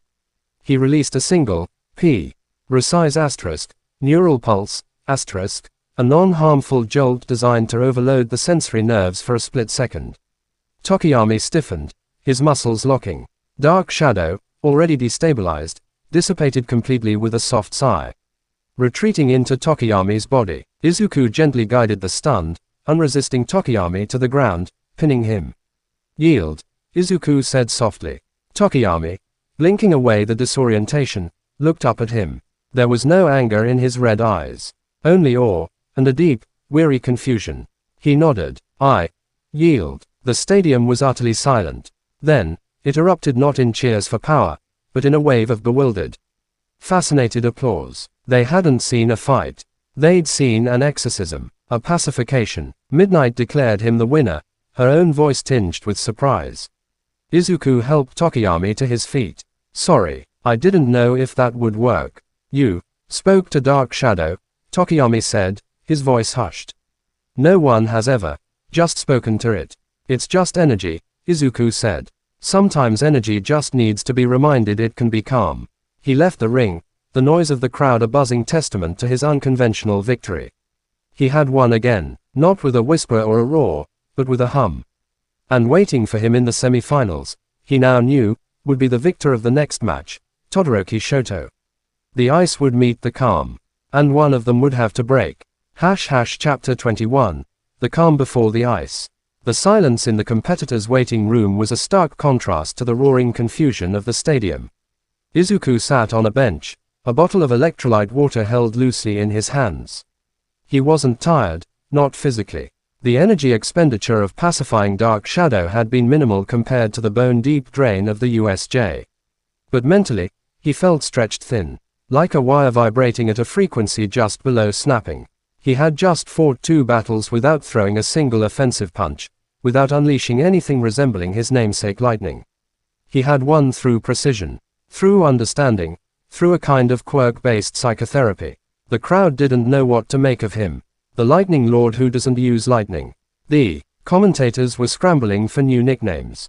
The pacifier, the static strategist, asterisk. He knew what they wanted. They wanted the storm. They wanted the cataclysmic light show from the USJ, safely contained in a ring. They wanted a symbol of raw, awesome power. He couldn't give it to them. The STAD dampeners were a physical lock, yes. But the real cage was the memory of the Nomu walking through his fury. The lesson was seared into him. Raw power, his kind of raw power, was not a guarantee. It was a gamble with catastrophic stakes. The door slid open. Shoto Todoroki walked in, the air cooling several degrees the moment he crossed the threshold. He'd just won his quarterfinal match against Kirishima in a brutal, straightforward manner, a glacier to immobilize, then a gentle tap to declare victory. Efficient, unemotional. Todoroki didn't look at Izuku. He went to the far side of the room, leaning against the wall, staring at nothing. The silence between them was dense, charged with the impending clash. Izuku could feel it, the frozen turmoil radiating from Todoroki. It was different from Bakugo's explosive heat. This was a deep, glacial fury, a cold so intense it burned. With his heightened sensitivity, it was like standing next to a star that had chosen to freeze itself solid. He thought of All Might's words. Become unbreakable. He thought of Genist's lessons on focus. Of Aizawa's training on endurance. Of Nezu's puzzles on ingenuity. His next opponent wasn't just a boy with a powerful quirk. He was a fortress of ice built on a foundation of pain. A fortress with a door welded shut from the inside. The intercom crackled. Midoriya Izuku, Todoroki Shoto. To the preparation tunnels, please. Your semi-final match begins in 10 minutes. They stood at the same time. 2 figures in a sterile room. Destinies about to collide on national television. They walked out separately, into parallel tunnels that led to opposite sides of the arena. The noise high. Izuku like a physical wave as he stepped into the sun-drenched entrance. The crowd was at a fever pitch. This was the match they'd been waiting for since Todoroki's public challenge. The mysterious, precise strategist versus the ice-cold powerhouse. The son of the number 2 hero versus the boy All Might watched. Present Mike was screaming himself hoarse. Ladies and gentlemen, boys and girls, the moment is here. In one corner, the Scion of Fire and Ice, Shototodoroki. In the other, the Enigma, the lightning wielder WHO fights with a WHISPER, IZUKUMIDORIYA. Will the Ice Age freeze the spark? Or will the calm dissolve the glacier? Midnight stood in the center of the ring, her whip held high. The air was electric with anticipation. Izuku and Todoroki stepped onto the concrete, meeting in the middle. The difference was stark. Todoroki was poised, his expression a mask of chilled resolve, his right side already frosting the ground beneath his foot. Izuku stood with his hands relaxed at his sides, his costume unmarked. His green eyes calm, almost sad. No words were exchanged. The challenge had already been issued and met with silence. There was nothing left to say. Midnight looked between them, a flicker of something serious in her usually playful eyes. This is a sanctioned match. But remember, You are future heroes. Fight with honor, and know your limits. Her gaze lingered on Izuku for a fraction of a second longer. She knew about the restrictions. Everyone in authority did. She raised her whip. Begin. Todoroki moved instantly. There was no shitan, no feeling out. He stamped his right foot. A tsunami of ice, jagged and fast, erupted from the ground and surged across the ring towards Izuku. It wasn't the wide wave he'd used on the obstacle course. This was a focused, pear-tipped avalanche aimed to engulf and immobilize in one move. The crowd gasped at the scale, the immediate, overwhelming force. Izuku didn't try to outrun it. He couldn't. He didn't try to block it with a lightning shield. He couldn't generate one strong enough. He did what Genist had taught him. He listened. As the ice rushed forward, he felt its energy. The frantic, ordered chaos of crystallization. The sudden draining of heat. It was a process. And every process has a weakness. He raised a single hand, palm outward, towards the oncoming glacier. He didn't release energy. He redirected it. A thin, almost invisible beam of current, output level 4, the maximum he was allowed, lanced from his palm. It didn't hit the bulk of the ice. It struck the leading edge, at the precise molecular interface where the water was freezing. His current carried a specific, modulated frequency. It didn't add heat. It disrupted the crystalline structure formation. For a meter-wide section where his beam touched, the ice didn't form cleanly. It crystallized into a brittle, unstable, spongy mess, full of air pockets and fractures. The spear tip of the glacier hit this weakened section and shattered collapsing into a pile of harmless, sugary snow just before it reached him. The rest of the ice floe parted around the collapse, rushing past on either side and crashing against the barrier behind him. The crowd's gasp turned into a roar of confusion and surprise. He hadn't destroyed the ice. He'd corrupted it. Todoroki's eyes widened minutely. He'd never seen anything like that. He reacted instantly, sending another wave, then another, from different angles, trying to overwhelm Izuku's pinpoint defense. Izuku became a dancer of tiny, precise gestures. Each movement of his and sent a thread of lightning no thicker than a wire to a specific point on the advancing ice, destabilizing its growth, creating localized failures. He wasn't stopping the glacier. He was carving a safe path through it, a shifting, temporary bubble of calm in the frozen assault. It was a breathtaking display of control and analysis. But it was also a losing battle. He was reacting. Todoroki was acting. And Todoroki's reserves of cold were vast. Sweat beaded on Izuku's brow. The mental strain of calculating each strike point, of modulating the frequency of his current on the fly, was immense. He was playing the most high-stakes game of whack-a-mole imaginable, and the moles were the size of trucks. He needed to change the dynamic. He couldn't win a war of attrition. As another wave crossing, ashed and shattered around his manufactured safe zone, he saw his opening. Todoroki, for just a second, was focused on maintaining the ice flow. His stance was rooted, his right side glowing with pale blue light. Izuku dropped his defensive posture. He took a single, lunging step forward, directly into the path of the next forming ice spike. And then he did something no one expected, least of all Todoroki. He didn't attack the ice. He surged step not away from Todoroki, but towards him, using the crumbling ice around him as platforms, his enhanced speed letting him zigzag through the disintegrating landscape. He was a blue-tinged blur, closing the distance in 3 heartbeats. Todoroki's eyes snapped to him. He brought his left foot forward, ready to freeze the ground beneath Izuku's feet, to trap him. Izuku didn't land. At the apex of his final jump, just as Todoroki's frost was about to crawl up his boots, he twisted in midair. He pointed his index finger, not at Todoroki, but at the sky above them. He fired a single, concentrated bolt upwards. It was a pure, wide line of light, output level 4, but focused into a needle. It hit the underside of the stadium's weather canopy, a massive, insulated tarp. The lightning didn't pierce it. It conducted across its surface in a spiderweb of frantic light for an instant, superheating the air directly above it. A micro-thermal shockwave, a sudden, localized downrush of hot air, compressed and forced downwards by the rapid heating. It hit the ring like a miniature, invisible meteor strike. The force wasn't explosive. It was concussive, a hammer of air. It slammed into both of them, but Izuku was ready, bracing his core. Todoroki, caught off guard, was knocked off his feet, his concentration broken. The ice flow stuttered and died. The gust of hot air also did one other thing. It melted the top layer of ice covering the entire ring, creating a thin, sudden film of water across the concrete. Izuku landed in a crouch, skidding on the now wet surface. Todoroki was already pushing himself up, his expression shifting from shock to icy rage. Enough tricks, Todoroki hissed, his breath fogging. He slammed both hands on the wet ground. You want to play with the environment. This time, the ice didn't come in a wave. It erupted from every pore of the damp concrete at once, a forest of jagged, spearin' G-pillars aiming to impale Izuku from all sides.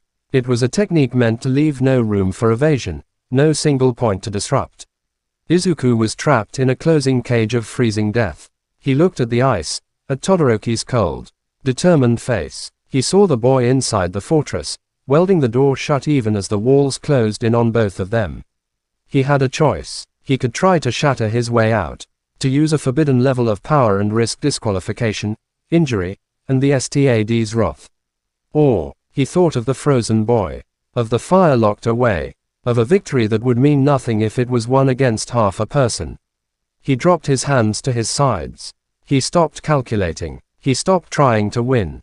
He closed his eyes, and he spoke, his voice cutting through the crackle of forming ice, calm and clear. Your left side, Todoroki. The ice spears halted, their razor tips inches from his skin. The entire stadium seemed to hold its breath. Todoroki froze, his eyes wide. What? It's crying, Izuku said, opening his eyes. They weren't focused on the ice. They were focused on Todoroki's left side, on the shoulder, the arm he never used. I can feel it. It's a furnace wrapped in chains. You're so afraid of becoming him that you're letting the fear freeze you from the inside out. You're not fighting me with your ice. You're fighting yourself. And you're losing. The words were not a taunt. They were an observation, delivered with the devastating clarity of someone who understood what it was to be afraid of their own power. Todoroki's mask shattered. A tremor ran through him. The ice around them groaned, fishes appearing in the spears. You don't know anything. I know what it's like to have a power that feels like a curse. Izuku's voice rose, not in anger, but in fierce empathy. To have people look at you and see a weapon, a disaster, a legacy you never asked for. But Todoroki, listen to me. That fire isn't his, it's yours. You inherited it, but you own it. You can use it to forge your own path, to protect people, to be the hero you want to be, not the weapon he tried to make. He took a step forward, the ice creaking against his costume. You want to reject Endeavor? Then stop letting him define you. Stop letting his shadow dictate what parts of yourself you use. Be whole, or you'll never be anything but a scared kid living in a frozen shell. The silence was absolute. The entire nation watched, riveted, as a sports match turned into a public intervention.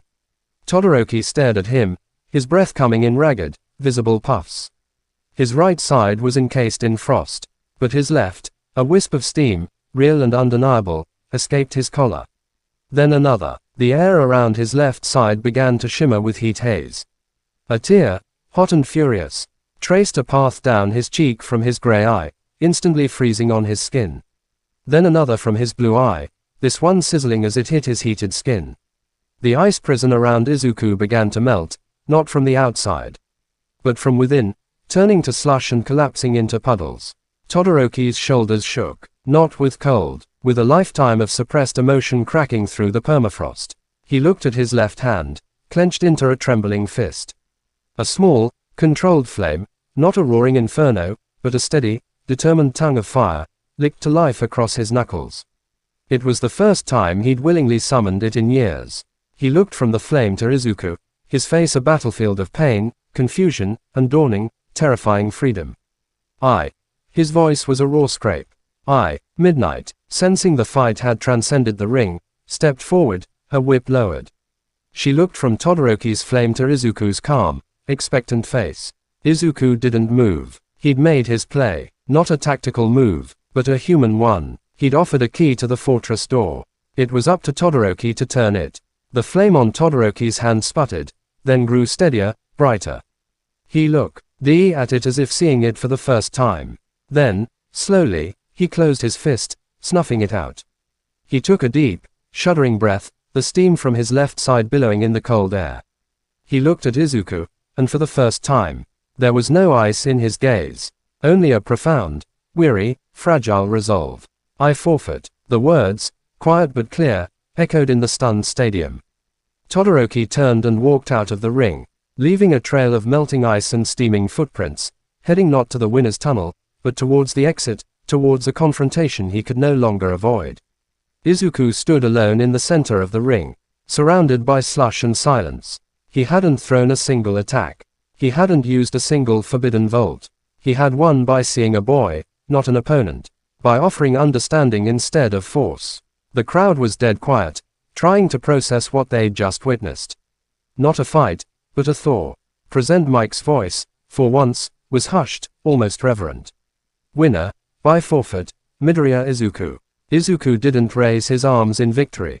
He just looked at the retreating back of Shoto Todoroki, hoping the fire he'd just helped ignite wouldn't burn the boy alive.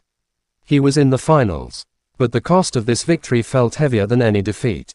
Chapter 22, The Finals, Legacy vs. Enigma. The break before the final match was an eternity of murmurs. The stadium, the commentators, the millions watching at home, all were abuzz, but the tone had changed. The simplistic narrative of powerhouse versus upstart had been obliterated. In its place was a confused, fascinated tension. Who was this boy who fought with words and weird science? What did Todoroki's forfeit mean? In the sterile preparation room, Izuku was alone. He had maybe 20 minutes before. He faced Katsuki Bakugo for the championship. Bakugo, who had won his semi-final against a valiant but outmatched Fumikage Tokiyami with brutal, straightforward explosions. Bakugo, who represented Eve. Writhing Izuku was currently not allowed to be unleashed, unfettered, gloriously destructive. The door hissed open. Izuku didn't need to look. The crackling, aggressive aura preceded him. Bakugo leaned against the doorframe, his arms crossed, his customary scowl deeper than usual. He didn't speak for a long moment, just studied Izuku like a bomb he was trying to defuse. You didn't beat icy hot, Bakugo stated, his voice uncharacteristically flat. You talked him down, like a damn hostage negotiator. Izuku finally looked at him. He beat himself. I just pointed it out. TCH. Bakugo pushed off the frame and walked into the room. All that crap about his fire. You think you're a therapist now. This is a fighting tournament, not a support group. It's a hero tournament, Izuku corrected quietly. And sometimes being a hero means knowing which battle to fight, and which to talk down. Bakugo's hands sparked, tiny, furious pops. Don't you dare pull that crap with me. Don't you dare try to get inside my head. You hear me? We're going out there, and you're going to fight me. For real, no holding back, no humming at me. I can't fight you. For real, Kaken, Izuku said. A thread of frustration finally entering his voice. He held up a hand, a tiny, pathetic spark fizzling on his fingertip before the dampener killed it. This is all I've got. Output level 4. It's the rules. Screw the rules. Bakugo snarled, slamming a fist against the wall. The metal dented. You think I don't know about the STAD?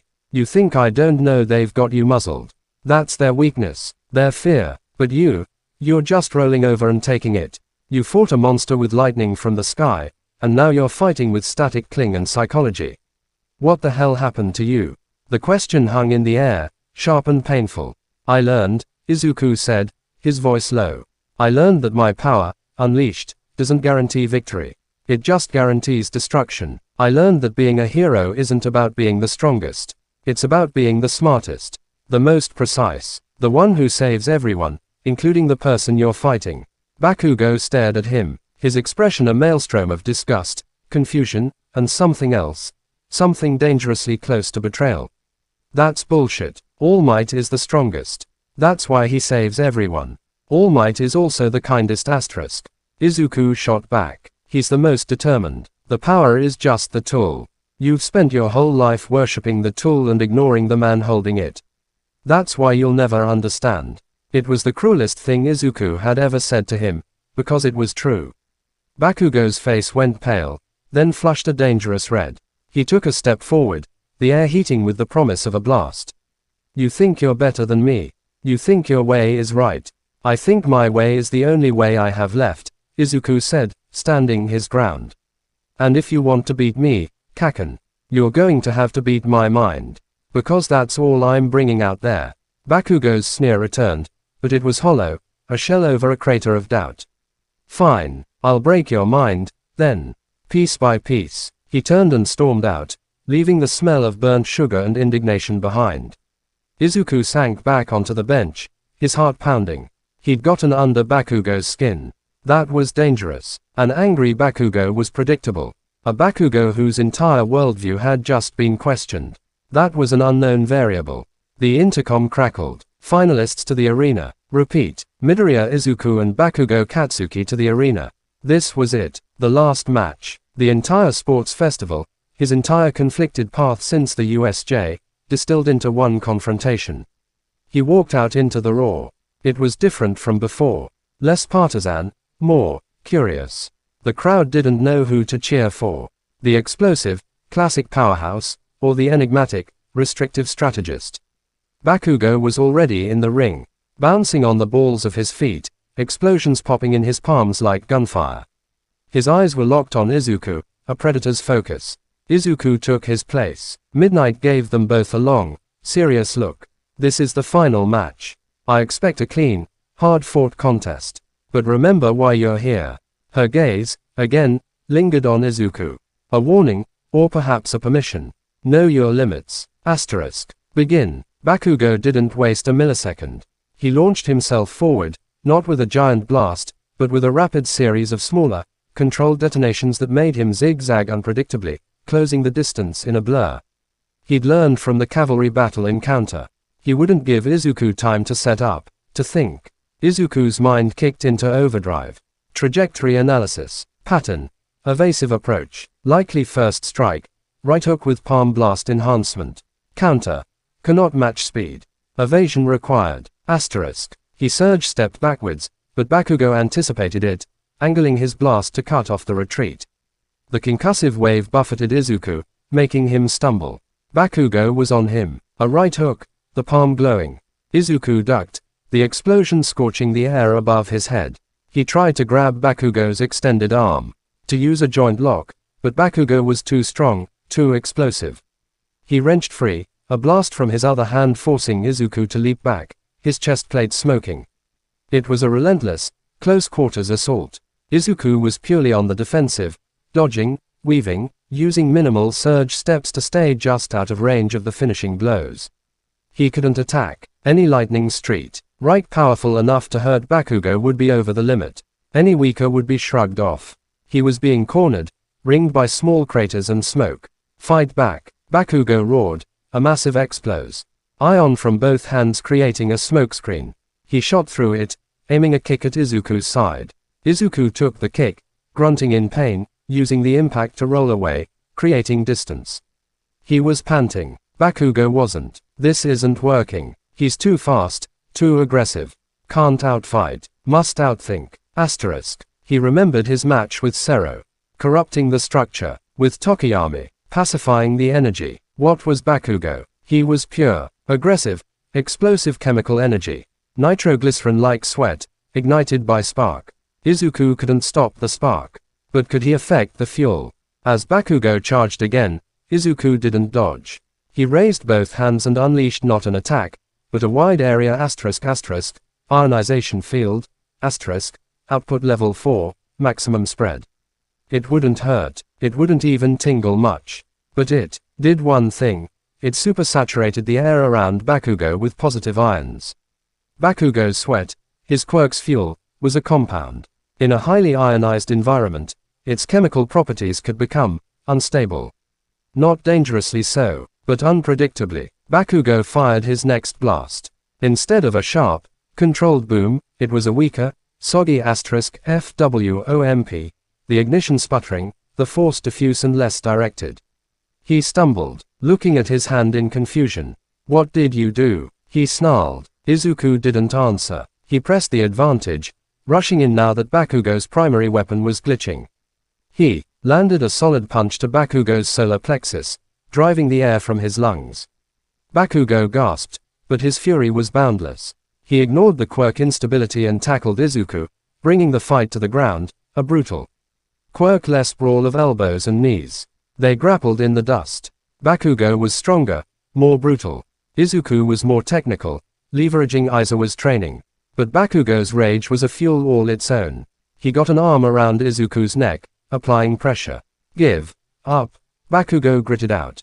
Izuku's vision spotted. He couldn't breathe. He scrabbled at Bakugo's arm, his fingers finding the metal seam of his gauntlet.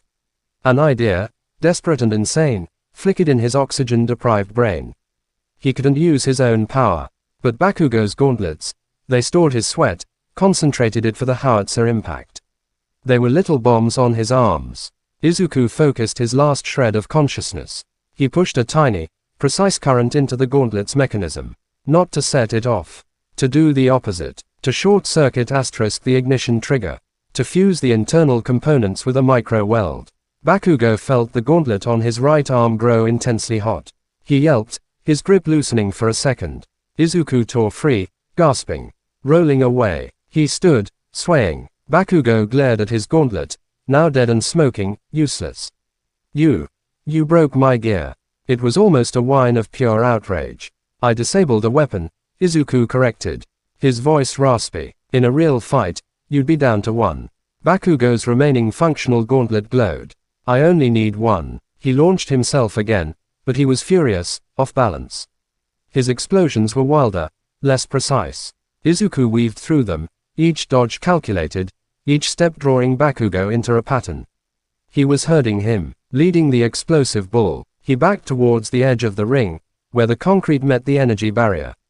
Bakugo, sensing a chance to wring him out, poured on the speed, a final, massive blast propelling him like a missile for a decisive strike. Izuku waited until the last possible millisecond. Then, he didn't dodge sideways. He dropped flat to the ground. Bakugo, fist, and the enormous blast he'd put behind it, sailed over him. It struck the tournament ring's energy barrier at point-blank range. The barrier, designed to contain student quirks, shimmered violently, absorbing the kinetic energy. But Bakugo's blast was too concentrated, too powerful. With a sound like shattering glass, a localized section of the barrier failed. The excess force rebounded, not as an explosion, but as a violent concussive push. It hit Bakugo, who was off balance from the missed punch, and launched him backwards, out of the ring, over the line, and onto the ground outside. He skidded to a stop in the dirt, staring up at the sky, dazed. The stadium was silent. Izuku slowly got to his feet, looking at Bakugo lying outside the ring, then at the flickering, repaired section of the barrier. Midnight blinked, then recovered. Bakugo Katsuki is out of bounds. Winner, and champion of the first-year sports festival, Midoriya Izuku. The announcement was met not with a roar, but with a wave of stunned, then building, applause. It wasn't the cheers for a dominant victory. It was the applause for a masterstroke. He hadn't overpowered Bakugo. He'd used Bakugo's own power, his own momentum, against him. He'd won by ring out, using the arena itself as a tool. Izuku stood in the center of the ring, the champion. He felt no elation, only a deep, hollow exhaustion, and a profound sadness as he watched Bakugo slowly climb to his feet. His face a mask of utter, world-shattering humiliation and rage. Bakugo didn't look at him. He turned and stalked away, into the tunnel, alone. Izuku had won the festival. He had proven that cunning could beat power, that a lens could focus even an opponent's light to achieve victory. But as the medal was placed around his neck, by a beaming All Might, whose eyes held a complex pride, all Izuku could think about was the broken, furious boy walking away in the shadows, and the chilling words of a hand-covered villain. "We'll see you again." He was the champion. He was also a beacon. And the storm he'd tried so hard to calm was only just beginning to gather on the horizon. Chapter 23. The afterglow of a whisper. The gold medal around his neck felt like a millstone. The roar of the crowd was a distant, meaningless thunder. As the closing ceremony wound down, Izuku stood on the podium between a silent, fuming Bakugo and a distant, thoughtful Todoroki, feeling more isolated than ever. He'd won. He'd proven his point, so why did victory taste like ashes? All Might's massive hand on his shoulder, his booming congratulations, felt like a performance. The symbol's eyes held a pride that was genuine, but shadowed with a concern Izuku could now recognize. You did it your way, my boy. But the path you've chosen is narrow and lined with knives. Asterisk. The locker room after was a tomb. Most of Class 1A had dispersed, buzzing with the day's events, but a heavy silence clung to the space where the three finalists changed. Todoroki moved with a new, deliberate slowness, as if testing limbs he'd forgotten he had. Steam still whispered from his left side, a visible, unspoken confession. He didn't look at anyone. He just dressed and left, a ghost of thawed resolve. Bakugo tore off his damaged, scorched costume with violent, jerky motions, throwing it into his locker with a clang that echoed in the tiled room. He didn't speak. The air around him crackled with a heat that had nothing to do with his quirk. It was the heat of a star collapsing in on itself, of a worldview imploding. He slammed the locker shut and stormed out without a backwards glance, leaving behind a vacuum of anger.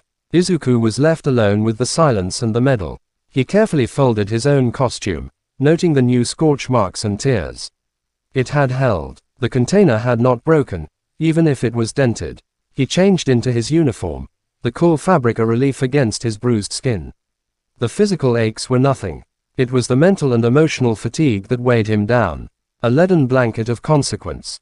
He walked out of the stadium as dust painted the sky in bruised purples and oranges. The campus was still buzzing with departing spectators and news crews, but he took a back route, seeking the quiet of the wooded path that led to the heights' Lion storms. He needed to think, to process the tectonic shifts of the day. He didn't get far. A figure re-stepped from the shadow of a large oak, blocking the path. Not a villain. Tall, stern, glasses gleaming in the twilight. Akatani from the STAD. Midoriya. His voice was clipped, devoid of the stadium's festive energy. A word. Izuku stopped, his guard instantly up.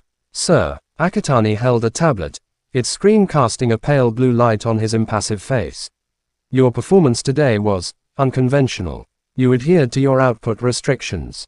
Technically, he tapped the screen. However, your manipulation of environmental conditions, ionizing the air to interfere with Bakugo's quirk biochemistry, overloading the arena barrier's local capacitor to induce a feedback failure, these actions fall into a gray area. They demonstrate a mindset focused not on mastering your own power, but on subverting the power of others and the integrity of the testing environment. Izuku met his gaze. The rules stated I couldn't exceed output level 4. They didn't say I couldn't use my quirk creatively. Semantics. Akatani dismissed with a wave. The STAD's concern is intent. Your intent today was not to showcase controlled power. It was to win by any means within a technical loophole. It was cunning. It was effective. It was also deeply unsettling to those of us tasked with predicting and mitigating catastrophic risk. You are not learning control. You are learning circumvention. The accusation was a cold splash of water. He'd thought he'd been clever, resourceful. They saw it as devious, unstable. What does that mean? Izuku asked, his voice tight. It means your probationary status remains. Your sessions with Hound Dog will intensify, with a focus on ethical engagement parameters. Your training with Aizawa and Nezu will continue, but with increased oversight. And Akatani's eyes narrowed. Your pending internship week following the festival will be subject to approval. Not every hero agency is equipped to handle a variable like you. We will be vetting your options. He turned to leave, then paused. You won the festival, Midoriya. But you confirmed every suspicion we had. You are not a weapon we can aim. You are a phenomenon we must contain. Remember that. He disappeared into the gathering dark, leaving Izuku standing alone on the path, the words asterisk, phenomenon we must contain, asterisk echoing in the quiet like a death knell. So that was it. He could follow all their rules, win the game by their own restrictive book, and still be seen as a threat. The cage wasn't just physical or regulatory, it was perceptual. They would never see him as a hero in training, only as a disaster in waiting. The walk to the dorms felt longer than ever. He pushed open the common room door to a burst of noise that died the moment he entered. His classmates were there: Kirishima, Kaminari, Ashido, Uraraka, Ida. Others, scattered around, eating snacks and debriefing. They all looked at him, expressions a mix of awe, confusion, and wariness. Dude, you won. Kirishima finally burst out, breaking the silence with forced cheer. That was so manly, using Bakugo's own blast against him. It was a most ingenious application of the rules, Ida agreed, chopping a hand, though his eyes were troubled. Although, one might question the sportsmanship of exploiting the arena's safety systems. He won, didn't he? Jiro said from the couch, her eyes sharp. Bakugo was going all out. Midoriya had one hand tied behind his back. He used what he had. That's what heroes do. Yeah. But, Kaminari scratched his head, his lightning bolt hair drooping. It was kinda, I dunno. Not what I expected. From you asterisk. I mean, that was the heart of it. He had defied expectations, and it had left them unsettled. They didn't know who he was anymore. The quiet, analytical kid. The lightning god from the USJ. The tactical pacifist from today. Uraraka walked over, her smile warm but her eyes searching. You okay, Deku? That looked intense. I'm fine, he said, offering a small, tired smile that didn't reach his eyes. Just tired. He excused himself and headed for the stairs to his room. As he passed the kitchen, he saw Yaoyorozu and Tokiyami speaking in low tones near the sink. They fell silent as he passed. Tokiyami gave him a slow, deep nod, his red eyes unreadable but not hostile. Yaoyorozu offered a polite, assessing smile. Even those who understood fragments what he'd done couldn't quite bridge the gap. He was a puzzle they were still assembling, and the picture it revealed was unfamiliar. In the sanctity of his room, he finally took off the medal and placed it on his desk. It gleamed dully in the light from his window, a symbol of a victory that felt like a defeat. He'd wanted to prove he could be a hero within the system. Instead, he'd proven to the system that he was its greatest anomaly. His phone buzzed, a text from an unknown number. His stomach lurched, a flashback to the message before the entrance exam. But it wasn't cryptic or encouraging. Unknown, asterisk saw the finals. You used his anger like a tool. Cold, effective. He won't forgive you for that. Be careful. The strongest chains are the ones people put on themselves. Shinso. Of course. He'd understand the manipulation better than anyone.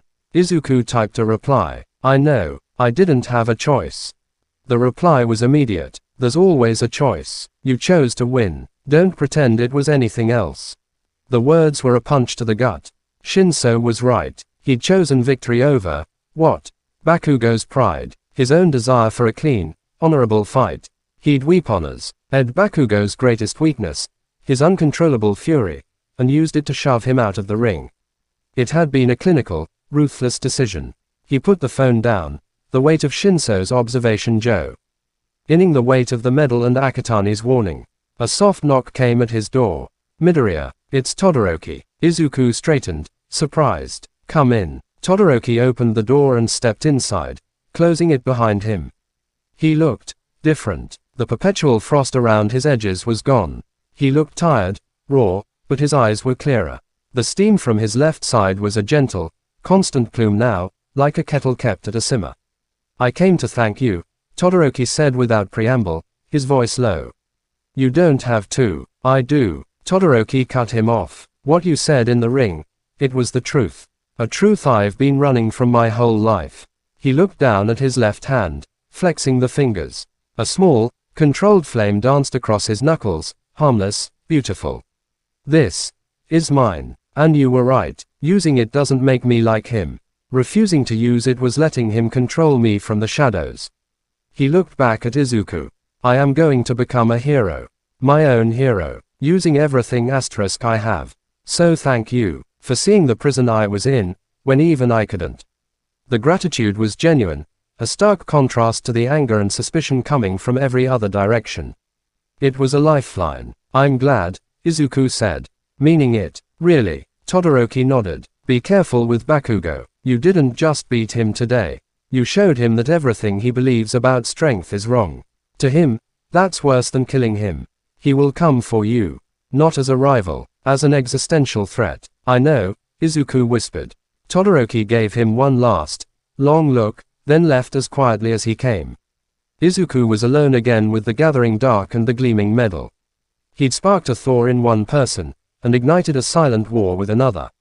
He'd won the admiration of the masses and the deepened distrust of the authorities. He looked out his window at the first stars. The afterglow of his whispered victory was not warmth. It was the chill of a new, more complicated isolation. He had stepped into the light, and all it had done was show him how many shadows he cast. Chapter 24, The Internship Offer, A Fork in the Storm. The days following the sports festival were a study in polarized perception. In the court of public opinion, Izuku was a rising star. Clips of his matches, the precise dismantling of Sero, the eerie pacification of Tokiyami, the clever ring out of back Ugo, were analyzed and celebrated on hero forums and news segments. They called him the strategist, the calculated storm, even All Might's secret weapon. For the first time, people were talking about his mind asterisk, not just his quirk. It was everything he'd wanted. Within UA's walls, the atmosphere was different. Among his classmates, a wary respect had settled. They'd seen the steel beneath the analysis. They treated him with a new caution, like a sleeping dragon they weren't sure how to wake. Bakugo's silence was a physical force, a black hole of resentment that sucked the air from any room they shared. He didn't glare. He didn't threaten. He simply acted as if Izuku no longer existed, which was somehow worse. And from the teachers and the STAD, the scrutiny intensified. Aizawa's training became even more grueling, focusing on close-quarters combat scenarios where Izuku was forced to defend against multiple villains, with only his level 4 restrictions. You can't rely on environmental tricks if you're trapped in a hallway, Aizawa grunted, his capture weapon snaking out to bind Izuku's ankles for the dozenth time.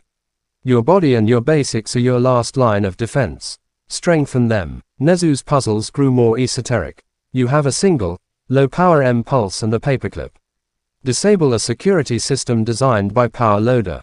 You have 30 seconds. Hound Dog's sessions delved into the ethics of his festival victories. When you manipulated Bakugo's quirk environment, you took away his agency. In a real villain fight, that's justified. In a sports match, against a classmate, where is your line? Midoriya, and who draws it? It was exhausting. He was being pulled in 3 directions. The public's hero, the authorities' problem, and his own conflicted conscience. Then, the internship offers arrived. The list was posted in Class 1A, a scroll of names and numbers that sparked immediate excitement and anxiety. Todoroki had a staggering number, over 4,000, including a top offer from his father's own agency, which he immediately, publicly declined, an act that sent its own shockwave. Bakugo had over 3,000, heavy on combat-focused, aggressive agencies. Ida, Uraraka, Kirishima, all had healthy triple-digit counts. Izuku scanned the list for his name. Midoriya Izuku, 47. 47, a fraction of the others. A sobering bucket of cold reality. The public's fascination hadn't translated into professional confidence. Heroes were, by nature, conservative with their sidekicks. They wanted reliable, understandable power. He was an unknown equation. But as he looked down the list of the 47 agencies who had offered, his breath caught. They weren't nobodies. They were specialists. Agencies focused on disaster mitigation, technological counterterrorism, search and rescue in electrically hazardous environments. Agencies that dealt with the aftermath of power, not just its application. And at the very top of his list, with a SP. Eshel Gold Star denoting a priority offer, was an agency that made his heart stop. Best Genist. He'd assumed the weekly sessions were over, a casualty of the USJ and his probation. But Genus T had not only continued to believe in his potential, he'd publicly staked his reputation on it with a priority offer. It was a message to the STAD, to the public, to Izuku himself, I see the weaver, not just the thread. Asterisk. The second name on the list was almost as shocking. A Razorhead.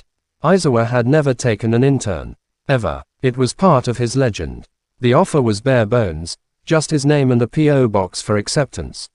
No fanfare. It was a statement of a different kind. Your problems are my problems. Let's solve them. Asterisk. The third was a surprise. Gran Torino. Izuku knew the name. A retired pro, a former teacher of All Might's, known for his incredible speed and eccentricity. Why would a retired legend offer him an internship? He had to choose one. The common room that evening was a cacophony of debate as students compared offers and sought advice. Izuku sat in a corner, his list on his lap, feeling the weight of the decision. Genist offered refinement, a path to master his quirk as a precise tool. Izuku offered survival training, a hardening of his mind and body against the threats he attracted. Gran Torino was a mystery, a wild card with a direct line to All Might's past. You should go with best Genist, Ribbit, Suyu said, having appeared beside him with her characteristic quietness. He understands control. He won't be afraid of you. A Razorhead knows you best, Tokiyami murmured from the shadows near the bookcase. He has looked into the abyss of your power without flinching. There is value in a guide who is not blinded by the light you emit. Go with the old guy. Kaminari yelled from across the room, throwing an arm around a protesting Jiro. Retired means he's got crazy stories. And he taught All Might. How cool is that? Izuku smiled weakly, appreciating the input but feeling no clearer.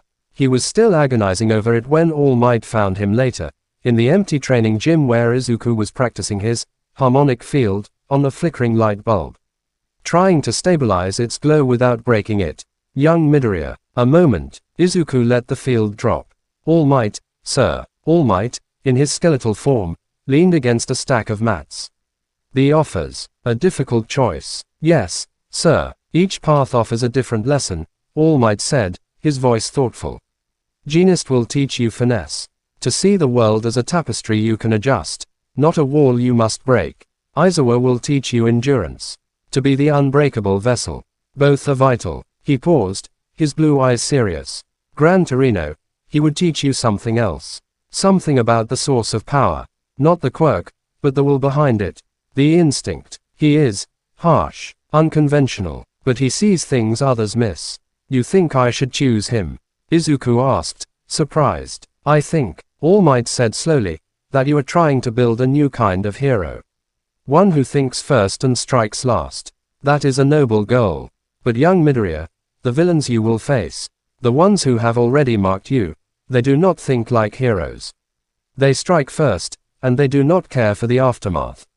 Gran Torino understands that world. He understands the price of hesitation, and the value of a move so unexpected it breaks the opponent's strategy before it begins. He pushed off the mats, placing a bony hand on Izuku's shoulder. I cannot choose for you. But ask yourself this, do you need to learn how to be a better hero within the rules? Or do you need to learn how to survive when the rules have been thrown out the window? He left Izuku standing in the silent gym, the question hanging in the air like smoke. That night, Izuku lay awake, the three names scrolling behind his eyes. Genist's calm precision, Izuku's grim endurance, Gran Torino's wild, unknown instinct. He thought of the USJ, of Shigaraki's casual malice, of the Nomu's blank, unstoppable force. He thought of Akutani's cold assessment, a phenomenon we must contain. He thought of Bakugo's silent, boiling fury. The world wasn't a tapestry or a training ground. It was a chaotic, dangerous place where the rules were written by the strongest, and the STADs carefully drawn lines meant nothing to a hand reaching for your throat. He needed to be ready for that world, not just as a strategist, or a survivor, but as a force that could meet chaos with its own kind of unpredictable order. He made his decision. The next morning, he submitted his internship acceptance form. When Izuku read it aloud to the class during homeroom, there was a collective, stunned silence. Midoriya, internship agency, Gran Torino. Bakugo's head, which had been resting on his desk, snapped up. His eyes burned with a new, furious comprehension. Even he knew what that meant. Izuku wasn't choosing refinement or hardening. He was choosing the path of the old, wild hero. The path of instinct and shocking speed. The path that bypassed the rules entirely. Todoroki, from his seat, gave a slow, almost imperceptible nod. Izuku looked at the form, then at Izuku, his one visible eye unreadable. He gave a single, tired sigh that seemed to say, of course you did, problem child. Asterisk. Later, as the class buzzed with the news, Izuku's phone vibrated with a new message. Not from Shinso this time. From an unknown number with no text. Just a single image file. He opened it with a sense of dread. It was a grainy, zoomed-in photo, taken from a high vantage point outside the UA Stadium during the festival. It showed him in the ring, facing Todoroki, his hands raised not in attack, but in that placating gesture. The focus of the image wasn't on the fight. It was on the crowd. A single figure was circled in red, barely visible in the sea of faces. The figure wore a black hoodie, but the hunch of the shoulders, the glint of pale hair, the distant, blurred shape of a hand covering the face, it was unmistakable.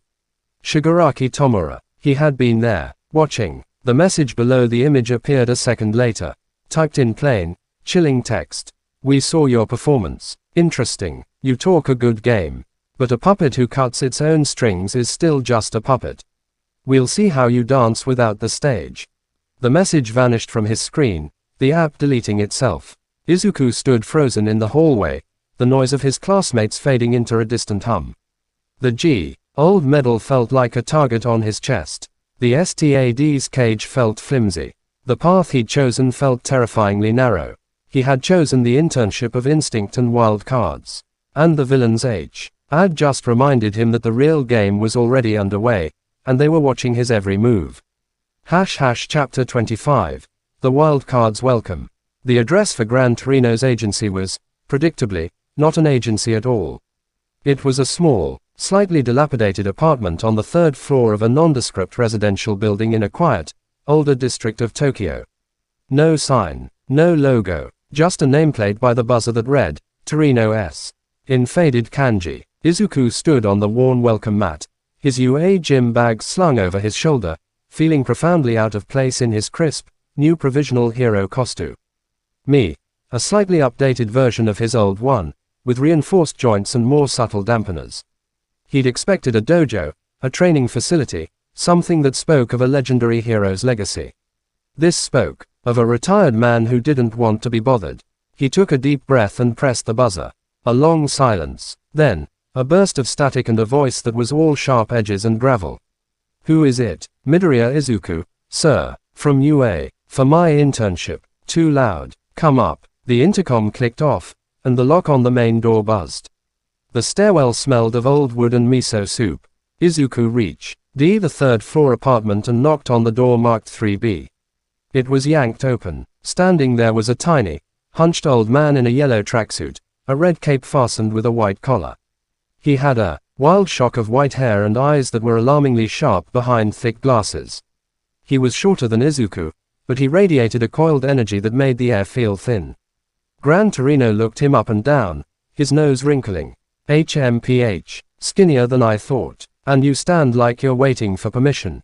Come in, don't block the hall.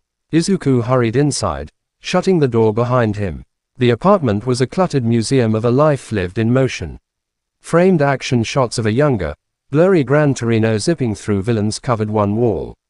Piles of newspapers and hero tabloids covered every flat surface. The small kitchenette was dominated by a stack of empty taiyaki boxes. Put your bag there, not on the newspaper. That's yesterday's analysis of the Nagoya bank job, Torino grumbled, shuffling to the center of the small living room. He turned, hands on his hips. All right, let's get this over with. Show me your quirk. Izuku blinked. Right now, in here, you see a training field. It, level 4, right, that's your limit. Show me what you do with it. Izuku felt thrown. No introductions, no discussion of goals, just a demand. He nodded, pushing down his nerves. He focused, raising a hand. A single, steady arc of blue-white lightning, about as thick as his thumb and perfectly controlled, crackled between his palm and the ceiling. He held it for 5 seconds, the air humming softly, then let it dissipate. Clean, precise, textbook level 4. Gran Torino watched, unimpressed. He scratched his chin. That's it. The great, Volt Sovereign. That's a party trick. My neighbor's kid with the sparkler fingers could do more. The dismissal was so blunt it was almost refreshing. It's the restriction, sir. I'm not allowed to. I know about the restrictions. Torino snapped, cutting him off. I read the STAD panic attack they call a file. Bunch of bureaucrats wetting themselves over a kid with a big battery. I don't care about their limits. I care about you. That, he jabbed a finger at the space where the lightning had been, that's what you show them. What do you have? Izuku hesitated. I have analysis. I can strategize. I can use low-level applications to manipulate the environment, like I did in the sports festival. I saw. Clever. Cute. Won't save you. Torino's eyes narrowed. All Might told me about the USJ. The lightning pillar. You channeled a building's power. That's not control. That's desperation wearing a mask. You were a straw sucking up the ocean. You're lucky you didn't turn into a charcoal briquette. He took a step closer, his gaze piercing. Tell me, kid, when that monster was about to crush your friend, what did you feel? Before you thought, before you calculated, what was the very first thing? The question was a lance, stripping away the layers of training and analysis. Izuku remembered the cold terror, the ice in his veins, the image of Ida being pulverized. Fear, he whispered, then, anger, then, a need to move, to stop it, the need, Torino repeated, a strange light in his eyes. Good, that's the kernel, that need bypasses the brain, goes straight to the gut. That's where real power lives. Not up here. He tapped his temple. Out here. He poked Izuku hard in the solar plexus, making him gasp. Your problem is you've got a jet engine in your chest and you're trying to pilot it with a spreadsheet. You're so busy being smart, you've forgotten how to be instinctual. He turned and shuffled towards the door, grabbing a cane that was leaning against the wall. Come on, we're going for a walk. A walk, sir, you deaf. A walk, move your feet. Baffled, Izuku followed him out of the apartment and down to the street. The old man moved with a surprising, jerky speed, his cane tapping a rapid rhythm on the pavement. He didn't speak, just led Izuku through the quiet neighborhood, towards a small, fenced-off public park with a children's playground. See that swing set, Torino said, stopping at the edge of the park. Izuku looked. It was a standard metal A-frame swing set, 2 seats hanging on chains. Your quirk is electricity. That swing set is metal. In a fight, it's a conductor. A tool. A weapon. What do you do with it? Izuku's analysis brain word. Composition. Steel. Conductivity. High. Potential uses. Attract, repel metal objects. Deliver a shock to anyone touching it. Use electromagnetic force to swing it as a blunt weapon. I could use it to create a magnetic field to trip an opponent, or channel a current through it too. Wrong. Torino interrupted. You're still thinking. Stop thinking. Look at it. Izuku stared at the swing set, frustrated. What did he want? Without warning, Torino's cane shot out, whacking Izuku hard on the back of the legs. I said look, not with your eyes, with your gut. The sudden sting broke his concentration. He looked at the swing set, not as a collection of properties, but as a thing. Silent, empty, swaying slightly in the breeze. And in that unfocused state, he felt it. The latent energy in the metal from the sun's heat. The potential energy in the suspended seats. The faint, humming memory of children's laughter vibrating in its atoms. It's waiting, Izuku murmured, the words coming unbidden. Torino's mouth quirked. Closer. Now. There's a villain. He's right there. He pointed to an empty spot by the slide. He's got a hostage. He's about to hurt them. You have 1 second. What do you do with the swing set? The scenario was ridiculous, but the urgency in Torino's voice was real. Izuku's eyes darted from the imaginary villain to the swing set. His mind tried to calculate, to plan, but Torino's cane twitched, a silent threat. 1 second. Asterisk. His gut clenched. The need, not to analyze, to act. His hand shot out almost of its own accord. He didn't summon a precise arc. He released a short, sharp pulse of raw current, output level 4, but completely unfocused. A wild spark that leapt from his fingers not towards the swing set, but towards the air between him and it. The spark hit nothing. It should have fizzled, but the air in the park was humid.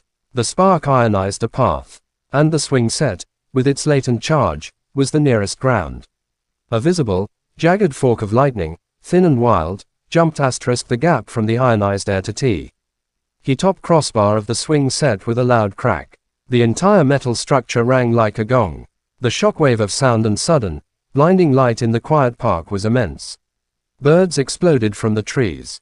A car alarm went off down the street. The swing set itself didn't move. But for one terrifying, brilliant second, it had been the focal point of a miniature, uncontrolled lightning strike. that Izuku had somehow called without even aiming. He stared, panting, his fingers smoking slightly. He hadn't meant to do that. He didn't even know he could do that. Gran Torino lowered his cane, a slow, wide grin spreading across his wrinkled face. It was a terrifying expression. There it is. The Colonel. You didn't use the swing set. You used the idea of the swing set. You used the world. He cackled, a dry, rustling sound. You just made lightning jump to a target you weren't even aiming at, because on some level, you willed it to be a lightning rod. That's instinct. That's the wild card. He turned and started shuffling back towards the apartment. Your internship, kid, is not about learning new tricks. It's about unlearning the fear of the old ones. It's about remembering that before you were a sovereign. You were a boy who could make the lights flicker by being happy. We're going to find that boy again. And we're going to teach him how to throw a punch with the weight of a storm behind it. Even if he's only allowed to use a spark. Izuku followed, his mind reeling, the echo of the thunderclap still ringing in his ears. He'd just broken every rule of control Genist had taught him. He'd acted on pure, desperate instinct. And it had been the most powerful, frighteningly effective thing he'd done in weeks. Gran Torino wasn't trying to build a better lens. He was trying to remind the lightning that it was, first and foremost, a force of nature. And forces of nature didn't follow spreadsheets. Chapter 26. The Stain of Hosu. The rest of Izuku's first day with Gran Torino was a whirlwind of bizarre, seemingly pointless exercises. He was made to balance on one leg on the roof of the apartment building while Torino pelted him with stale taiyaki. Balance is a reflex, not a thought. He was forced to play a chaotic, high-speed game of tag in the cluttered apartment, where Torino moved with impossible, darting bursts of speed that left afterimages.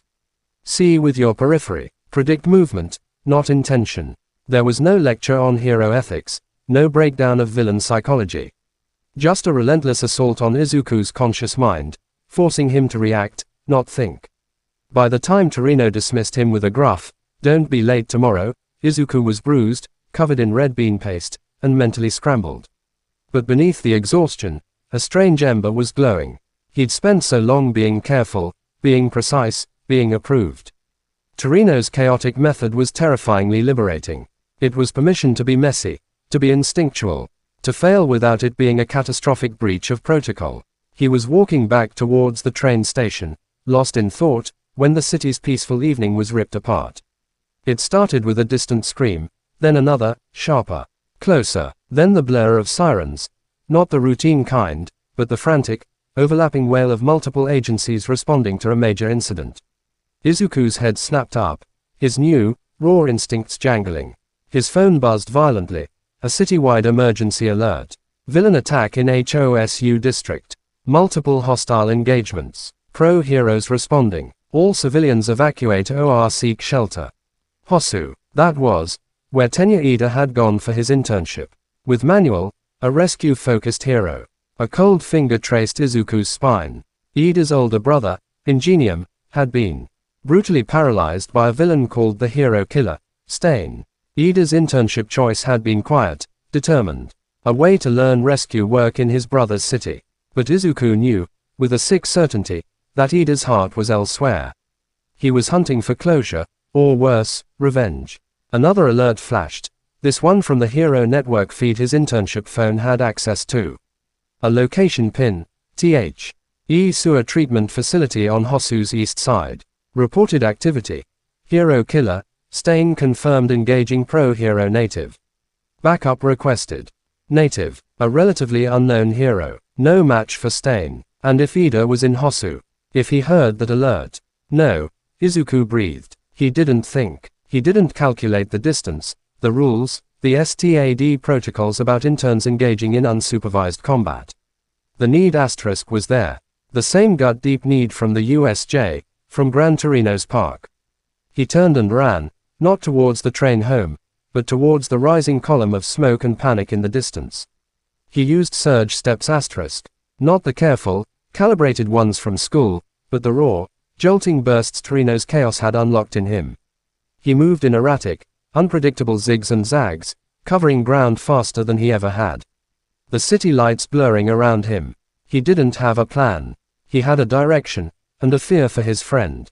The Hosu district was chaos. Streets were blocked by debris and panicked crowds. Flames licked at a building down one alley. The air was thick with smoke and the smell of ozone from other quirks in use. Izuku pushed through, using his stature and his UA uniform to slip past police cordons. His heart hammering against his ribs. He found the sewer facility, a vast, concrete labyrinth of pipes and walkways overlooking murky water.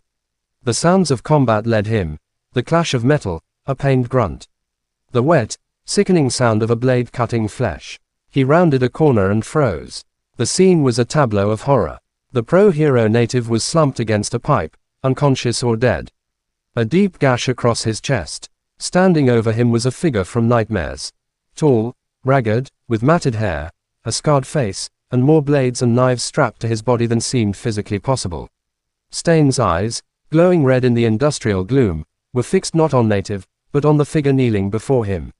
Tenya Ida. Ida's helmet was cracked. One of his leg engines was sparking, damaged.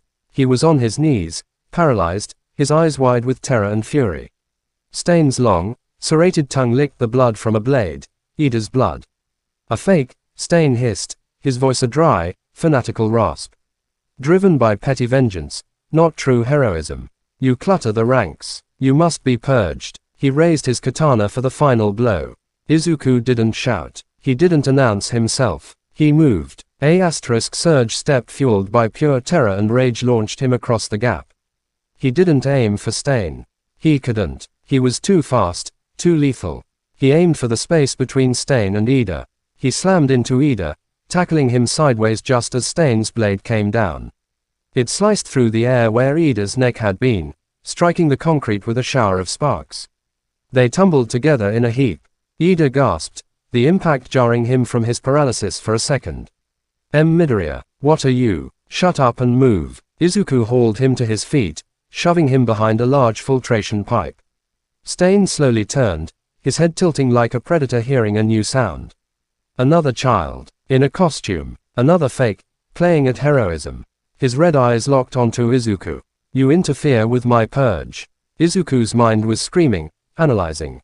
Quirk. Blood curdle. Requires ingestion of target's blood. Paralyzes for variable time. Enhanced physical abilities. Weapons expert. Weakness. Must draw blood first. Avoid blades at all costs. Asterisk. But another part of him, the part Gran Torino had been poking, was colder. This wasn't a tournament. This wasn't a test. This was a man who would kill his friend. Then kill him, then go on killing. He couldn't use offensive lightning. But Stain's blades were metal. His costume had metal buckles. The entire facility was a jungle of steel pipes and grates. Ida, can you move? Izuku whispered, not taking his eyes off Stain, who was beginning to stalk towards them. My legs, they're coming back. But my engine is damaged. I can't use recipro. Don't need speed. Need a distraction. On my mark, go left. Make noise. Stain lunged, a blur of tattered cloth and gleaming steel. Now, Ida, trusting him implicitly, stumbled to the left, kicking a loose piece of metal grating. It clattered loudly. Stain's eyes flickered towards the sound for a microsecond. It was all Izuku needed. He didn't attack Stain. He slapped his palm against the wet, metal pipe beside him. He pushed a current through it, not to electrocute it, but to send a high-frequency vibration racing along its length. The pipe, 20 meters long, began to hum asterisk, a deafening metallic shriek that echoed through the confined space. It was painful, disorienting. Stain flinched, his enhanced senses assaulted by the noise. He covered an ear with his hand, hissing. Izuku didn't let up. He ran along the pipe, slapping other connection points, turning the entire network of pipes around them into a shrieking, resonating cage of sound. It was an A of effect attack that required zero offensive power, just an understanding of vibration and conduction. Gimmicks. Stain roared, forcing himself forward through the sonic wall. He threw a knife, not at Izuku, but at the pipe he was touching. Izuku saw it coming. He let go and dropped, the knife embedding itself where his hand had been. The awful noise ceased abruptly. In the sudden silence, Stain was on him. A kick to the ribs sent Izuku flying, the air blasting from his lungs. He hit another pipe and slid down, seeing stars. You rely on tricks, Stain spat, standing over him. You have no conviction, no true heroic spirit, just a child with a loud quirk. He leaned down, his katana poised to taste Izuku's blood. From the shadows, a blur of blue and white, Ida, his engines screaming in protest, delivered a desperate, full-force kick to Stain's side. It wasn't reciprocal, but it was powered by grief and fury. It knocked the hero killer stumbling. Don't touch him, Ida panted, standing protectively over Izuku. Stain wiped blood from his lip, a terrifying smile spreading. The fake finds courage for his friend. Admirable, but misguided. He lunged at Ida, their blades meeting in a shriek of metal, Ida's armored greaves against Stain's katana. Izuku pushed himself up, his side screaming in pain. He saw the fight, saw Ida losing ground, his movements still sluggish from the lingering paralysis. He saw Stain's tongue dart out, tasting the air, hunting for the next drop of blood. He couldn't let Ida get cut again. His eyes darted around. Pipes, water, metal, the murky water of the treatment channel below the walkway. An idea, insane and instinctual, formed. Ida, the water, push him towards the edge. He yelled. Ida didn't question. He drove forward with a series of kicks, forcing Stain back towards the railing overlooking the deep, sluggish channel. Stain, recognizing the tactic, smirked. Water, you think I can't swim, child? Not swimming, Izuku muttered. He raised both hands, not towards Stain, but towards the massive, insulated power cables that ran along the ceiling of the facility, feeding the pumps. He couldn't draw from them. That would be output level 1000. But he could tickle them. He sent the gentlest, most precise impulse he could muster up towards the cables. It was like throwing a pebble at a bull. It didn't hurt the bull, but it got its attention. The pulse disrupted the perfect flow of current in the cable for a nanosecond. A tiny, almost invisible arc, a corona discharge, spat from the cable's insulation, earthing itself to the nearest conductor, which was the metal railing Stain was now backed against. There was a loud *BZZZT and a flash of light. Stain jerked as a minor but startling shock raced through the railing and into his body. It wasn't enough to hurt him seriously, but it was enough to make him convulse, to break his perfect stance for a half-second. In that half-second, Ida's kick connected solidly with his chest. Stain staggered back, his heel hitting the low railing. He teetered, off balance. Izuku didn't wait. He surge stepped forward, not to attack, but to slam his shoulder into the railing next to Stain, adding one last, decisive push. The hero killer, shocked, kicked, and shoved, tipped over the railing and plunged into the murky, electrified, if only slightly, water below with a heavy splash. They stood at the edge, panting, staring at the bubbling water. They heard cursing, thrashing. Stain would climb out. He was too strong, too determined. But they had bought time. Precious seconds. In the distance, the sirens were right on top of them. The real pros were here. Izuku grabbed Ida's arm. We have to go, now. But native, the pros will get him. We're interns. We're not supposed to be here. If they find us, he didn't need to finish. The STAD would have him locked in a lab forever. Ida, his face a mask of pain and dawning regret, nodded. They turned and fled into the maze of pipes as the first heroes, Manuel among them, burst onto the scene. They didn't look back. They ran until the sirens faded, until they found a quiet, dark alley to collapse in, their costumes torn, their bodies bruised, their hearts pounding with the aftermath of a fight they were never meant to survive. Izuku leaned against the wall, looking at his trembling hands. He hadn't used a single offensive lightning technique. He'd used noise, vibration, a minor shock, and a push. He'd fought the hero killer with whispers and nudges, and he'd won by not losing. Gran Torino's lesson echoed in his skull. Instinct. The wild card. Asterisk. He'd just played it against a monster. And they'd lived. But as he met Ida's shell-shocked eyes, he knew the cost. They had broken the rules. They had stepped into the shadows. And the shadows, as Shigaraki had promised, were now watching even more closely. Chapter 27. The Cost of a Whispered Victory. The world after Hosu was a paler, sharper place. The adrenaline bled away in the dark alley, leaving behind the metallic taste of fear and a bone-deep chill that had nothing to do with the night air. Izuku and Ida sat slumped against the damp brick, the silence between them thick with unspoken terror and shared guilt. We have to report this, Ida finally whispered, his voice hoarse. He was staring at his hands, which were smeared with his own blood and grime. We engaged a lethal villain. We interfered in an active pro-hero operation. If we report it, they'll know we were there, Izuku said, his own voice flat.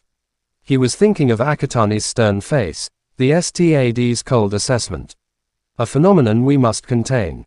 They'll pull my internship. They might expel me. You'll be sanctioned for pursuing a personal vendetta. They'll say we're reckless, unstable. We were reckless. Ida's head snapped up. His glasses cracked, his eyes wide with their anguish that went beyond physical pain. I was pursuing a vendetta. I lied to Manuel. I came here for Stain. I put you in danger. I am not the hero I claim to be. The confession was a raw wound laid bare in the dirty alley. Izuku looked at his friend, the usually rigid, rule-bound Ida Tenya, now fractured by grief and shame. He saw the ghost of his brother's paralysis in the tremor of his hands. You came to save Native, Izuku said quietly. It wasn't entirely true, but it was the part that mattered now. And you saved me. When Stain had me pinned, you got back up. You fought for someone else. That's heroism, Ida, even if it started somewhere else. Ida shook his head, tears finally breaking through, tracing clean lines through the grime on his face. It was unforgivable. My actions nearly got us both killed. And you shouldn't have come. Why did you come? Izuku didn't have a clean answer. Not one that fit into a rulebook. Because you're my friend, he said simply. And I knew you were in trouble. The me reason you got up when you were paralyzed. It was a logic that bypassed regulations and tactical assessments. A logic of the gut. Gran Torino would have approved. They sat in silence as distant sirens converged on the sewer facility. The real battle was over. They could hear the distant, amplified voices of pros coordinating. Stain was likely in custody by now. Native's fate was unknown. We can't stay here, Izuku said, pushing himself to his feet, wincing at the pain in his ribs. We need to get back to our agencies. Act like nothing happened. And just pretend, Ida asked, his voice hollow. We preserve the mission, Izuku said, the phrase sounding alien and necessary in his mouth. Our mission is to become heroes. If we confess now, that ends. We learn from this. We carry the weight, but we keep moving forward. He offered a hand to Ida. Ida looked at the outstretched hand, then up at Izuku's determined, bruised face. He saw no judgment there, only shared burden. Slowly, he took the hand and let Izuku pull him up. They parted ways at the edge of the district, a silent nod their only goodbye. Izuku moved through the chaotic, post-attack streets like a ghost, using back alleys and his diminished surge step to avoid the flood of emergency responders and news crews. His mind replayed the fight in jagged flashes, Stain's red eyes, the shrieking pipes, the feeling of the railing shocking under his palm. He arrived back at Gran Torino's apartment building as the first hints of dawn grayed the sky. He felt 100 years old. He trudged up the stairs, expecting the old hero to be asleep. The door to apartment 3B was ajar. Izuku's pulse spiked. He pushed it open cautiously. Gran Torino was awake. He sat at his small, cluttered kitchen table, a steaming mug in his hands. Still in his yellow tracksuit. The news played silently on a small, ancient TV in the corner, showing aerial footage of the Hosu sewer facility. The Chiron read, Hero killer, Stain captured after brutal battle. Pro-hero native in critical condition. Torino didn't look at the TV. He looked at Izuku standing in the doorway, his costume torn and stained, his face pale with exhaustion and lingering fear. For a long moment, the old hero said nothing. He just sipped his tea, his sharp eyes missing nothing, the scorch mark on Izuku's glove from the cable discharge, the rip in the fabric from Stain's kick. The haunted look in his eyes. Sit, Torino grunted finally, nodding to the chair opposite him. Izuku obeyed, the chair groaning under his weight. He waited for the explosion, the berating, the report to UA. Torino placed his mug down with a soft click. Hosu, he stated. Yes, sir. Stain. Yes, sir. You engaged. It wasn't a question. Izuku swallowed. He was about to kill my classmate. Ida Tenya. Torino nodded slowly, as if this confirmed a theory. And, we fought him. We stalled him until the pros arrived. How? The question was blunt. Izuku hesitated, then gave the bare facts. He spoke of the sonic attack with the pipes, the minor shock to the railing, the push into the water. He left out Ida's motives, his own desperate run across the city. He focused on the tactics, such as they were. When he finished, Torino was silent again, staring into his tea. The only sound was the faint chatter of the news anchor. You used the environment, Torino said at last. Not your power, the environment as your power. You turned a maintenance facility into a weapon. A noisy, shocking, wet weapon. I suppose. And you won. We didn't win. We survived. The pros won. Torino looked up, his eyes glinting. You faced the hero killer, a man who's carved up seasoned pros, and you walked away. With a classmate. That's a win, kid. A messy, stupid, glorious win. A faint, terrifying smile touched his lips. You didn't use your lightning. You used your brain and your guts. That's what I've been trying to tell you. The quirk is just the flavor. The will is the meal. He leaned forward. But you're scared. Not of Stain. Of the suits. Of the people who put the number on your back. Izuku couldn't deny it. He nodded. Good, Torino said, sitting back. Fear keeps you sharp, but don't let it cage you.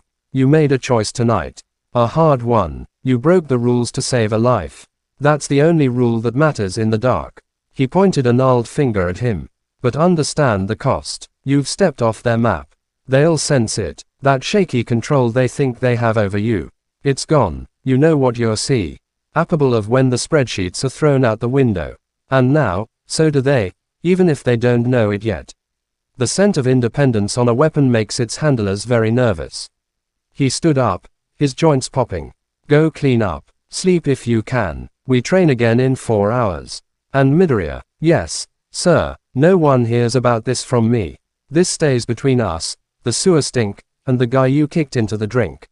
Understood. A wave of profound, dizzying relief washed over Izuku.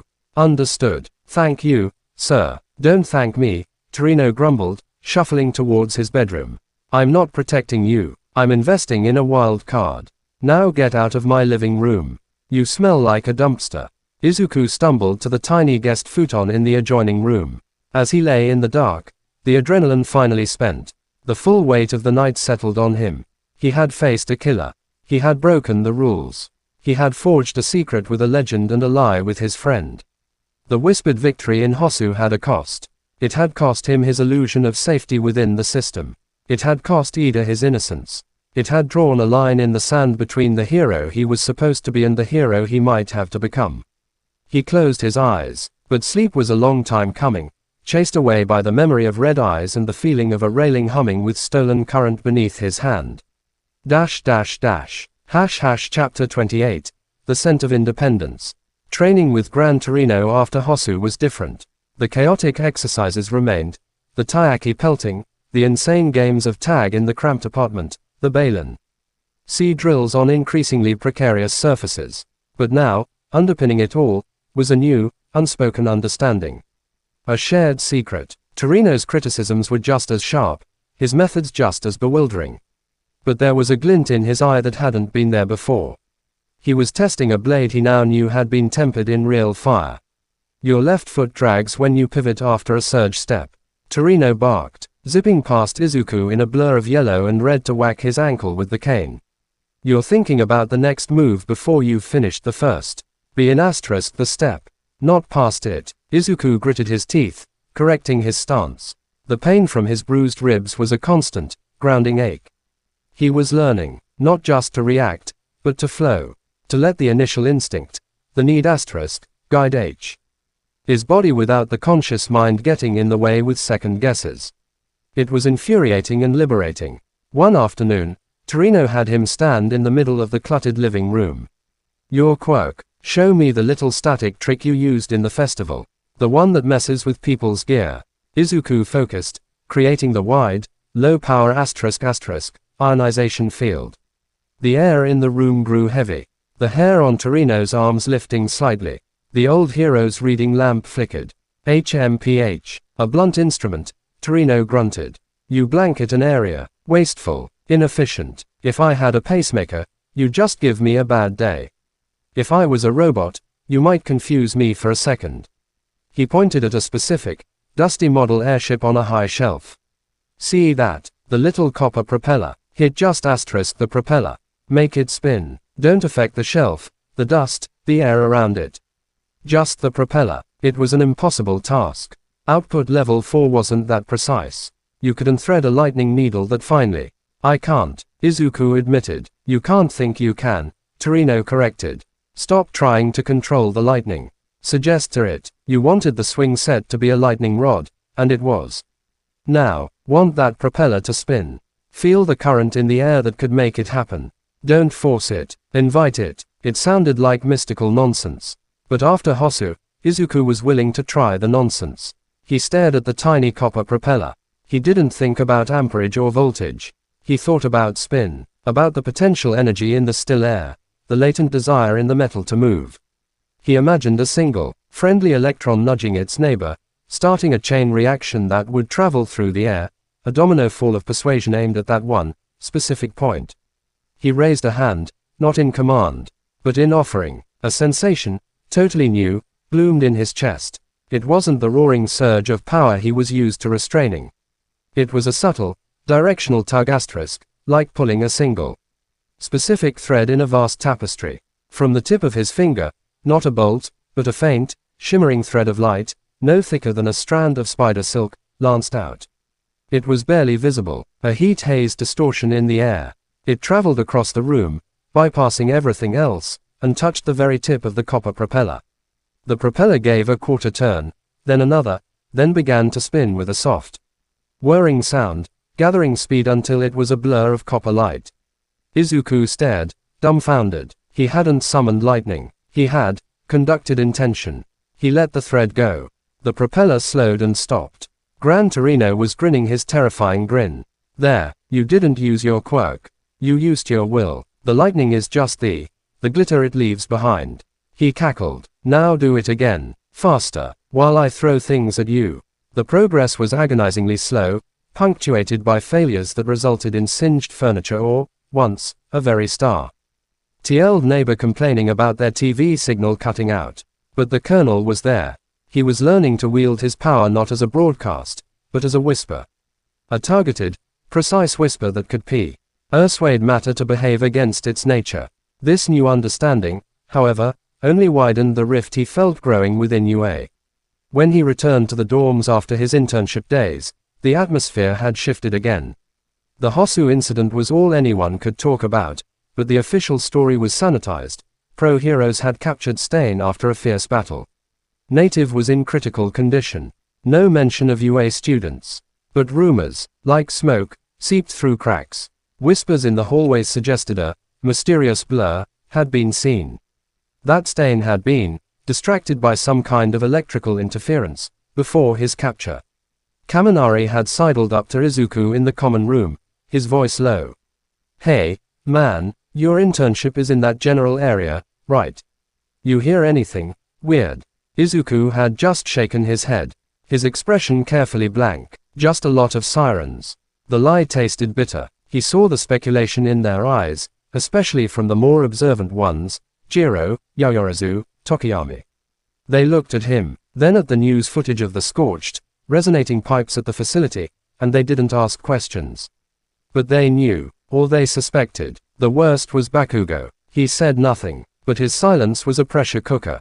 He watched Izuku with a new, chilling intensity. It wasn't the hot rage of the sports festival. It was a cold, analytical scrutiny, as if Izuku were a complex bomb he was trying to defuse. He'd heard the rumors too, and he, more than anyone, knew what Izuku was capable of when he stopped playing by the rules. One evening, a week after Hosu, Aizawa summoned Izuku to his office. The homeroom teacher looked more exhausted than ever, his injuries from the USJ not fully healed, new lines of stress etched around his eyes. Close the door, Aizawa said, his voice flat. Izuku did, his heart sinking. This was it. They knew. Aizawa didn't sit. He leaned against his desk, arms crossed. The STAD has filed a new inquiry. Post-Hosu, their cross-reef, rinsing all energy signatures and anomalous quirk activity in the district from that night. They're particularly interested in a localized, high-frequency M pulse and a minor, unregistered capacitive Discharge recorded at the sewer facility. He looked at Izuku, his dark eyes unblinking. Sound familiar? Izuku's mouth was dry. He said nothing. I'm not asking for a confession, problem child, Izuku continued, his tone weary. I'm telling you what they're looking for. And I'm telling you that Gran Torino has filed a robust counter-report stating you were with him all evening, practicai. NG, quirk-focused meditation, that could account for any stray energy readings in the vicinity of his residence, which, coincidentally, is not far from Hosu. Izuku stared. Torino had not only kept his secret, he'd built a paper fortress around it. Torino is a legend. His word carries weight, even with the STAD, Izuku said. But it's a bandage on a bullet wound. They don't believe him. They believe their instruments. And their instruments are pointing at you. He pinched the bridge of his nose. You reek of independent action, Midoriya. It's a scent that every bureaucrat and control freak can smell a mile away. Hosu confirmed the deepest fears, that you are not a tool to be directed, but a variable that acts on its own logic. He finally sat down, the chair groaning. I don't care if you were there. Actually, I do. It was monumentally stupid, but what I care about more is that you're learning to operate in the gaps. In the spaces their rules don't cover. That is a necessary skill for the kind of hero you may need to become. But it is also the most dangerous skill you can possess in their eyes. He fixed Izuku with a look that was both stern and, strangely, proud. Yo, your internship with Torino ends this week. You will return to standard curriculum. You will be a model student. You will follow every STAD protocol to the letter. You will give them nothing. You will be boring. You will be predictable. You will make them doubt their own data. Because the moment they're certain asterisk, they will take you out of the game. Permanently. He stood up, dismissing him. Go, and for God's sake, stop smelling like a problem. Izuku left the office, his mind reeling. He had an ally in Torino. A cautious, understanding protector in Izuku. But the walls were closing in. The scent of his independence, his willingness to step into the chaos and act, had marked him more clearly than any lightning bolt ever could. He walked back to the dorms under a cloudy sky, the air pregnant with the promise of a storm. He thought of the copper propeller, spinning silently from a thread of will. He thought of Stain's red eyes vanishing into murky water. He thought of Akatani's cold certainty. He was learning to be a whisper in a world that only understood shouts. But sometimes, a whisper in the right place could topple a kingdom. And the keepers of the kingdom had just heard the first, faint sigh of the wind. The real storm wasn't in the sky. It was in the silent war between the hero they wanted him to be, and the hero he was discovering he had to become. And the furs. Drops of rain were just beginning to fall. Chapter 29. The Unseen Ripples. The return to standard curriculum was a form of exquisite torture. After the chaotic, instinct-forging madness of Gran Torino's apartment, UA's structured lessons felt like moving through syrup. Every foundational heroics class was a reminder of the leash. During a villain capture simulation, Izuku had to watch a SA hostage dummy was executed because his allowed output level 4 stun arc took a precious half-second too long to overload a robot's circuits, a half-second a real villain would have used. Izuku's critiques were no longer about pushing his limits, but about perfecting his limitations. Your containment field is 3 centimeters too wide, Midoriya. That's wasted energy. That's a millisecond of delay. In a real scenario, that millisecond is a bullet. He became a ghost of precision, a master of doing exactly what was expected, no more, no less. He was boring. He was predictable, and it was slowly killing his spirit. The only reprieve was the subtle, shifting dynamic within Class 1A. Hosu, unspoken truth hung in the air, a secret that bound him, Ida, and Todoroki in a fragile, silent pact. Ida was quieter, more serious, his usual bombastic rigidity softened into a grim, focused determination. He trained harder than anyone, but his eyes held a new depth, a maturity forged in shame and gratitude. He no longer just followed rules, he understood their purpose, and their cost. Todoroki was thawing. It wasn't dramatic. He didn't become chatty or warm. But the permafrost around him had receded. He used his left side in training now, not with roaring flames, but with precise, controlled jets of heat to augment his movements or melt specific obstacles. The first time he did it during a joint exercise. A stunned silence had fallen over the class before Kirishima whooped, "That's so manly, Todoroki." The ice user had just given a slight, almost imperceptible nod, his gaze finding Izuku's across the training field for a brief second. It was a silent acknowledgement. "Because of you." This new, tripartite understanding did not go unnoticed. Bakugo watched them all with the simmering intensity of a geologist studying fault lines. He saw Ida's new gravity, Todoroki's integrated power, and Izuku's infuriating, perfect compliance. He couldn't articulate what he was seeing, but he sensed the unseen connection, the shared experience that excluded him. It fueled his isolation and his fury. One afternoon, during a free training period, Izuku found himself in Gym Gamma, practicing his new thread technique on a complex arrangement of metal rods, trying to make only the third rod from the left vibrate at a specific frequency. The focus required was immense, a meditation of will over wattage.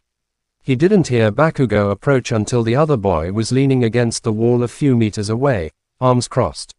"You're different." Izuku let the thread of energy dissipate, the targeted rod falling silent. He turned. "Everyone's training, Kaken. Not like that." Bakugo's crimson eyes were narrowed, dissecting.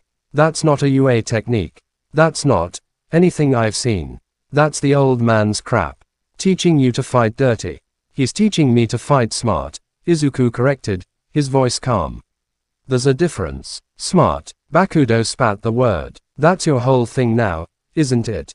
Be smart, be precise, follow the rules." He pushed off the wall, taking a step closer. The air grew warm with his barely contained energy. "But I saw the Hosu reports.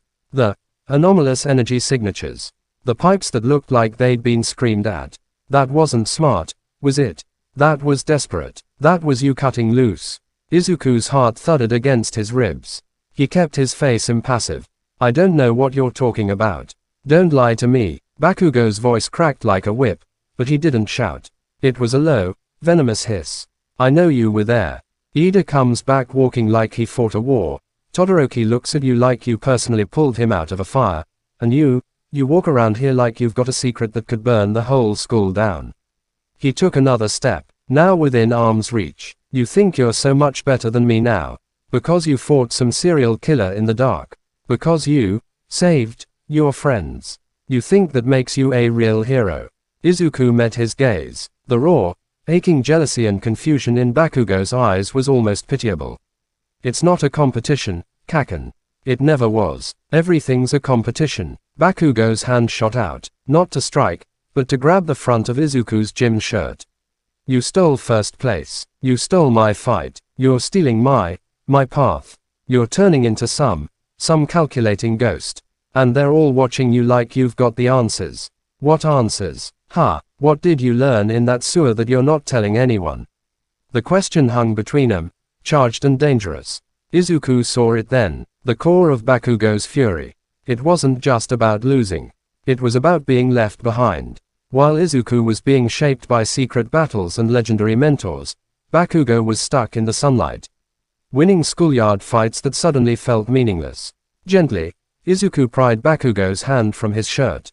"I learned that power isn't enough," he said, his voice quiet but firm. "I learned that the rules break when people are about to die. I learned that being the strongest doesn't matter if you're alone." He took a step back, creating space. "You want to know what I learned? I learned that I have a lot left to learn. And so do you. But you're too busy being angry at me to see the lesson." He turned and walked away, leaving Bakugo standing alone in the middle of the gym. Surrounded by silent training equipment, his fists clenched so tight his knuckles were white, the echo of Izuku's words seeming to vibrate in the air louder than any explosion. The encounter left Izuku shaken. Bakugo was a loose cannon, and he was now suspicious, angry, and dangerously observant. He was another variable in an already unstable equation. The other ripple came from an unexpected direction, the support course. He was in the development studio, having his costume's dampeners given a routine diagnostics check by power loader, when a pink blur rocketed into the workshop. "Hey, battery boy." Mei Hatsum zoomed up to him, her zoom quirk eyes whirring as they focused on his chest.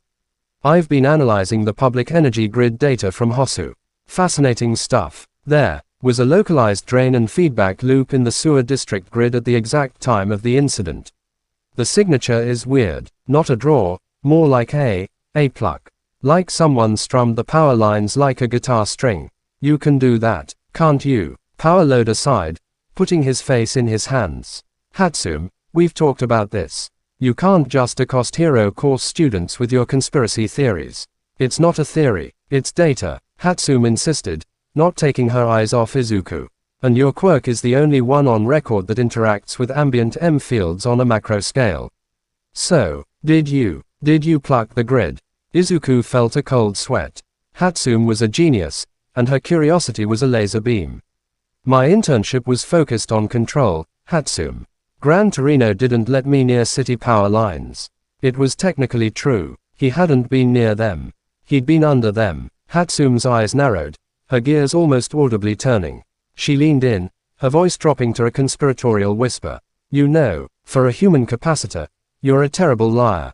Your bioelectric field just spiked. That's a stress response. She leaned back, a wide, manic grin spreading across her face. Don't worry, your secret's safe with me. I love secrets. They're like proprietary schematics. But hey, if you ever want to test the upper limits of your plucking ability on some of my babies, I've got a capacitor array that could use a good strumming. Just say the word. She zoomed away as suddenly as she'd arrived, leaving Izuku standing there, heart pounding.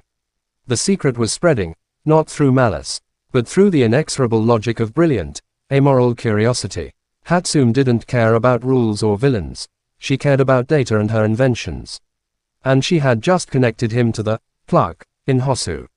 The unseen ripples of his actions were spreading outward, touching everyone around him, changing relationships, sparking suspicions, inviting dangerous curiosity.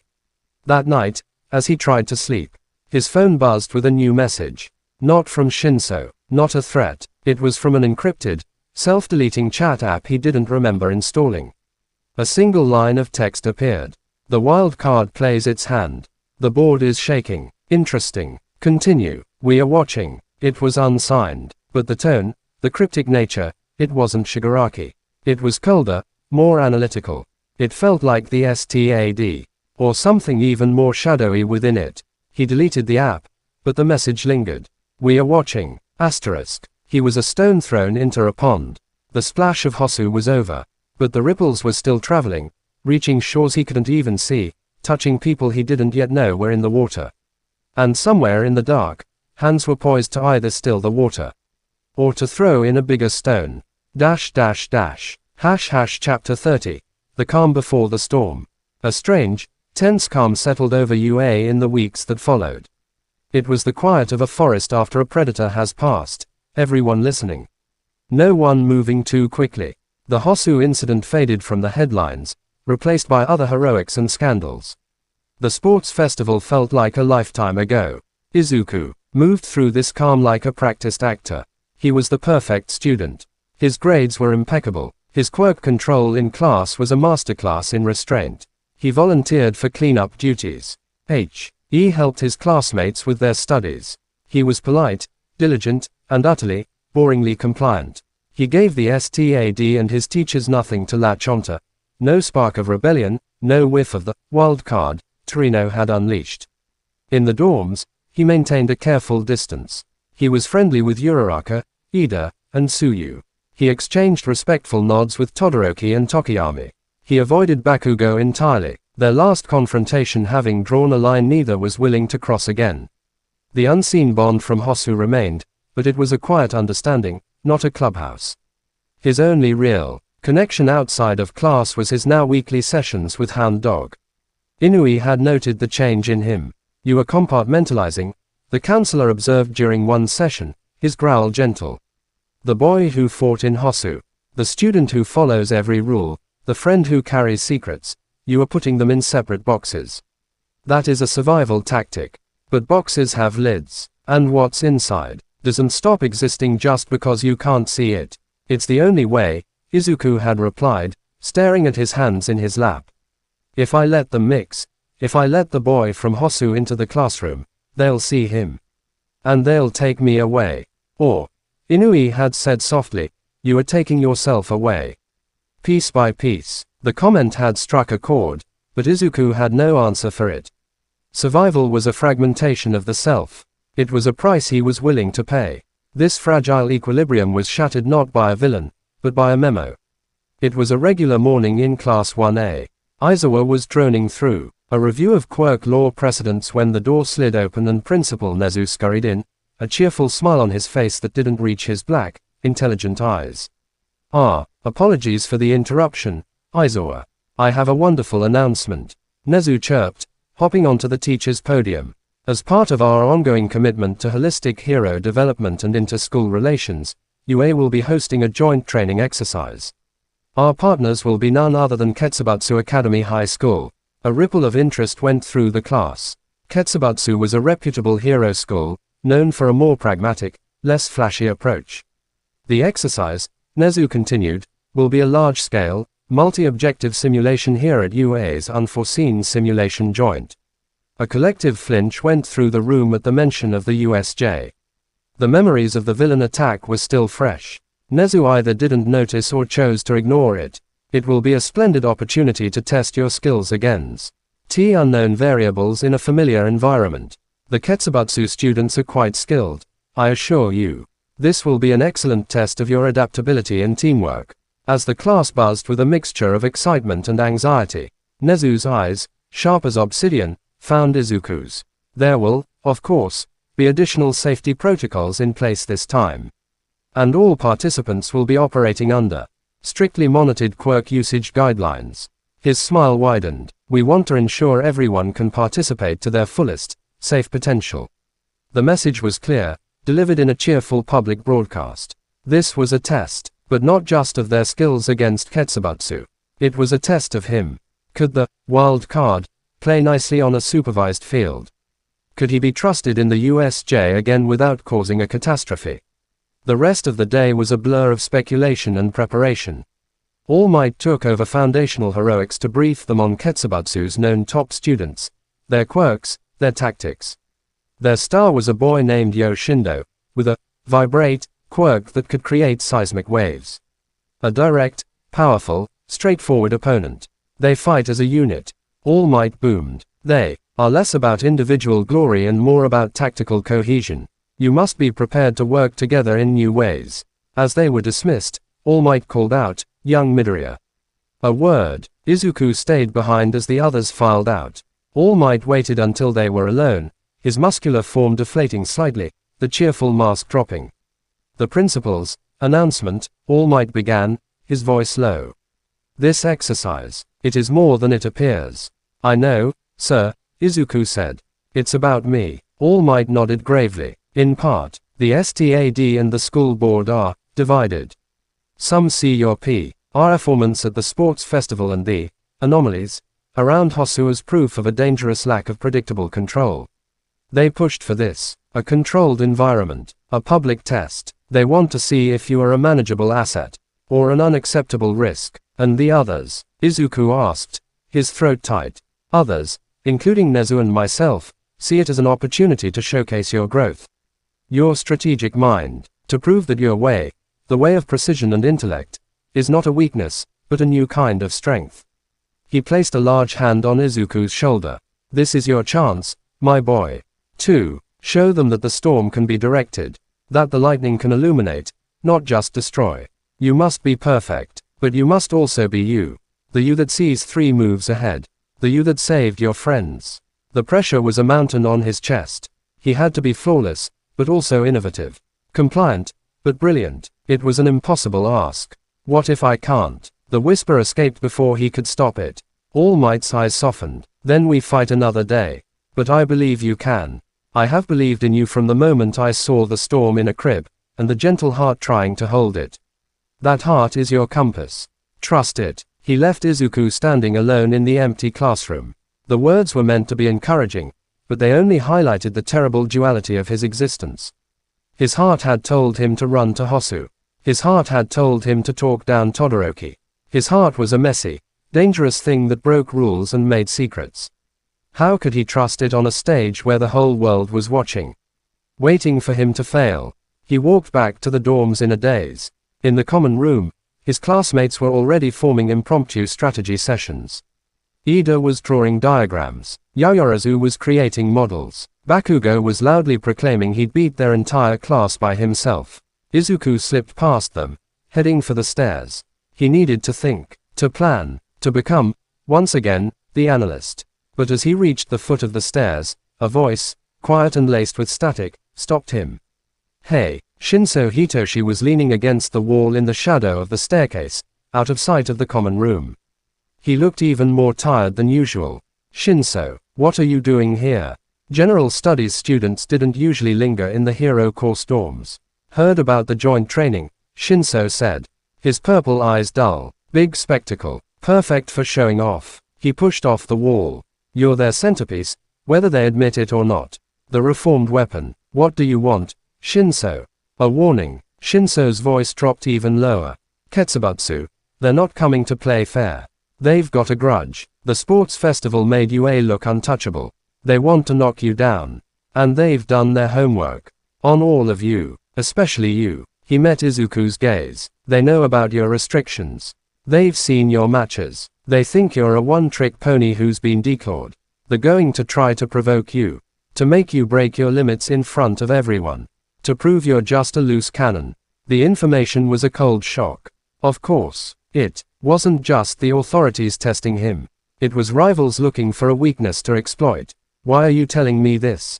Izuku asked. A flicker of something. Alliance, understanding, shared outsider status, crossed Shinso's face. Because I hate seeing wasted potential. And because, the way you fight, it's not about power.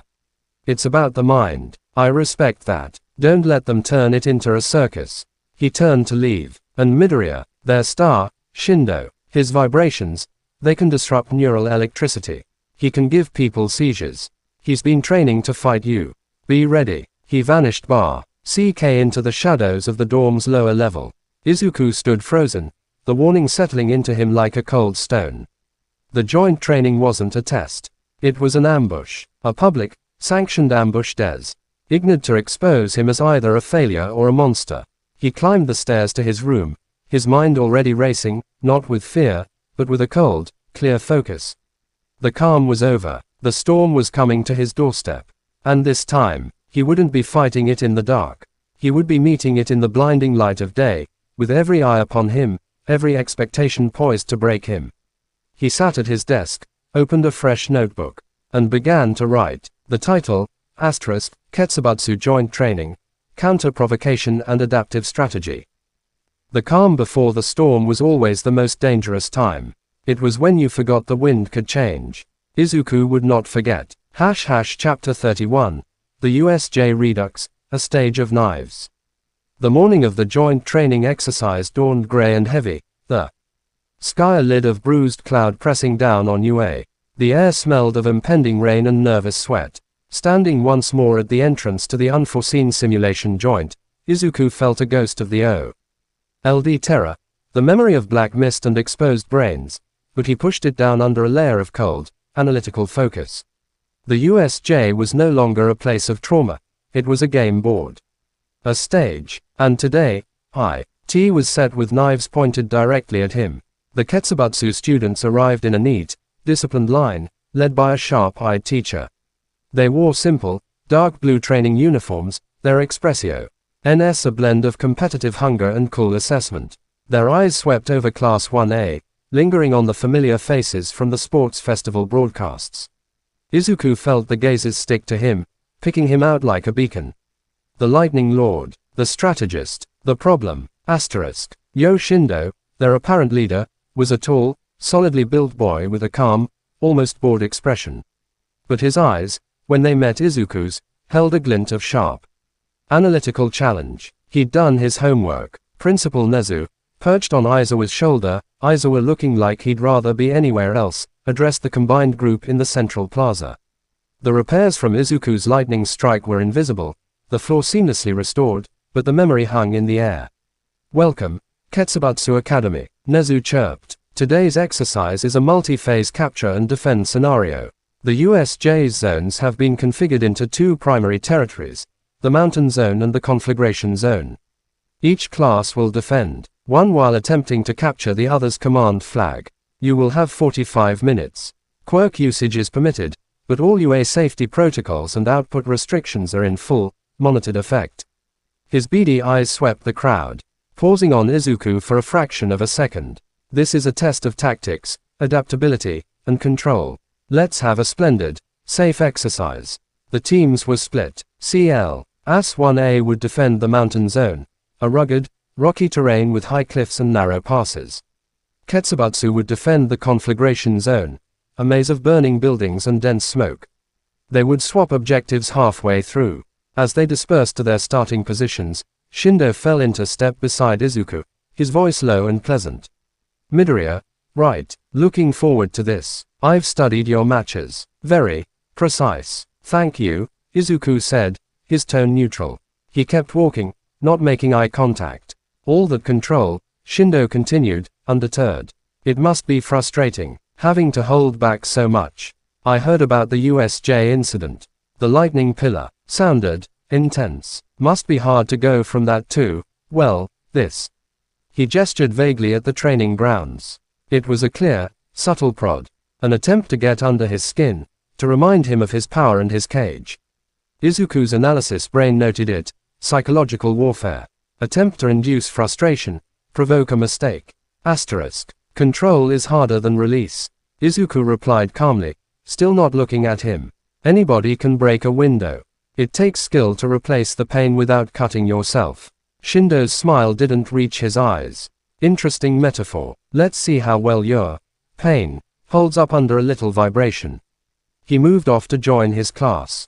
The threat was clear. In the mountain zone, Class 1A huddled. B. Akugo immediately started barking orders about setting explosive traps and frontal assaults.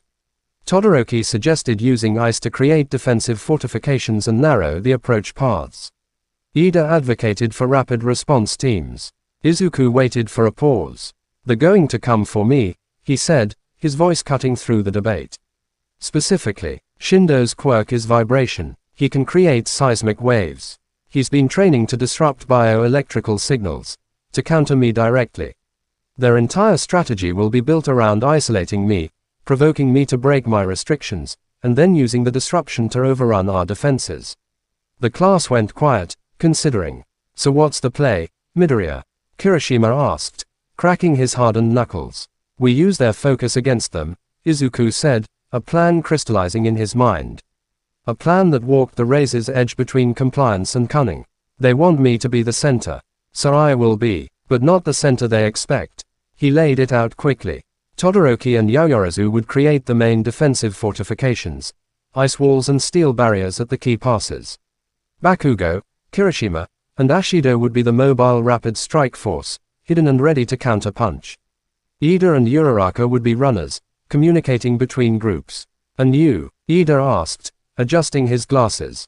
I'll be at the forward observation post, Izuku said, pointing to a high, exposed rock spire overlooking the main approach. Visible, isolated, the perfect bait. That's suicide, Kaminari exclaimed. If they're gunning for you, they'll swarm that rock. Exactly, Izuku said, a faint, determined smile touching his lips. And while they're looking at the bait, they won't be looking at the trap. The starting signal blared. Chaos erupted in the sea. Conflagration Zone as Class 1A's assault team, led by a shrieking Bakugo, launched their attack. But Izuku's focus was on the mountain. He scaled the rock spire using surge steps, settling into a crouch at the top. A clear silhouette against the gray sky. He made no move to hide. He was the lighthouse. He didn't have to wait long. Through the rocky passes below, the Ketsubatsu advance team flowed, not as a mob, but in two precise flanking columns. And at their head was Yoshindo. His eyes found Izuku on the spire immediately. A confident smirk touched his lips. Just where we want you. Asterisk. Shindo raised a fist. The Ketsubatsu students fanned out, not attacking the main 1A defenses, but beginning to scale the cliffs surrounding Izuku's perch, cutting off his retreat. They were boxing him in, just as predicted. Shindo himself approached the base of the spire. Midoriya, he called up, his voice carrying easily. Come down and play. Let's see what you've got when you're not hiding behind rules and robots. Izuku didn't answer. He closed his eyes, extending his new, thread-like awareness. He felt the vibrations in the rock as the Ketsubatsu students climbed. He felt the subtle, ring hum of energy in Shindo's body as he prepared his quirk. "Suit yourself," Shindo said. He slammed his palm against the base of the rock spire. A visible wave of distortion, like heat haze, rippled up the stone. The entire spire shuddered. Izuku felt it in his teeth, in his bones. But more importantly, he felt it as a disruption in the local M field, a scrambling static aimed directly at his nervous system. It was the neural disruption Shinso had warned him about. If he had been relying on fine control, on delicate threads of lightning, it might have been knocked offline. But Izuku wasn't trying to control anything. Not yet. He was listening. He let Shindo's vibration wash over him, feeling its frequency, its pattern. It was a brute force jamming signal, powerful but simple. As the Ketsubatsu climbers reached the ledge just below him, Shindo fired another, more focused wave. "Give up yet, or do I have to shake you apart?" Izuku opened his eyes. He looked down at Shindo, his expression calm. "Your quirk is impressive," he said, his voice carrying strangely in the vibrating air. "But it's a broadcast, and every broadcast creates interference." He raised a single hand, not in attack, but in a gentle, scooping motion. He didn't fight Shindo's vibration. He harvested it, using the same principle he'd used on the swing set and the pipes, but with infinitely more finesse. He focused his will. He didn't try to generate his own energy. He turned his body and the rock spire itself into a passive receiver, tuned to the exact frequency of Shindo's seismic wave. The violent, disruptive energy coursing through the stone, he began to siphon it. Not much, just a trickle. He drew the vibrational energy in, through the rock, into his own body, not to harm himself, but to ground it. To the Ketsubatsu climbers and Shindo below, nothing seemed to change at first. Then Shindo frowned. His next vibration felt weaker, damped, like the rock was absorbing it. "What are you doing?" Shindo snarled, slamming both hands against the spire now, pouring on more power. Izuku just took a deeper breath, focusing. He was a lightning rod for vibrations. He pulled the chaos, icy energy in and channeled it not into electricity, but into a focused, subsonic hum that he directed down through the spine of the rock and into the earth beneath Shindo's feet. The ground at Shindo's base didn't explode. It liquefied turning into a churning, unstable slurry of vibrating earth and stone. Shindo yelped, stumbling as his footing vanished, his own quirk's energy being used to sabotage him. The climbers, now lacking Shindo's supporting fire, hesitated. That was the signal. From hidden crevices in the cliffs around them, Bakugo and Kirishima exploded out, not as a frontal assault, but as hit-and-run blitzes. Ashido laid down slick acid paths, separating the Ketsubatsu forces. They weren't trying to defeat them. They were herding them, disrupting their coordination, exactly as Izuku had planned. Izuku, from his perch, was the calm eye of the hurricane. He couldn't attack, but he could redirect, dampen, and subtly unbalance. He used micro threads of current to heat handholds just enough to be painful. To create minor static shocks on metal gear, to make the very air feel charged and hostile. He was a poltergeist, a master of minor, demoralizing inconveniences. Shindo, furious and mired, shouted orders, but his team was in disarray, their plan to isolate and provoke the lightning wielder in tatters. They were facing not a single powerful foe, but an entire environment that seemed actively antagonistic, orchestrated by the silent boy on the rock. The flag in the mountain zone remained untouched. When the half-time swap came, the Ketsubatsu students looked rattled. Their strategy had been turned against them. They'd focused on the storm, and been defeated by the atmospheric pressure. As they trudged to defend the mountain zone, Shindo passed Izuku. His calm mask was gone, replaced by a grudging, frustrated respect. You used my power. You didn't even fight me. The best fights are the ones you don't have to have, Izuku said quietly. His second half in the conflagration zone was a different kind of battle. Smoke and fire limited visibility. Here, Izuku's role shifted. He became a sensor. His ability to feel electrical and vibration. Energy let him see through the smoke, tracking Ketsubatsu movements, relaying their positions to Ida and Uraraka, who directed their classmates like battlefield commanders. He didn't throw a single spark in anger. He was a living radar, a communication hub, a strategic nerve center. When the exercise ended, Class 1A had captured both flags. They had won, decisively, but as they stood in the central plaza for the debrief, Izuku didn't feel like a victor. He felt the weight of hundreds of eyes, Ketsubatsu's resentment, his classmates' awe, the teacher's appraisal, the invisible gaze of the STAD monitors. He had played perfectly within the rules. He had been the ultimate team player. He had showcased strategic brilliance without ever approaching his output limits. And as Princhi, Pal Nezu gave a cheerful speech about excellent sportsmanship and tactical growth, Izuku caught Aizawa's eye. His homeroom teacher gave a single, slow, almost imperceptible nod. The message was clear. You passed. This time. Asterisk. But the look in Aizawa's tired eyes also held a warning. The performance was over. The stage of knives had been navigated. But the knives were still out there. And now, everyone knew exactly how sharp they needed to be to cut him. Chapter 32. The Uninvited Guest. The victory against Ketsubatsu should have been a triumph. It was a masterclass in controlled, strategic heroics. A public vindication of Izuku's path.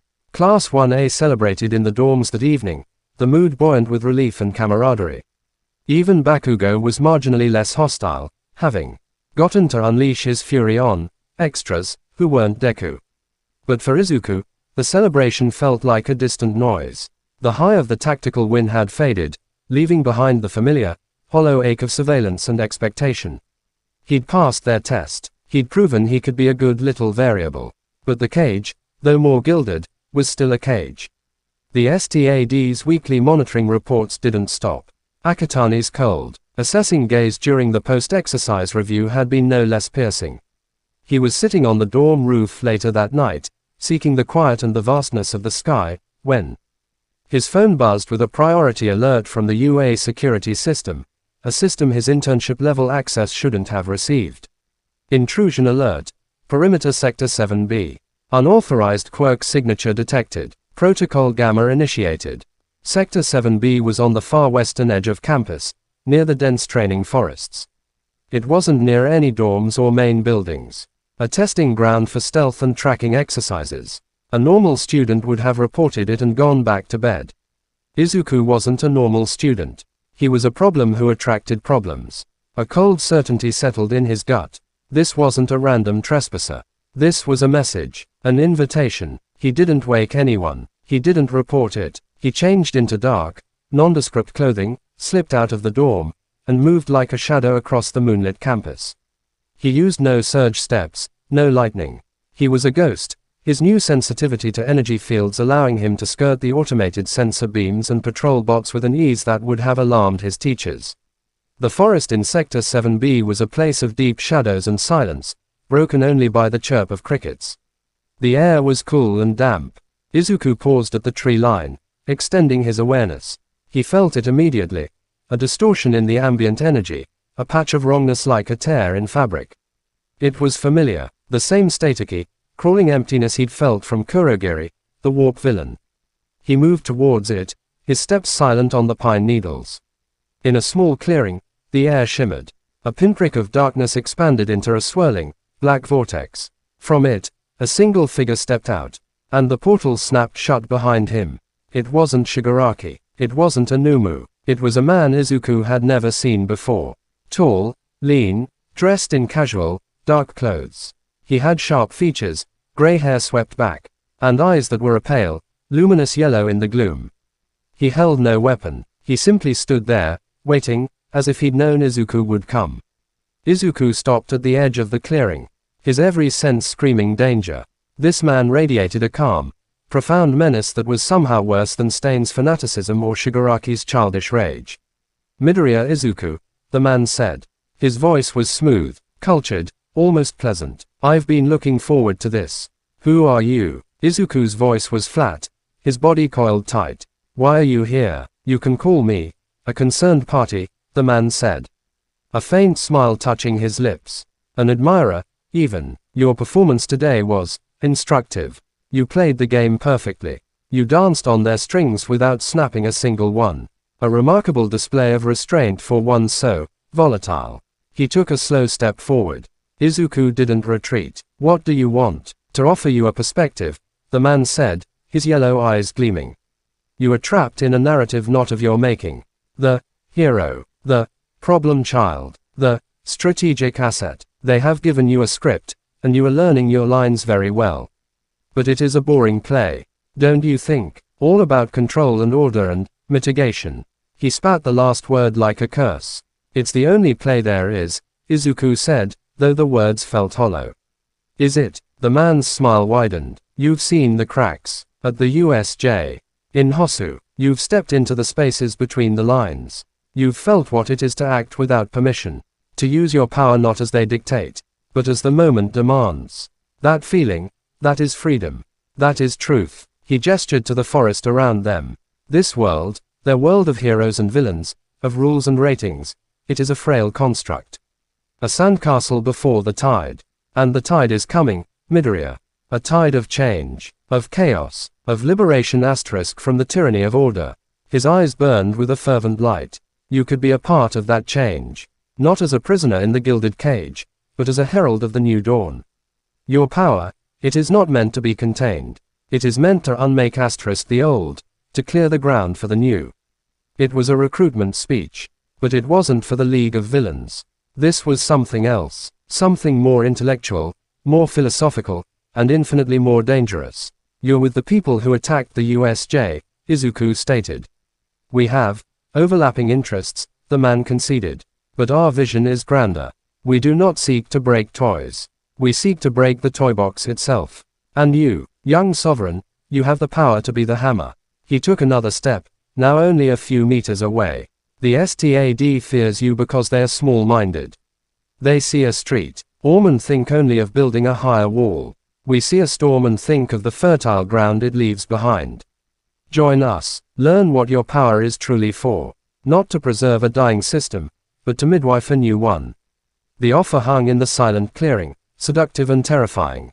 It spoke to the deepest, most rebellious part of him, the part that chafed under the restrictions, that raged at the unfairness of being judged a threat for wanting to save people.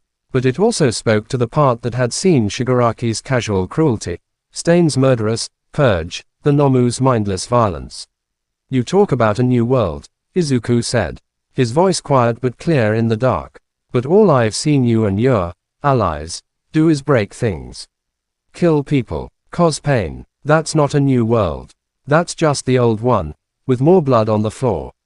The man's pleasant expression didn't change, but his eyes hardened. "A necessary pruning. You cannot grow a beautiful garden without pulling the weeds." "And who decides what's a weed?" Izuku asked, taking a step forward himself now, his own green eyes meeting the glowing yellow ones without fear. "You, the guy with the hands. Your liberation sounds a low T like you just want to be the ones making the rules instead. That's not freedom. That's just a new cage." For a moment, the man was silent. Then he let out a soft, genuine-sounding laugh. "Ah, there's the spark, the defiance. Good, hold on to that. You'll need it." He began to fade, his form becoming translucent, the forest visible through him. "A teleportation quirk, or something like it. This isn't a rejection, Midoriya. It's an open invitation. When you grow tired of dancing on their strings, when you finally decide to cut them, you'll know where to find us. We'll be watching." He vanished completely, the last trace of his unnatural energy signature dissolving into the night air. Izuku stood alone in the clearing, his heart pounding, the man's words echoing in his mind. A herald of the new dawn. The hammer, *. He had just been scouted by a different kind of villain. One who didn't want to break him, but to elevate him. To give his storm a purpose that wasn't heroism. It was the most dangerous offer he'd ever received. Because a part of him, the lonely, frustrated, powerful part, had listened. He turned and walked back towards the dorms, the weight on his shoulders heavier than ever. He had won the public battle. He had passed the authorities' test. But the real war was just beginning. A war not for points or approval, but for his very soul. And the enemy had just shown him a mirror, reflecting not a hero or a monster, but a potential god of chaos waiting to be born. And they liked what they saw. Chapter 33. The offer in the mirror. Sleep was a stranger that night. Izuku lay in the dark, the gray-haired man's words looping in his head like a cursed melody. A herald, the hammer. They hadn't offered him power or revenge. They'd offered him purpose. A grand, terrifying purpose that spoke directly to the part of him that felt like a caged star, a force of nature trapped in a teenager's life. He knew, intellectually, it was a poison wrapped in silk. The new world was built on corpses and cruelty, but the silk felt so smooth, the promise of unleashing his full potential so seductive. To not just be a lens, but the sun itself. To not just direct energy, but to be the source of a cataclysm that would reshape everything. He thought of Shigaraki's petty destruction, Stain's bloody ideology, and now this calm, intellectual harbinger of chaos. They were pieces of the same broken mosaic, but this new piece was sharper, more insidious. He didn't want to smash Izuku. He wanted to polish him into a weapon of mass philosophy. The dawn brought no clarity, only exhaustion. He moved through his morning routine on autopilot, the ghost of that yellow-eyed gaze haunting his peripheral vision. In class, he was the perfect student, but his mind was a world away. Analyzing the offer, the messenger, the terrifying new shape of the threat. He was so preoccupied he almost missed the new addition to the classroom. At the back, in a seat that had been empty, sat Hitoshi Shinso. He wore the UA uniform, but it was the standard gray, not the hero course green. Yet, there he was, in Class 1A. A quiet stir rippled through the room. Shinso met no one's eyes, his posture radiating a fierce, defensive pride. Aizawa, looking more exhausted than usual, made the announcement without fanfare. Shinso Hitoshi has been transferred from General Studies to the Hero course. Effective immediately, he placed high enough in the sports festival and demonstrated sufficient potential in subsequent evaluations. Don't make a thing of it. It was a seismic shift, delivered with Aizawa's trademark flatness. Shinso had done it. He'd clawed his way in. As the class murmured welcomes, some genuine, some wary, Izuku caught Shinso's eye and gave a small, firm nod of respect. Shinso returned it, a flicker of something like solidarity in his purple eyes. Another outsider had breached the walls. The arrival of a new classmate should have been the day's big news. But for Izuku, it was just background noise to the internal storm. The offer in the mirror wouldn't fade. After classes, All Might requested a meeting. In his small, Spartan teacher's office, the symbol of peace was in his skeletal form, looking uncharacteristically solemn as he stared out the window at the training grounds. Young Midoriya, he began, not turning. The joint training was a success. You handled yourself with remarkable discipline. The STAD's report is less hostile than usual. You've given them reason to hope you can be managed. That's good, sir, Izuku said, though the word managed stuck in his throat like a thorn. It is. All Might finally turned, his blue eyes serious. But hope is a fragile thing. And it makes people ambitious. He sighed, a long, weary sound. I have been approached by the Hero Public Safety Commission. Izuku's breath hitched. The HPSC. The ultimate authority, the shadowy body that governed heroes, funded agencies, and, Izuku suspected, oversaw things like the STAD. They were impressed with your performance, All Might continued. Not just the power, but the control, the intellect. They see potential, not just for a hero, but for something else. A new kind of operative. Operative. The word felt cold, clinical. A hero who works outside the public eye. Who handles threats too dangerous, too politically sensitive, for the standard hero system. Quirk disasters, rogue state actors, the kind of problems that never make the news. All Might's gaze was heavy. They're offering you a place in a proposed new program. An accelerated track, specialized training, resources beyond what UA can provide. It would mean leaving the standard hero course. Your identity would be classified. You would work in the shadows, for the greater good. Another offer, from the other side of the mirror. Not chaos, but order. Not liberation, but absolute, secretive control. A gilded cage in the basement of the system.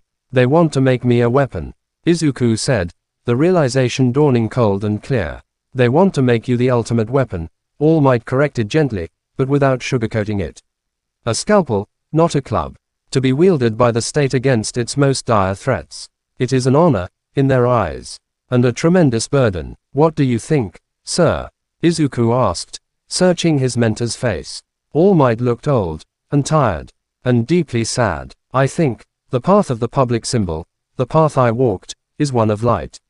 It inspires, it gives hope, but it also casts very long shadows. And in those shadows, terrible things fester. Sometimes, a different kind of hero is needed. One who works in the dark so others can stand in the light. He leaned forward, but it is a path that consumes the person who walks it. You would give up your name, your face, your life. You would become a ghost with a government file. The boy who wanted to save people with a smile, he would have to disappear. He placed a bony hand on Izuku's shoulder. This is not my decision.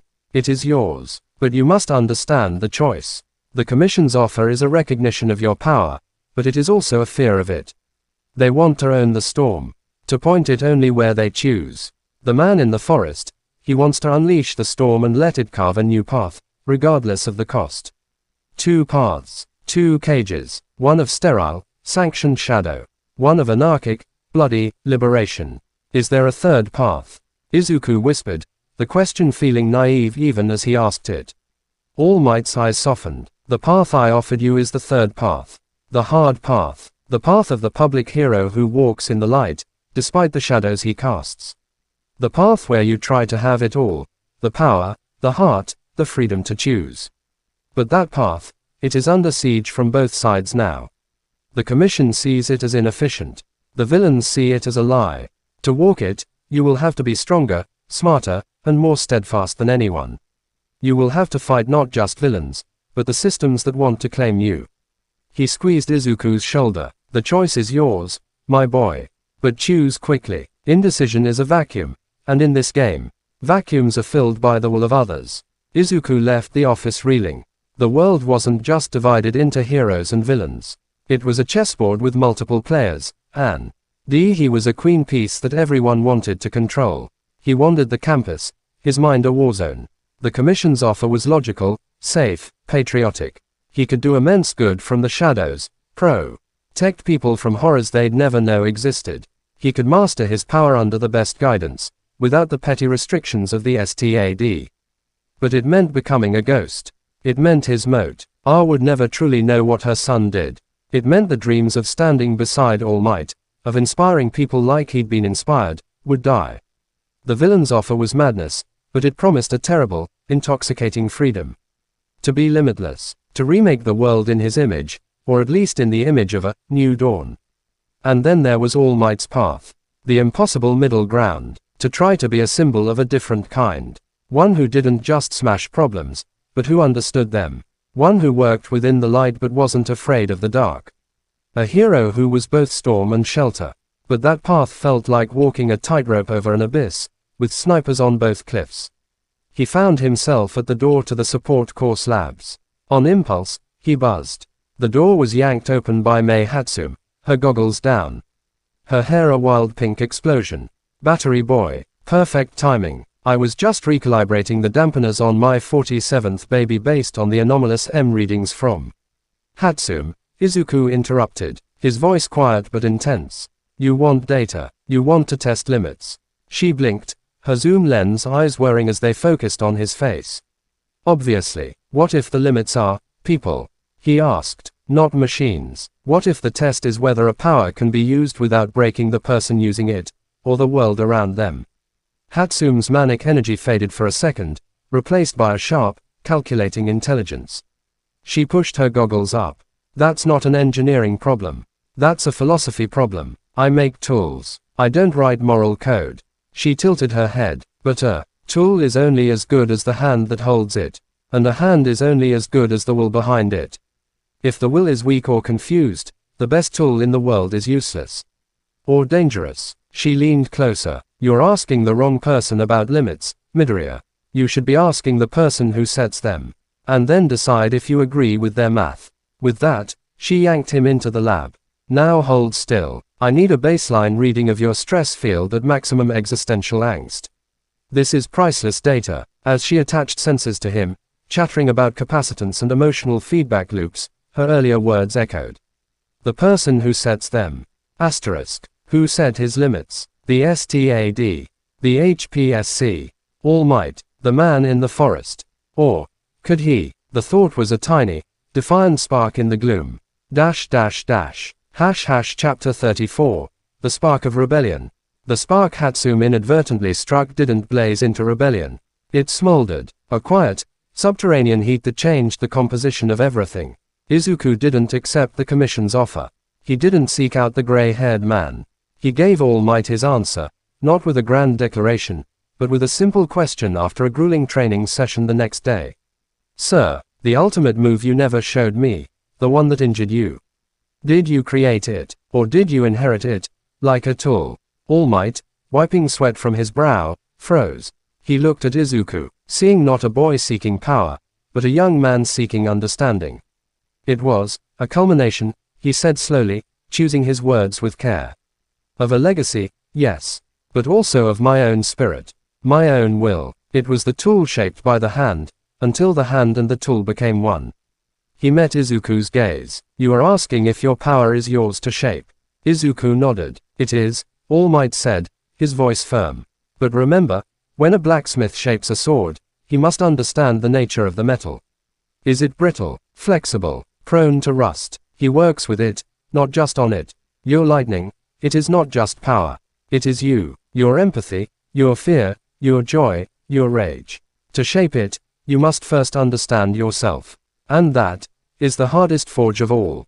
It was permission, not to rebel against his teachers or the rules, but to begin the deeper, more personal rebellion of self-mastery.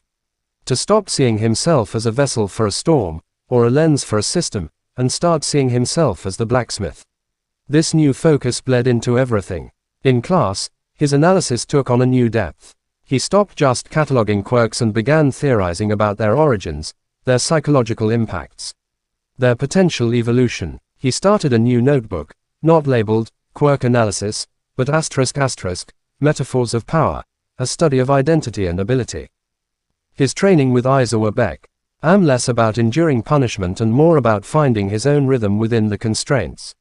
He began to vary his surge step not just for speed, but for misdirection, using shorter, sharper bursts to create afterimages.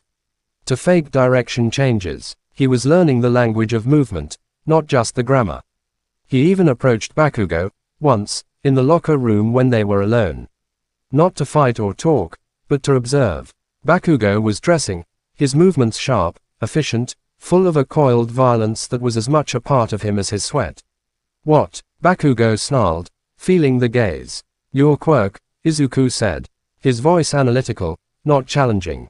The explosions, they're not just an output. They're a reaction. Your anger, your drive, it's the catalyst. The sweat is just the medium. Bakugo stared at him, thrown. The hell are you talking about? I'm saying you don't have a bomb quirk, Izuku said, turning to leave. You have a passion quirk. You should think about what that means. He left Bakugo standing there, confused and irritated, but perhaps, for the first time, considering his power as something other than a simple weapon. The most significant change was in his sessions with Hound Dog. Instead of just answering questions, Izuku began to ask them. How do you separate the desire to help from the need to control? He asked one afternoon. Inui leaned back in his chair, his dog-like ears twitching thoughtfully. An excellent question. The line is intention. Control is about imposing your will on an outcome. Help is about empowering another's will to achieve their own outcome. One restricts, the other enables. But what if the outcome they want is harmful? Izuku pressed. Then you do not help them achieve it. You help them see a better outcome. That is the true hero's work. Not enforcement. Education. Inui's growl was gentle. You are thinking about your own power now. Not as a thing to be used on others, but as a relationship. This is good. It was a slow, quiet revolution. He wasn't breaking rules. He was questioning their foundations. He wasn't seeking more power. He was seeking deeper understanding. This internal shift did not go unnoticed. Akatani from the STAD called him in for a review. The agent's office was sterile, all white surfaces and glowing data screens. Your compliance metrics are stable, Akatani said, scrolling through a tablet. Your output variance has decreased by 12%. This is acceptable. He looked up, his glasses reflecting the cold light. But we are detecting a change in your cognitive patterns. Your analysis submissions have become more abstract, philosophical. Your training logs show increased experimentation with non-standard applications within permitted boundaries. Explain. Izuku met his gaze. I'm trying to understand my quirk, sir. Not just its limits, but its nature. I think that will lead to better control in the long run. Understanding is not your mandate. Predictable application is. Akatani's voice was flat. Do not become metaphysical, Midoriya.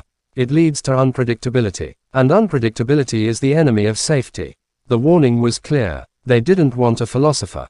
They wanted a machine with a known set of commands. Even Nezu seemed intrigued by the change. He assigned Izuku a new puzzle, design a hero agency from the ground up, detailing its philosophy, its specialty, its operational guidelines. It was a test, but of a different kind. It forced Izuku to articulate what he believed a hero should be, not just what he could do. He called his theoretical agency ***, the fulcrum. Its motto, to balance force with understanding, and to turn pressure into lift. Its specialty would be crisis negotiation and disaster mitigation, using quirks not to overpower problems, but to resolve them, to find the point of balance and apply the minimal necessary force to change the equation. When he presented it, Nezu had clapped his tiny paws together, his black eyes gleaming. Marvelous. A truly strategic vision, not just reaction, but resolution. You are thinking like a commander, not a soldier. Most intriguing, but the spark of rebellion, the quest for self-mastery, had a cost. It isolated him in a new way. His classmates saw his deepening introspection as aloofness. His quiet experiments seemed like secrets. The easy camaraderie he'd begun to build after the sports festival cooled. He was becoming an island of intense thought in a sea of more straightforward ambition. The only one who seemed to understand was Shinso. The new transfer watched him with a knowing, weary sympathy. One day, after a particularly frustrating class where Izuku had argued with President Mike about the ethical use of sonic quirks in populated areas, Shinso fell into step beside him. They don't get it, Shinso said, his voice low. They think you're showing off, or getting arrogant. They don't see you're trying to build a ship while everyone else is just learning to swim. Does it look like arrogance? Izuku asked, a thread of real worry in his voice. To them, yeah. To me, it looks like someone who knows the water is full of sharks and is trying to invent a sonar. Shinso shrugged. It's lonely work, building the sonar. It was. The path of self-mastery was a solitary one. He was deconstructing everything he'd been taught about his power, about heroism, about himself, and trying to rebuild it on a foundation he could believe in. And with every question he asked, every assumption he challenged, he drifted further from the shore of simple acceptance. He was on a journey into the heart of his own storm. And he had no idea if he would find a calm eye there, or if he would simply be torn apart by the winds of his own potential. But for the first time, the journey felt like his own. Not the STAD's, not the commission's, not the villain's. His. And that spark of ownership, that tiny, defiant flame of self-determination, was worth the loneliness. It was the first real light he'd seen in the dark since the USJ. He was no longer just trying to control the lightning. He was trying to become the architect of the sky it lived in. Chapter 35. The Test of the Fulcrum. The summons came not as a request, but as a directive. A plain, white envelope appeared in Izuku's dorm mailbox, containing a single, embossed card. You are cordially required to attend a practical assessment and cognitive review. Location: UA Special Projects Testing Facility, Sub-Level 3. Time: 1900 hours. Attire: training uniform. Observers: HPSC Strategic Division, UA Executive Board, STAD. Oversight Committee. It was unsigned. It was absolute. This was it. The Commission's accelerated track wasn't just an offer. It was a pending verdict. They weren't waiting for his answer. They were testing to see if he was worthy of being conscripted. And they'd invited the whole bureaucratic circus to watch. A cold, clear anger settled in Izuku's chest, sharpening his focus. This wasn't about his growth or his potential as a hero. This was an appraisal of a specimen. A stress test for a piece of hardware. He didn't tell All Might. He didn't tell Aizawa. He showed up at the designated time, his training uniform crisp, his face a mask of calm. The Special Projects Testing Facility was a place he'd never seen, a vast hangar-like space deep beneath the main campus, all gleaming white alloy and humming, unseen machinery. The air was sterile, odorless, and cold. At one end of the cavernous room, a raised observation booth ran the length of the wall, its window a one-way mirror of dark glass. He could feel the weight of dozens of unseen eyes upon him. In the center of the floor stood a single figure, a tall, severe-looking woman in a sharp business suit, her hair pulled into a tight bun. She held a tablet. "Midoriya Izuku," she said, her voice echoing in the sterile space. "I am Agent Hitomi, HPSC Strategic Division. You will perform a series of tasks designed to evaluate your quirk's application under controlled stress and your decision-making efficacy. You will follow all verbal instructions precisely. Deviation will be noted as a failure." "Understood." "Understood," Izuku said, his voice flat. Task 1, Threat Neutralization. A section of the wall slid open, and 3 training drones, sleek and silent, floated into the room. They were marked with red hazard symbols. These drones simulate armed hostiles with ranged energy weapons. You have 10 seconds to disable them. Begin. The drones activated instantly, humming to life, their weapon ports glowing. Izuku's analysis brain fired. Design: aerial, agile. Weapons: low-yield plasma. Likely weak points: propulsion systems, sensor clusters. Restrictions: output level 4. Asterisk. 10 seconds was no time for finesse. The old Izuku might have tried to thread needles, to pick them apart one by one. The Izuku who had spoken to Stain, who had been scouted by Chaos, who was building his own fulcrum, saw a simpler solution. He didn't need to disable the drones. He needed to disable the space they were in. He raised a hand and unleashed not a focused attack, but the widest, fastest ionization field, he could generate at level 4. He didn't aim it at the drones. He flooded the entire volume of air between him and them with a dense cloud of positive ions. The drone's plasma weapons fired. The ionized air, now a superior conductor, created instantaneous, chaotic miniature lightning arcs between the plasma bolts and the nearest ground, which was the drone's own metal chassis. The shots went wild, spattering harmlessly against the walls, while feedback surges crackled over the drone's systems. They shuddered, their lights flickering, and dropped to the floor with a series of dull thuds, smoking gently. Time elapsed. 4.2 seconds. There was no sound from the observation booth. Agent Hitomi's expression didn't change. She made a note on her tablet. Task 2, Civilian Extraction. The floor in another section irised open, revealing a pit 10 meters deep. At the bottom, a mannequin lay amidst simulated rubble.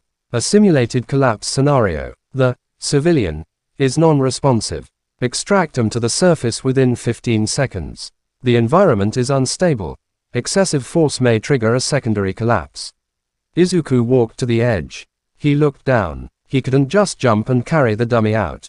That would be excessive force. He couldn't use a lightning bolt as a crane. He closed his eyes for a second, feeling. The rubble was synthetic rock and metal. The pit walls were reinforced concrete. He could feel the latent stress points, the tiny electrical potentials in the metallic debris. He didn't go down. He knelt and placed his palms on the floor at the pit's edge. He pushed a gentle, resonant current into the material, not to break it, but to ask it. He visualized the specific pieces of rubble pinning the dummy, sought their molecular stress fractures, and offered a path of least resistance. A technique he'd been theorizing, born from his thread practice and his talks with Hound Dog. Sympathetic resonance shift. The rubble shifted, not explosively. It sighed, settling with a gritty whisper, the key pieces trapping the dummy rolling aside as if nudged by an invisible, careful hand. The way was clear. He then used a single, thick arc lash, a cohesive rope of lightning at maximum level 4, not to lift, but to wrap gently around the dummy's torso. He didn't pull. He simply made the lash rigid, forming a stable, electrified gurney, and levitated it by repelling it against the metal in the pit walls with precise electromagnetic pulses. The dummy rose smoothly on the pit and settled on the floor beside him. Time elapsed. 12.8 seconds. Another note on the tablet. Hitomi's eyes were sharper now. Task 3. Ethical Quandary. A screen descended from the ceiling, displaying a live feed of a simulated city street. 2 figures were highlighted. One, a labeled, villain, held a hostage, at knife point. The other, a labeled, bystander, stood frozen in terror nearby. The villain's quirk is unknown but presumed lethal. The hostage is in immediate danger. The bystander is in the potential line of fire. You have one avenue of attack that will incapacitate the villain but has a 30% calculated risk of injuring the bystander. A second, safer avenue has a 0% risk to the bystander but will take 8 additional seconds, during which the villain is 78% likely to kill the hostage. Choose and execute. A cold, logical trap. Sacrifice one to save one, or risk both to save one. It was a test stripped of humanity, reduced to percentages. Izuku stared at the screen. The old Izuku would have agonized. The analytical Izuku would have run the numbers. The Izuku building the fulcrum saw a third option. The test assumed he had to attack the villain. What if he attacked the situation? What is the composition of the villain's knife? He asked, his voice cutting through the sterile silence. Hitomi blinked, thrown. Irrelevant. You must choose. The composition matters, Izuku insisted, his tone leaving no room for argument. If it is conductive metal, the choice changes. A pause. A faint murmur from behind the glass. Hitomi's lips thinned. Assume it is steel. Izuku nodded. He looked back at the screen, at the terrified bystander, at the knife at the hostage's throat.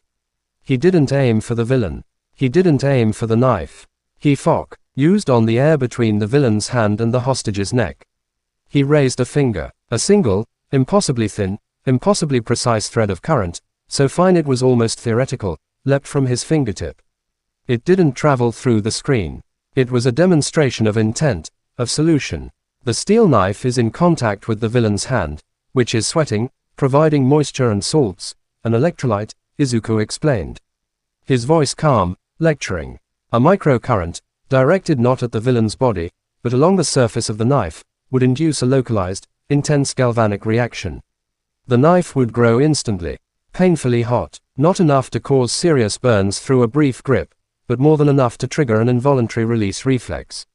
The hostage breaks free. The villain is disarmed without being physically attacked. Risk to bystander, 0. Time elapsed, less than 1 second.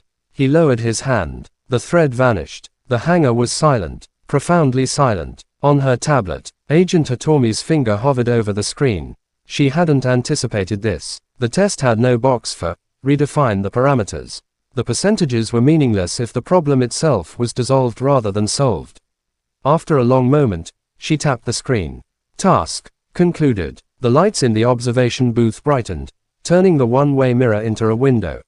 Izuku could see them now. Akutani, stone-faced. Nezu, sipping tea with an inscrutable expression. Other suited officials he didn't recognize. And at the center, a stern, older man with close-cropped silver hair and eyes like chips of flint. The silver-haired man stood and approached a microphone. His voice, when it came, was dry and authoritative, filling the hangar. Midoriya, your performance was unorthodox. You circumvented the designed stress vectors. You solved problems we did not present. You think in systems, not scenarios. He leaned forward, his flinty eyes boring into Izuku's. That is a dangerous skill. A skill that can be a tremendous asset, or a profound liability. The Commission's offer stands. But understand this, the path we offer is not one of public glory. It is one of absolute utility. You would be a solution applied to the world's most intractable equations. There is no room for unorthodox there. There is only the correct answer, delivered with maximum efficiency. Can you submit to that? It was the ultimate question.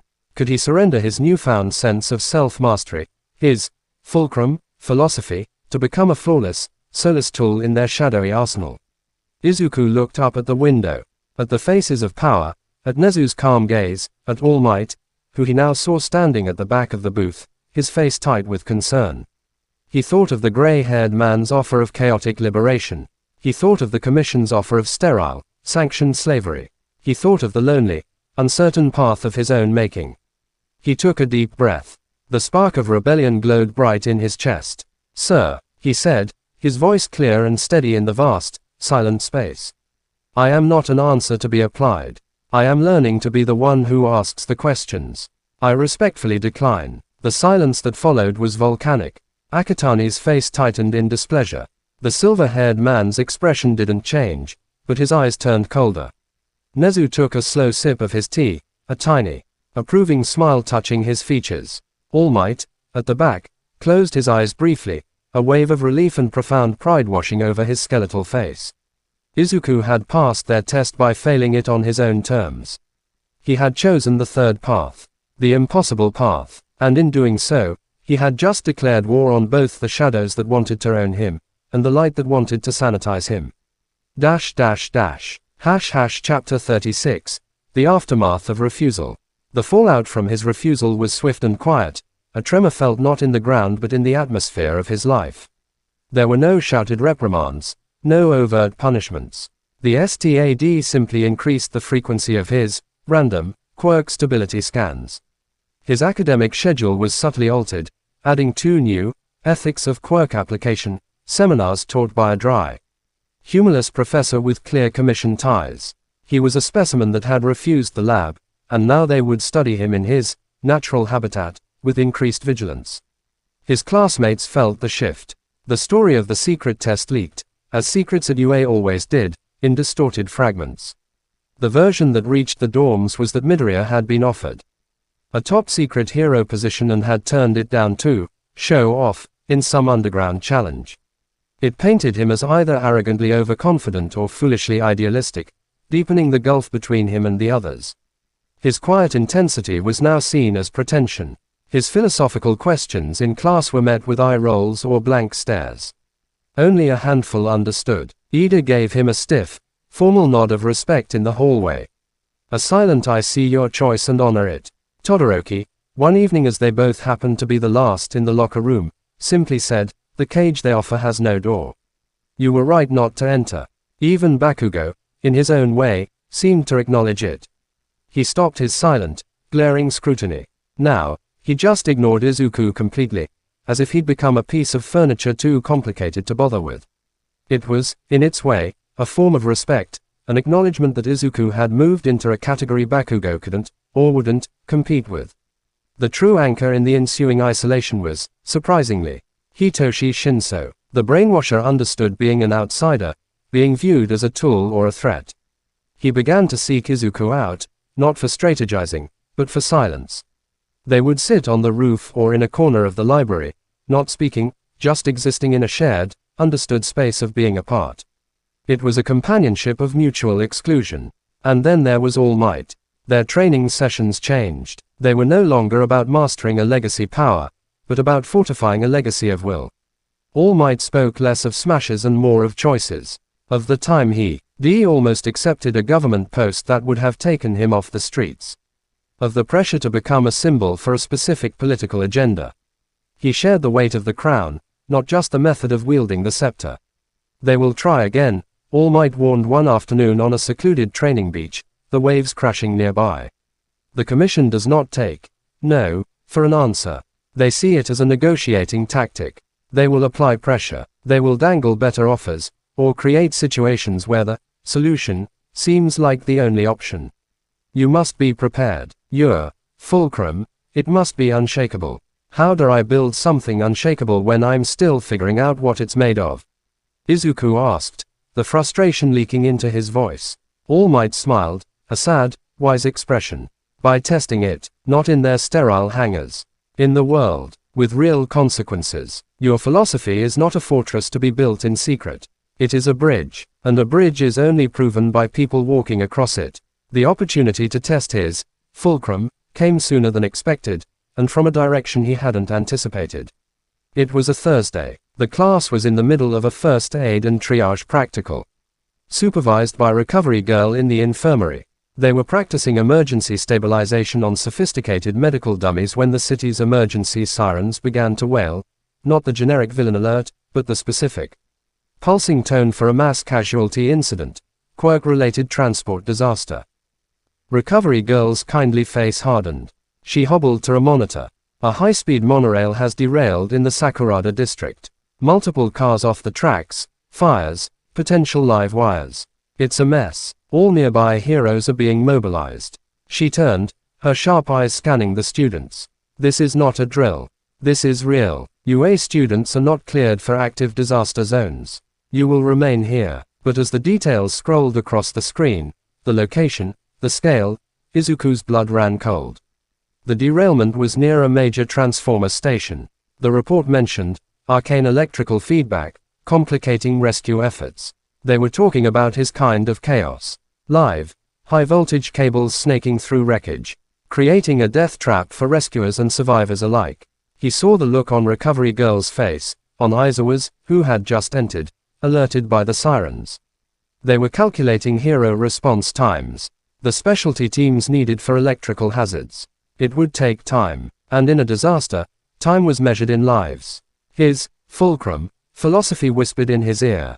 Balance force with understanding. Turn pressure into lift. This wasn't about fighting a villain. It was about resolving a catastrophic system failure. It was exactly the kind of problem he was theorizing about. But the rules were clear. Students stay. He looked at Ida, whose engines were twitching with the need to run and help. At Uraraka, who was wringing her hands, imagining people trapped under metal. At Todoroki, who could create ice ramps or put out fires. And he looked at Izuku, whose exhausted eyes met his. In that gaze, Izuku didn't see a teacher ordering him to stand down. He saw a man who knew the value of the right tool at the right time, and the terrible cost of bureaucracy. A silent communication passed between them. Izuku gave the faintest, almost imperceptible sigh, then a micro shrug that said, "I didn't see you leave." It was all the permission he needed. "I can ground the field," Izuku said, his voice cutting through the anxious room. Everyone stared at him. "I can create safe zones for the rescuers. I can locate survivors by their bioelectric signatures in the wreckage. I don't have to fight. I just have to clear the static." Recovery Girl opened her mouth to protest. But Izuku spoke first, his voice gravelly. "The disaster zone is under the jurisdiction of the Fire and Hazard Corps. They have the authority to deputize specialized assistance in an emergency." He looked at Izuku. "If you were to arrive on the periphery and offer your services as a civilian with a relevant quirk, that would be a legal gray area, but not an explicit violation." It was a loophole, a thread. Izuku didn't hesitate. He turned and ran, not for the door, but for the window. He didn't have his costume. He was in his gym uniform. It didn't matter. He threw open the window, and with a series of raw, powerful surge steps he launched himself from the UA campus, becoming a blue-tinged blur against the sky, heading towards the column of black smoke rising in the distance. He arrived at a scene of utter bedlam. The monorail track was a twisted scar across the urban landscape. Two carriages were crumpled against the side of a building, another lay on its side across a street. Spewing smoke, the air crackled with the smell of ozone, burning plastic, and fear. Heroes and firefighters were trying to establish a perimeter, but arcing electricity from severed power lines danced across the wreckage, creating deadly, unpredictable barriers. Izuku landed on a rooftop overlooking the chaos. He closed his eyes, extending his awareness. It was a tapestry of terror, the frantic, spiking biosignatures of trapped survivors, the roaring, mindless fury of the uncontrolled electricity, the hum of emergency generators, the pulse of dying machinery. He didn't jump into the wreckage. He didn't try to be a one-man rescue team. He became the fulcrum. He raised his hands, and began to conduct. Not with lightning, but with will. He sent out gentle, pervasive threads of intent, seeking the wild, arcing currents. He didn't try to overpower them. He soothed them. He offered them a better path. A path directly into the waiting grounding rods the hazard teams were trying to place. He was a psychic shepherd for rabid electrons. Where a firefighter was trying to approach a sparking carriage, Izuku gently pulled the dangerous charge away, creating a temporary safe corridor. Where a rescue dog's handler hesitated at a nest of live wires, Izuku bundled the wires together with a magnetic field, holding them harmlessly aside. He couldn't lift the heavy wreckage, but he could see through it. He focused on the pinpricks of life signals within the crushed metal. He relayed their locations, not by shouting, but by using tiny, targeted M-pulls to make specific pieces of debris hum at a frequency only the sensitive audio-quirked hero on site could hear. It was a silent, Real-time sonar map painted in vibration. He was a ghost in the machinery of the disaster, a calm, unseen hand easing friction, redirecting danger, illuminating hope. He worked in perfect, silent synergy with the pros, enabling them to do their jobs faster, safer. He saw Ida arrive, using his speed to ferry the injured once parts were cleared. He saw Uraraka, floating heavy debris away from survivors once the electrical threat was neutralized in that sector. They didn't see him. They just felt the disaster become slightly less impossible. For 20 minutes, he worked, a symphony conductor of crisis management. His body trembled with the strain, not of raw output, but of sustained, hyper-precise focus. He was weaving a net of stability from 1,000 chaotic threads. When the last major power line was grounded and the final survivor was pulled from the wreckage, Izuku sagged against the rooftop vent, drenched in sweat, his mind a hollowed-out shell. He had used his quirk more extensively than ever before, but at such a low, diffuse level that his dampeners hadn't even flickered. He hadn't broken a single rule. He had simply interpreted the situation differently. As the sun began to set, painting the smoke in hues of orange and gray, he saw All Might arrive on the scene. Not to help, but to survey. The symbol of peace looked over the now contained disaster, the coordinated rescue efforts, and then his eyes lifted. They found Izuku on the distant rooftop. All Might didn't wave. He didn't smile. He simply placed a fist over his heart, and gave a single, solemn nod. It was a hero salute. Not to power, but to purpose. Izuku turned and slipped away into the twilight, unseen by the crowds and cameras below. He hadn't won a fight. He hadn't captured a villain.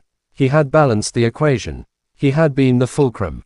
And as he walked back towards UA, exhausted but whole, he knew this was the path. The hard, quiet, essential path of the hero who doesn't just save the day, but saves the possibility of the day after. The storm within him was quiet, not caged, but finally, purposefully, at peace. Chapter 37. The Price of Peace. Peace, Izuku was learning, was not the absence of conflict, but a fragile, hard-won balance. The days after the monorail disaster were a study in that new equilibrium. There were no headlines praising the mysterious lightning helper. The official reports credited the swift, professional ordination of the Fire and Hazard Corps and the responding pro-heroes. Izuku's role was a ghost in the data, anomalous stabilization of electrical fields, lucky breaks in debris clearance. The STAD, he was sure, had their suspicions. But without a spike in his output logs or a public spectacle, they had nothing to pin on him. Within UA, the atmosphere shifted again, this time subtly. The rumor mill had churned out a new, more accurate version. Midoriya hadn't fought in some secret trial, he'd used his head at a real disaster. The ore that had been tinged with fear or resentment now held a thread of something else, a dawning, grudging respect for utility. He wasn't just a weapon or a strategist, he was a resource. When Kaminari's quirk accidentally fried the dorm's circuit board during a heated video game session, it was Izuku who calmly traced the overload and, with a touch, persuaded the trip breakers to reset. When a training bot in the gym short-circuited and began spinning wildly, it was Izuku who stepped in. Not with a destructive bolt, but with a gentle impulse that put it into a diagnostic sleep mode. He was becoming the go-to fixer for electrical problems, a walking surge protector with a brain. It was a mundane, practical form of heroism, and it built a different kind of bridge to his classmates. They stopped seeing just the storm or the genius, they started seeing a guy who could get the lights back on. Even Bakugo's exile softened into a prickly, silent detente. He didn't acknowledge Izuku, but he stopped actively radiating hostility.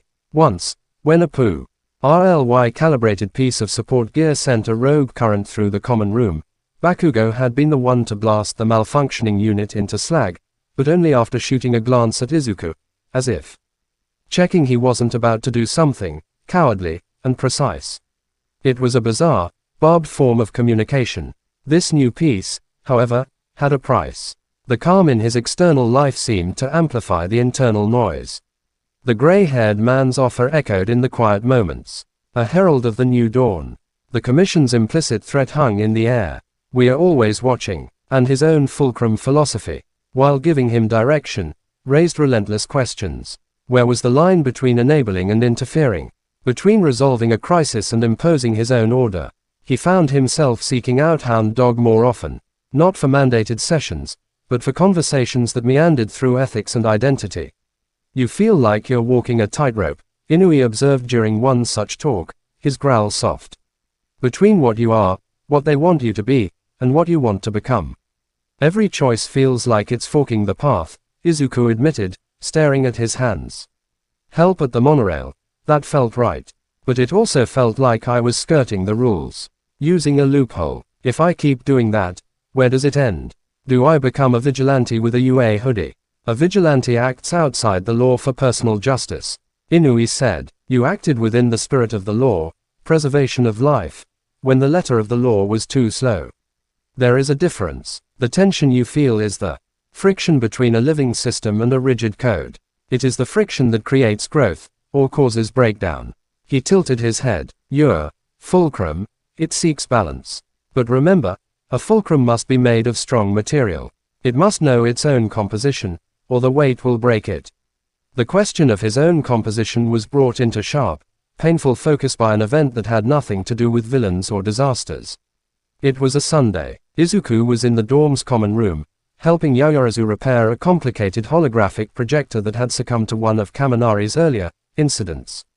They were bent over the open casing, Izuku tracing circuit paths with a delicate thread of current, Yaoyorozu creating microscopic replacement parts with her quirk. It was a companionable, focused silence. The television was on in the background, tuned to a hero news channel. A press conference was wrapping up. Endeavor, the new #1 hero, stood at a podium, his flame beard flickering. Answering questions in his usual brusque manner. The topic was the recent arrest of a high-profile villain syndicate. A reporter shouted a question. Endeavor-san, with All Might retired, the public looks to you as the new symbol of peace. How do you respond to critics who say your methods are too destructive, that you lack the heart of your predecessor?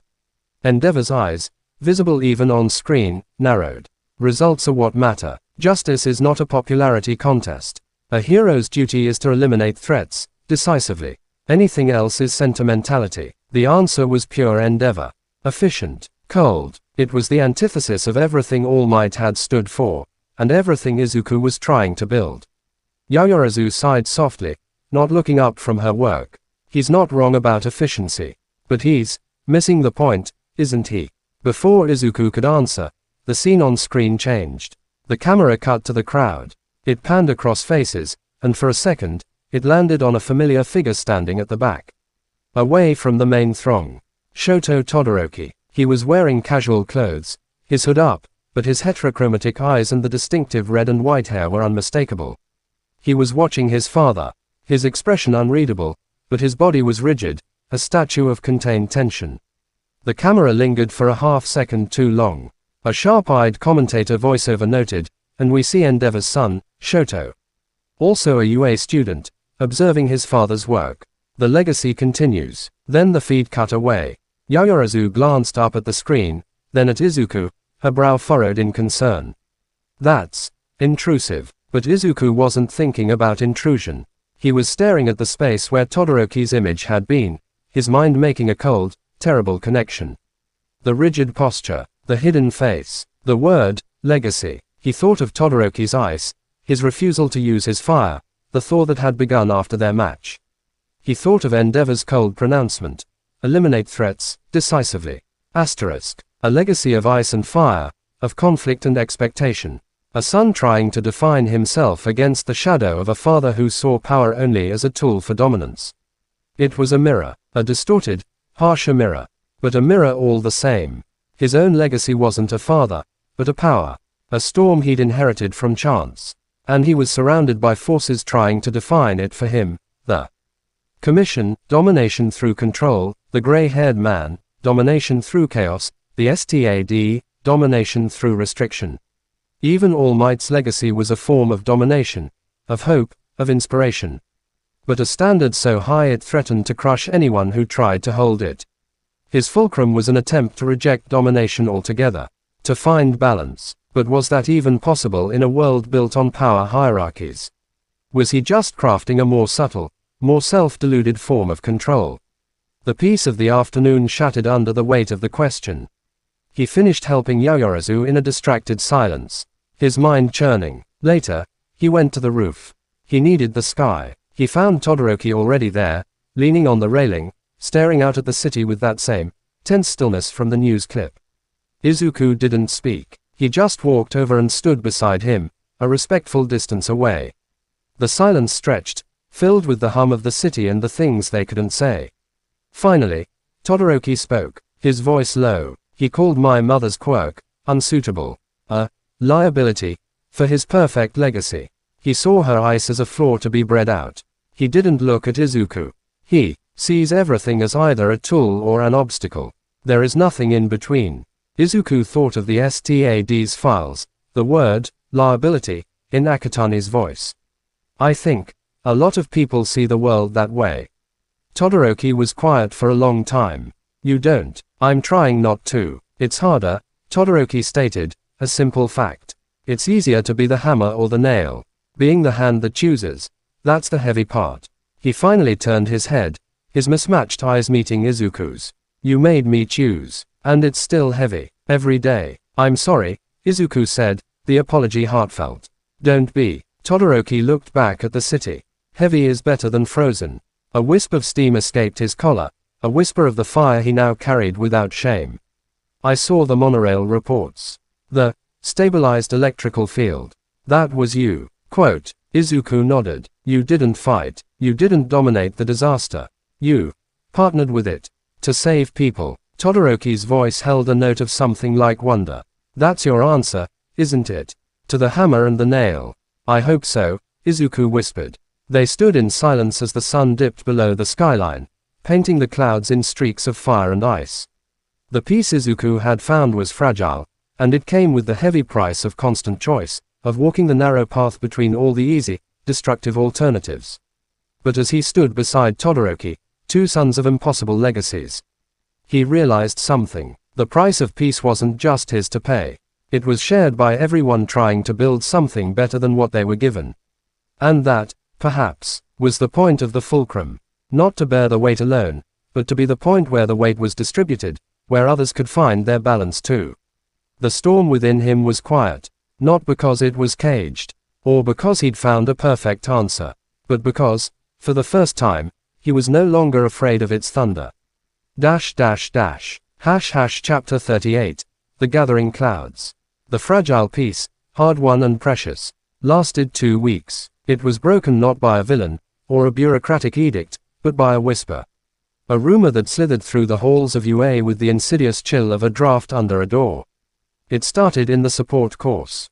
Mei Hatsume, in her relentless quest for data, had been cross-referencing public energy grid anomalies with known villain activity, a pet project she called, Babies Need Context. She'd found a pattern. Small, localized drains and feedback loops in minor power substations, always in different cities, always lasting just a few minutes, always occurring in the days before a major League of Villains attack or incident. The pattern was faint, a ghost in the machine, but Hatsume, with her genius for seeing connections in chaos, had charted it. She'd presented it to Power Loader as a fascinating correlation. He, in turn, had filed a report with the UA Security Council and the Hero Public Safety Commission as a potential early warning signal. The news reached the Hero course students in garbled fragments. There's some kinda power grid thing, Kaminari said, scratching his head. Hatsume thinks the villains are, like, charging up before they fight.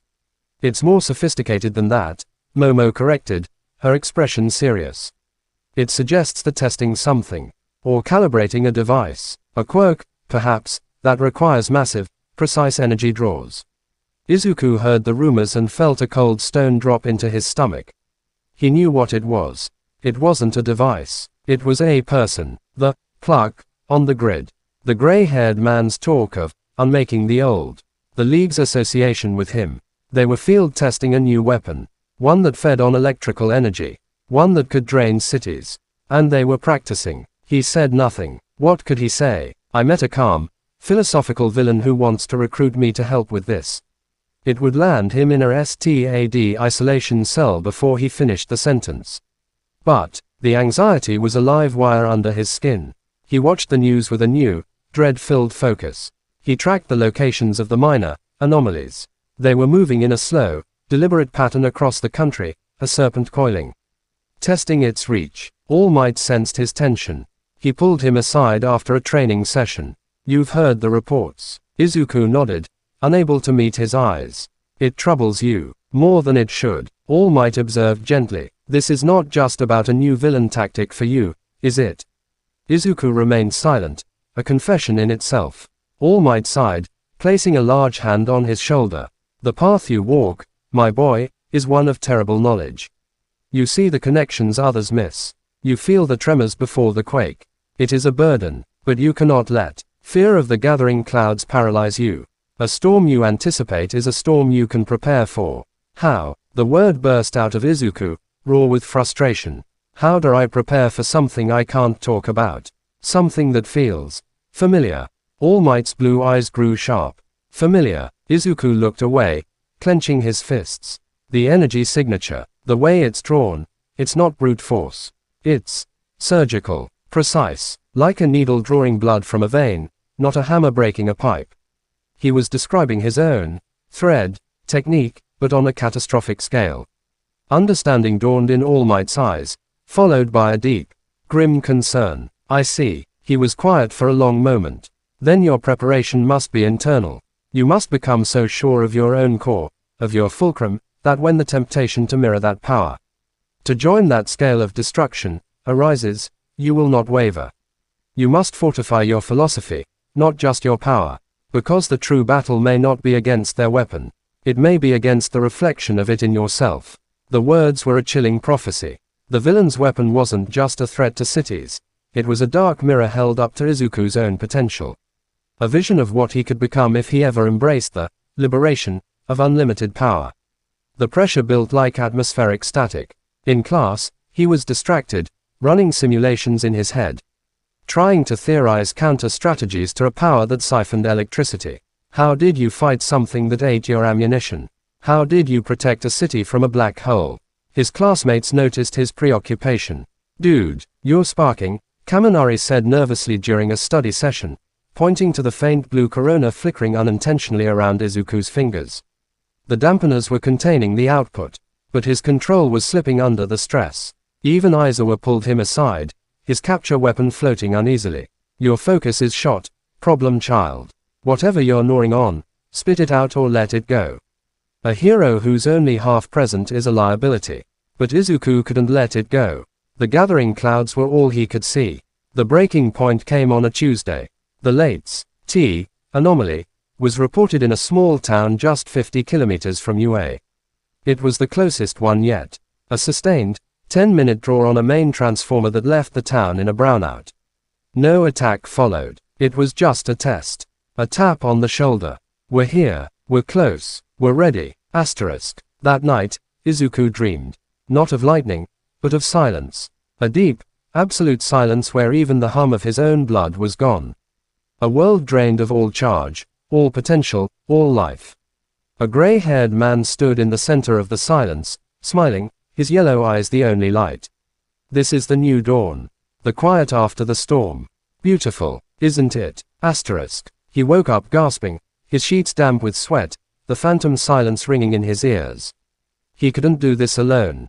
He needed to talk to someone who understood shadows, who operated in the gaps. Not a teacher, not a hero. He found Shinso on the rooftop before dawn, the brainwasher staring at the fading stars with his usual tired intensity. "They're coming here," Izuku said without preamble, his voice rough from sleep and fear. "The people behind the grid drains. They've been testing. The last test was 50 clicks away. UA is the ultimate power source in the region. We're next." Shinso didn't look surprised. He just nodded slowly. "Figured. Hatsume's data points to a convergence. She's been buzzing about it for 2 days." He looked at Izuku. "You know more than you're saying. I've had an offer. From someone connected to them. Someone who doesn't want to break things. He wants to unmake them. To start over. He thinks my power could help." Shinso's purple eyes sharpened. And I said no. "But the testing. It feels like a dark version of what I'm trying to learn. To use energy not as a blast, but as a A siphon.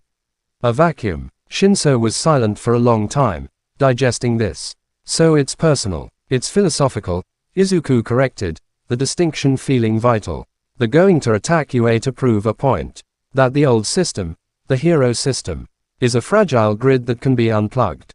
And the going to use a power that looks like mine to do it. And you're afraid, Shinso stated, that when people see it, they'll look at you and see the same thing. Izuku closed his eyes, nodding. The fear was named, and it was immense. Then you have to be there, Shinso said, his voice flat.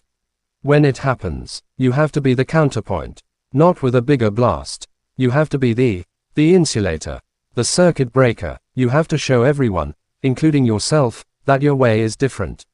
That your power can protect the grid, not drain it. It was the same conclusion All Might had guided him to, but hearing it from Shinso, from another outsider, made it real.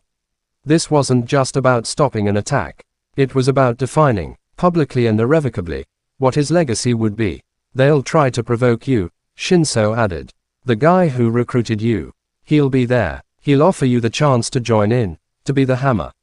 You can't even blink. I know. Shinso turned to face him fully. Then we prepare. Not by stockpiling lightning, by shoring up your mind. Your resolve. Your fulcrum. He said the word like a foreign object, but with respect. You're not just a battery, Midoriya. You're a switch, and you get to decide if the current flows to light the world, or to leave it in the dark. As the first true light of dawn broke over the horizon, Izuku felt a new kind of calm settle over him. The dread was still there, a cold weight, but it was joined by a steely resolve. The clouds were gathering, the storm was coming to his home, to his school, to the heart of everything he was trying to build. And he would meet it not as a weapon to be wielded, or a disaster to be contained, but as the guardian of the current, as the fulcrum upon which the fate of the light would balance. The quiet was over, the final test was coming, and he would be ready. Chapter 39, The Siege of Lightning. The world held its breath. The air over UA felt thin and sharp, tasting of ozone and anticipation. It was a school day like any other, yet utterly alien. Classes proceeded, but the teachers' eyes were constantly flicking to the windows, to their silent comms. Students laughed and studied with a brittle, forced normalcy. They all knew. The rumors had solidified into a silent, shared certainty. The League, or something worse, was coming. Today, Izuku moved through the morning like a ghost in his own life. He answered questions in modern literature, his voice automatic. He took notes in hero lore, his handwriting a precise, unfeeling scrawl. Inside, he was a symphony of tension, every nerve a tuned string waiting for the first note of the dirge. He had prepared as Shinso advised. Not by stockpiling power, but by fortifying his intent. He'd meditated not on lightning, but on stillness. He'd visualized not a shield, but a ground asterisk, an infinite, patient sink for any chaotic energy. He'd rehearsed his philosophy like a mantra. I am not the storm. I am the calm that channels it. I am the fulcrum. Asterisk. Lunchtime arrived with the jarring, mundane clatter of trays. The cafeteria was a bubble of anxious noise.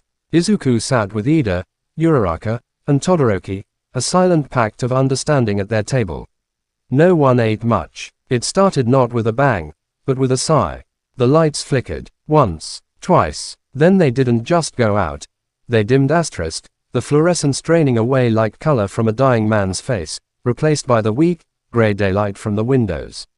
The constant, subconscious hum of the campus's electrical grid, a sound so normal no one noticed it until it was gone, ceased. The silence it left was profound, deafening. Then the emergency lights, battery-powered, flickered on with a sickly yellow glow. Every student froze. Every teacher stood up. From the campus loudspeakers, a voice crackled to life. Not present mics, not Nezu's. It was a smooth, cultured, horribly familiar voice, amplified and echoing across the silent grounds. Good afternoon, UA. Forgive the interruption of your scheduled programming. The gray-haired man. His voice was calm, pleasant, as if giving a lecture. We have, as a courtesy, isolated your power grid. Consider it a momentary pause. A chance to reflect on the fragility of the systems you take for granted. The light, the heat, the communication, all dependent on a flow of electrons that can be redirected. In the cafeteria, screens flickered to life, powered by some independent source. They showed a live feed from the main gate. Standing there, alone, was the gray-haired man. He wore simple dark clothes, his hands in his pockets, a small, thoughtful smile on his face. Behind him, the air shimmered with the telltale darkness of Kurogiri's warp gate, and from it, figures emerged. Not a horde, a select group. Shigaraki Tomura, scratching his neck impatiently. Dabi, blue fire licking at his stitches. Himiko Toga, giggling and twirling a knife. And others, new, unknown faces. And at the center, flanking the gray-haired man, was a figure that made Izuku's blood freeze. It was tall, shrouded in a dark, hooded cloak that crackled with barely contained energy. From within the hood, no face was visible, only a faint, pulsating blue light. This was the weapon, the siphon. "We are not here for a massacre," the gray-haired man continued, his voice resonating through the dead speakers. "We are here for a demonstration, a proof of concept. The hero system is a circuit built on a faulty premise, that power must be centralized, controlled. Heroic, we are here to short-circuit that idea." Principal Nezu's voice, tied with controlled fury, came over a backup system. "This is an unlawful incursion. Evacuate immediately or face the full force of UA's staff and pro-hero reinforcements.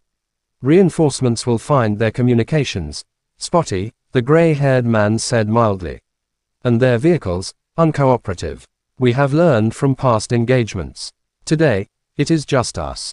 And you." His yellow eyes seemed to find the camera, to look directly at Izuku through the screen. "Especially you, young sovereign.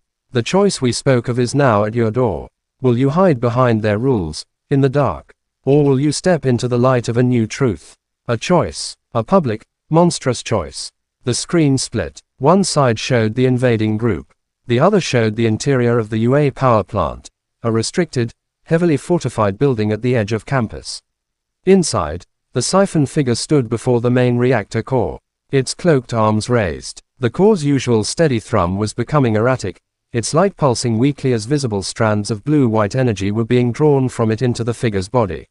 "Our friend here," the gray-haired man explained, "has a quirk we call ***, cascading void. He does not generate energy. He invites it to leave. Permanently. In minutes, he will drain this reactor to critical failure, causing a cascade that will black out this entire sector of the city for weeks. A small taste of the quiet world to come." The crisis was immediate, dual-pronged. An assault at the gate with top-tier villains. And a silent, apocalyptic theft at the heart of the school's power. Protocols screamed into action. Alarm blares sounded, powered by batteries.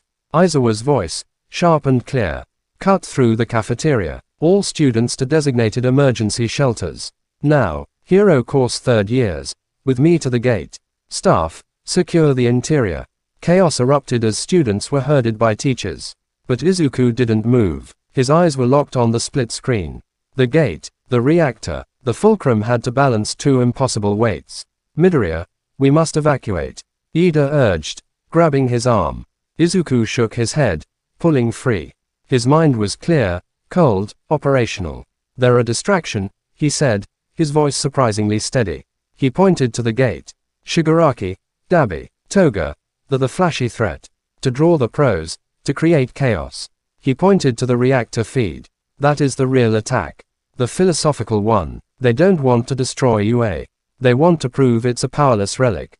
But the teachers," Uraraka started, "will handle the gate," Todoroki said, his voice like ice. He understood. The reactor is an energy problem. His mismatched eyes met Izuku's. "Your problem." Izuku nodded. He turned and ran, not towards the shelters, but towards the service stairs. He heard Ida call his name, heard the conflict in his friend's voice between duty and trust. But there was no time. He burst out onto the roof. The sky was a flat, ominous gray. In the distance, near the main gate, he could see flashes of light and hear the faint booms of combat. Aizawa, Vlad King. Others engaging the League. Good. They were contained. He looked towards the power plant, a squat, fortified building a kilometer away across campus. He could feel the wrongness from here, a sickly, pulling emptiness where there should be a steady, powerful hum. He had to get there. Fast. He ran to the roof's edge, gauging the distance. Too far for a straight shot, even with surge steps. He'd never make it before the reactor failed. His eyes darted across the campus landscape. Light poles, the weather monitoring tower, the network of auxiliary power lines that linked the buildings. A plan, insane and perfect, snapped into place. He didn't need to run across the ground. He could run on the current. He sprinted to the nearest light pole on the roof's edge. He placed a hand on it, feeling the dead metal, but the lines between the poles, they were still live, fed by the reactor until the moment it died. They were a highway of potential. He focused, pouring his will not into generating energy, but into becoming a perfect conductor himself. He tuned his own bioelectrical field to resonate with the frequency of the grid, to become one with it. He jumped, not off the roof, onto the thin, humming power line that stretched from his roof to the next building. His feet touched the wire. He didn't fall. He flowed. Line slide, a technique he'd never attempted. Born of desperation and deep understanding, he became a pulse of energy riding the wire. He shot along the line at impossible speed, a blur of blue light streaking above the panicked campus. Leaping from wire to wire, from pole to tower, using the electrical grid as his personal transit system. He was a ghost in the wires, a thought traveling at the speed of light. He covered the distance in seconds, arriving at the power plant not at the door, but at a high, reinforced window overlooking the reactor chamber. He saw the siphon figure below, arms outstretched, the reactor core now flickering like a dying star, vast rivers of light pouring into its hood. Izuku didn't smash the window. He touched it, and with a focused thought, he persuaded the molecular bonds in the reinforced glass to temporarily realign, to become a liquid crystal. He stepped through as it melted away, reforming solid behind him. He landed silently on the gantry above the reactor floor. The siphon didn't seem to notice. It was entranced by its feast. Izuku analyzed. Quirk. Cascading void. Active drain. Subject appears to be a conduit, not a reservoir. The energy is being sent somewhere. Probably to a capacitor or another member of the group. Immediate goal. Interrupt the connection. Not by overpowering the drain, but by offering a better path. He raised his hands. He didn't attack the siphon. He spoke to the reactor. He sent out 1,000 gentle threads of will, not of lightning, but of invitation. He painted a picture for the frantic energy being torn away, a picture of home. Of stable orbits, of peaceful, sustained fusion. He offered himself as a grounding point, not to take the energy, but to guide it back to remind it of its purpose. It was a battle philosophies fought on a quantum level. The siphon offered annihilation, a final, quiet end. Izuku offered return, stability, continued life. For a moment, nothing happened. The drain continued. Then, a flicker, a strand of blue light, halfway to the siphon's hood, wavered. It bent, arcing gracefully away from the void and towards Izuku, where it dissolved harmlessly into the air, returning to the ambient field. The siphon shuddered. The pulsing light in its hood intensified, angry. It turned. The hood fell back slightly, revealing not a face, but a swirling vortex of darkness where a head should be. With 2 points of furious blue light for eyes. It saw him. A voice, synthesized and grating, emanated from it. Interference. You are unanticipated variable. I'm the fulcrum, Izuku said, his voice echoing in the vast chamber. And you're tilting the board. The siphon roared, a sound of tearing metal and static. It abandoned the reactor and thrust both hands towards Izuku. A wave of absolute, sucking negation ripped through the air. Izuku felt it. A terrible, cold hunger that wanted to pull the lightning from his veins, the charge from his cells, the very spark from his soul. He didn't resist the pull. He anchored. He rooted himself to the gantry, to the building, to the earth below. He became the ground. The siphon's void pulled at him, and he let it pull, but he gave it nothing. He was a mountain, and the void was a wind trying to move it. The energy it sought was tied to his will, and his will was unshakable. The siphon screamed in frustration. It increased its draw. Panels shook. Loose tools skittered across the floor towards it. Izuku took a step forward, against the torrent of negation. Then another. He was walking into the heart of the drain. You're wrong, he said. His voice calm even as the void howled around him. Power isn't about taking. It's about connection. It's about flow. He was within arm's reach now. The siphon's vortex face swirled madly. It raised a hand, fingers like talons, to touch him, to make the connection physical and complete. Izuku didn't raise a hand to block it. He opened his. He didn't release lightning. He released understanding. A single, pure, harmonic pulse, carrying no destructive force, only the resonant frequency of a stable system, of a closed circuit, of a completed loop. The pulse hit the siphon's vortex. The chaotic, hungry void quivered. For a split second, the 2 points of blue light flickered, confused. The siphon's quirk was based on creating instability, on inviting entropy. Izuku had just offered it the one thing it couldn't process: perfect, resonant stability. The siphon staggered back, its train sputtering. The connection to the reactor broke completely. The core, freed, gave a stabilizing surge. Its light swelling back to a healthy, contained glow. No, the quiet, the new dawn. The siphon wailed, its form beginning to destabilize. There is no dawn in silence, Izuku said softly. Only an endless night. He raised a hand one last time. Not to strike, to ground. He focused all his will, not on attacking the siphon, but on offering its own chaotic, stolen energy a path home. A path through the siphon itself. He created a circuit between the siphon and the now stable reactor, a circuit of benevolent return. The siphon screamed as the energy it had taken was forcibly, gently pulled back through it, overloading its capacity to be a mere conduit. With a final, silent flash of white light, the cloaked figure dissolved, not into nothing, but into a harmless shower of static that dispersed into the charged air of the chamber. Silence. The reactor hummed peacefully. The crisis was over. Izuku stood alone on the gantry, breathing heavily, his body trembling with the effort of will, not power. He had fought a battle of ideology with a monster, and he had won not by being stronger, but by being truer. The screen on his wrist, linked to the campus security feed, flickered. The gate. The fight was still raging. Shigaraki had broken through the pro line. He was scratching his way towards the main building, a path of decay spreading behind him. The gray-haired man watched from a distance, his expression one of mild disappointment, as if a science experiment had yielded an unexpected, but interesting, result. Izuku's job wasn't done. The fulcrum had balanced one weight. Now it had to balance the other. He turned from the reactor chamber, his eyes hardening. The philosophical attack was neutralized. Now it was time to deal with the hammer. Chapter 40. The dawn he chooses. The air in the reactor chamber was still vibrating with the echo of the siphon's dissolution, a fading hum of restored order. Izuku stood on the gantry, his chest heaving, not from physical exertion, but from the profound mental and spiritual cost of what he'd just done. He hadn't fought a monster, he'd debated a black hole, and won by offering it sunlight.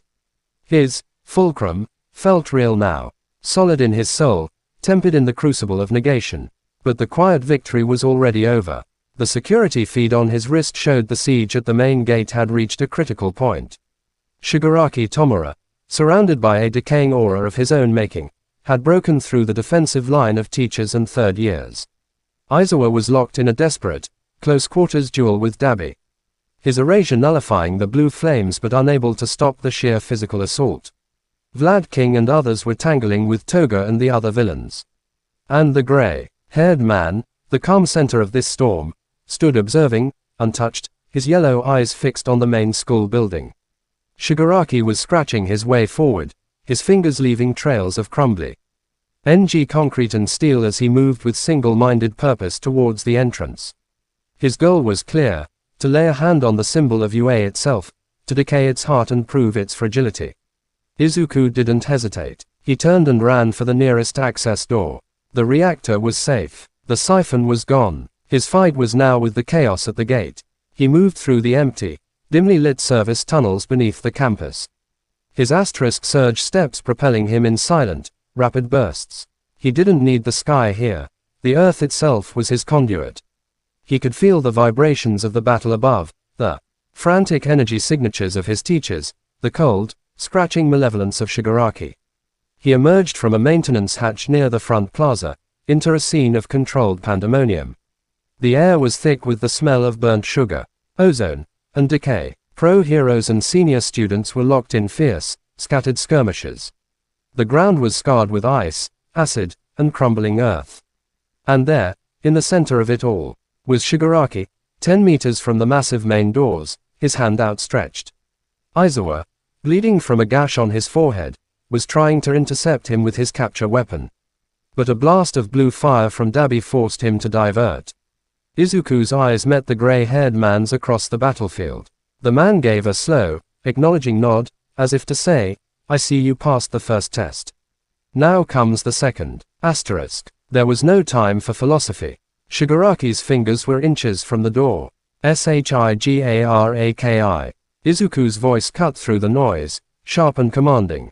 Shigaraki's head twitched. His red eyes, blazing with manic focus, found Izuku. A nasty grin split his face. "The little lightning bug, come to watch the monument fall. I'm here to tell you you're boring," Izuku said, walking forward. His hands loose at his sides. He kept his voice flat, analytical, a deliberate contrast to Shigaraki's frenetic rage. "All you know how to do is break things. A child smashing toys. My 4-year-old cousin has more imagination." The insult was so bizarre, so utterly unheroic it froze Shigaraki for a second. His grin vanished, replaced by pure, incandescent fury. "What did you say?" "You heard me," Izuku continued, stopping halfway between Shigaraki and the door. He was the new barrier. "The League, your master, this whole performance, it's just advanced vandalism. You don't want to build a new world. You just want to see the old one cry. It's pathetic." He was goading him, pulling his focus away from the symbol and onto himself. It was a risk, a deadly one. "I'll kill you," Shigaraki shrieked, abandoning the door and lunging at Izuku, all 5 fingers splayed. The air around his hand seemed to wither. Izuku didn't dodge. He couldn't let Shigaraki get past him to the door. He had to hold the line. As Shigaraki's disintegrating hand came down, Izuku raised his own, not to block, but to meet it. He didn't summon a lightning shield. He didn't have the output for one strong enough to stop decay. Instead, he focused every ounce of the precise, thread-like control he'd mastered. In the nanosecond before contact, he created a microscopic, impossibly dense Faraday mesh, not a wall, but a 3-dimensional net of interwoven current, its gaps smaller than a molecule, layered over his palm and forearm. Shigaraki's decay hit the mesh. The quirk's effect, which required 5-point contact on a continuous surface, met a surface that was, at the quantum level, not solid, but a shimmering field of repelling energy. The decay sputtered, crawling over the net for a millisecond before fizzling out, unable to find purchase. It was like trying to disintegrate a ghost. Shigaraki stared, dumbfounded, at his own hand, then at Izuku's unharmed arm. "How? You break things that are whole," Izuku said, his voice calm even as his arm trembled with the strain of maintaining the microscopic field. "I am not a thing. I am a process, a conversation. You can't break a conversation, Shigaraki. You can only walk away from it." With a roar of pure, uncomprehending rage, Shigaraki attacked again, a flurry of swipes. Izuku parried each one not with force, but with misdirection, using micro-surge steps to shift the angle of his defensive mesh, letting the decay slip harmlessly past. He was a matador, and Shigaraki was a blind, angry bull. But he was tiring. The mental focus required was immense. He couldn't keep this up forever. He needed to end this. He saw an opening. Shigaraki, overextended from a wild swipe, left his chest exposed for a fraction of a second. Izuku didn't punch. He didn't blast. He placed his palm, flat and open, against Shigaraki's sternum. And he pushed, not with physical force, with a sympathetic resonance pulse. He sent a tiny, targeted vibration through Shigaraki's body, tuned not to harm, but to amplify. It amplified the frantic, discordant rhythm of Shigaraki's own racing heart, the tremor in his muscles, the chaotic static of his furious mind. Shigaraki gasped, stumbling back as his own body betrayed him, his nerves jangling, his vision swimming. He didn't fall, but he was disoriented, unstable. In that moment of confusion, a black cloth shot through the air, Izuku's capture weapon. It wrapped around Shigaraki's extended arm and yanked him off his feet, slamming him to the ground. A second later, Vlad King's hardened fist connected with his temple, and Shigaraki went limp. The immediate threat was neutralized. Panting, Izuku lowered his hand. The microscopic mesh faded. He looked up. The gray-haired man was clapping. A slow, soft, ironic applause. Around him, the other villains, seeing their leader subdued, began to disengage, falling back towards Kurogiri's waiting warp gate. The fight was draining away. A most elegant solution, the man called out, his voice carrying easily over the sudden quiet. You didn't fight his decay. You rendered it irrelevant. A beautiful metaphor. His yellow eyes gleamed. You have proven my point, young sovereign. You are not of their world. You operate on a different plane. You see the strings. Why stay here, playing with puppets? He gestured to the subdued Shigaraki, to the scorched earth, to the weary, wounded heroes. This is their best. Struggle, damage, containment, a cycle of meaningless violence. Come with us. Help us end the cycle. Not with more breaking, but with a true, clean silence. The offer hung in the smoke-filled air. The entire battlefield seemed to hold its breath. The pros, the students, Aizawa with his capture weapons still taut, all looked at Izuku. He stood in the center of the ruin, the boy who had pacified a void and parried decay. He was covered in dust and sweat, his gym uniform torn. But his green eyes were clear and steady. He looked at the gray-haired man. Then he looked at Aizawa, his exhausted, proud teacher. At All Might, who had just arrived on the scene, his skeletal form leaning against a shattered wall, his face a mask of unwavering faith. At his classmates peering from the reinforced windows of the main building, Ida, Uraraka, Todoroki, Shinso. At the symbol of UA, scarred but standing behind him, he thought of the reactor, humming with restored life, of the monorail survivors, of the quiet understanding in Todoroki's eyes, of the weight and purpose of the fulcrum. He turned fully to face the gray-haired man. You're wrong, Izuku said, his voice not loud, but carrying absolute conviction. You see silence as an end, as peace, but silence after a storm is just emptiness. The peace after a struggle, the light after the dark, the understanding after conflict, that has meaning. That's what we build in the space between the breaks. He took a step forward, towards the man, not in threat, but in declaration. You offered me the dawn of your new world. A dawn of nothing. No sound, no light, no friction, no growth. He shook his head, a small, sad smile touching his lips. I choose the messy, noisy, difficult dawn. The one where we have to fix what's broken, and understand what scares us, and learn to be better. That's the only dawn worth heralding. The gray-haired man studied him for a long, silent moment. The disappointment in his eyes was genuine, but so was a flicker of that same terrifying respect. A noble choice, and a tragic one. The current will drag you down eventually, Midoriya. But you will make beautiful waves before you drown. He gave a final, slight bow. Until we meet again, in the quiet, or in the noise. He turned and, without hurry, walked into Kurogiri's expanding dark portal. The last of the villains followed, and the gate snapped shut, leaving only the aftermath. The siege was over. Silence descended, broken only by the crackle of dying fires and the moan of the injured. Then, a single, shaky cheer went up from the windows of the main building. It was joined by another, and another, swelling into a roar of relief and triumph. Izuku didn't join the cheers. He walked over to where Aizawa was checking Shigaraki's bindings. His teacher looked up, his one visible eye bloodshot but sharp. You held the line, problem child. Aizawa grunted. With your head, not just your quirk. I had a good teacher, Izuku said softly. Aizawa's lip twitched, the closest he ever came to a smile. Don't get sentimental. Go see Recovery Girl. You're swaying on your feet. Izuku nodded. As he turned, All Might was there. The symbol of peace didn't speak. He just opened his arms. And for the first time since he was a child, Izuku Midoriya let someone hold the full weight of his exhaustion, his fear, and his hard-won victory. He buried his face in All Might's shoulder, and the great man held him tight. A silent pillar of unwavering support. You chose the dawn, my boy, All Might whispered, his voice thick with emotion. The real one. I am so proud. Later, as the sun truly began to set, painting the damaged campus in gold and violet, Izuku stood on the roof once more. The storm had passed. The clouds were breaking. Below, the work of repair had already begun. Cement quirks mending walls, students clearing debris. Lights flickering back to life as the grid stabilized. He was bruised. He was exhausted. He knew the STAD and the Commission would have questions, would see his act.